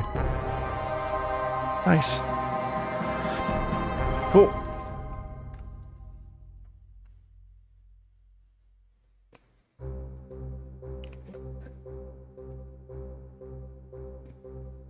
Oh, it's my orc. I can't even tell what that thing is.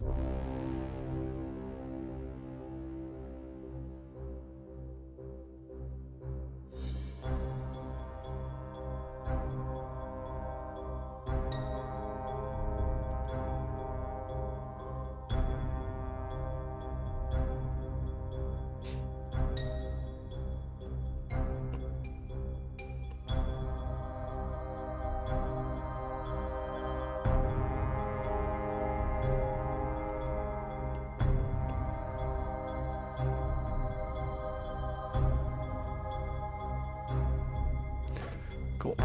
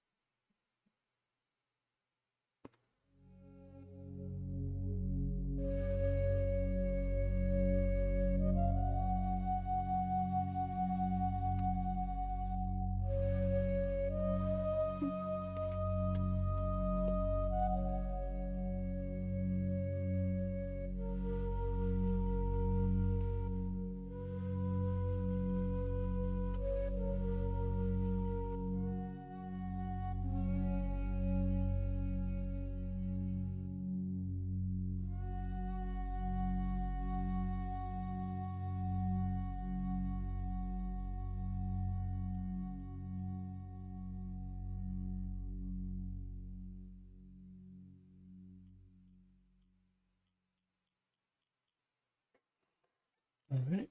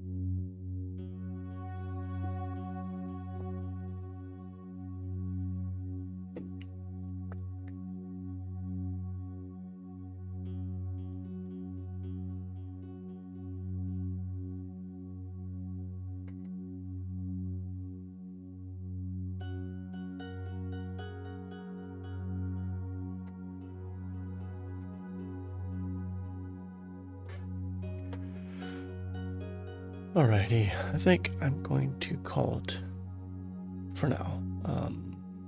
Yep.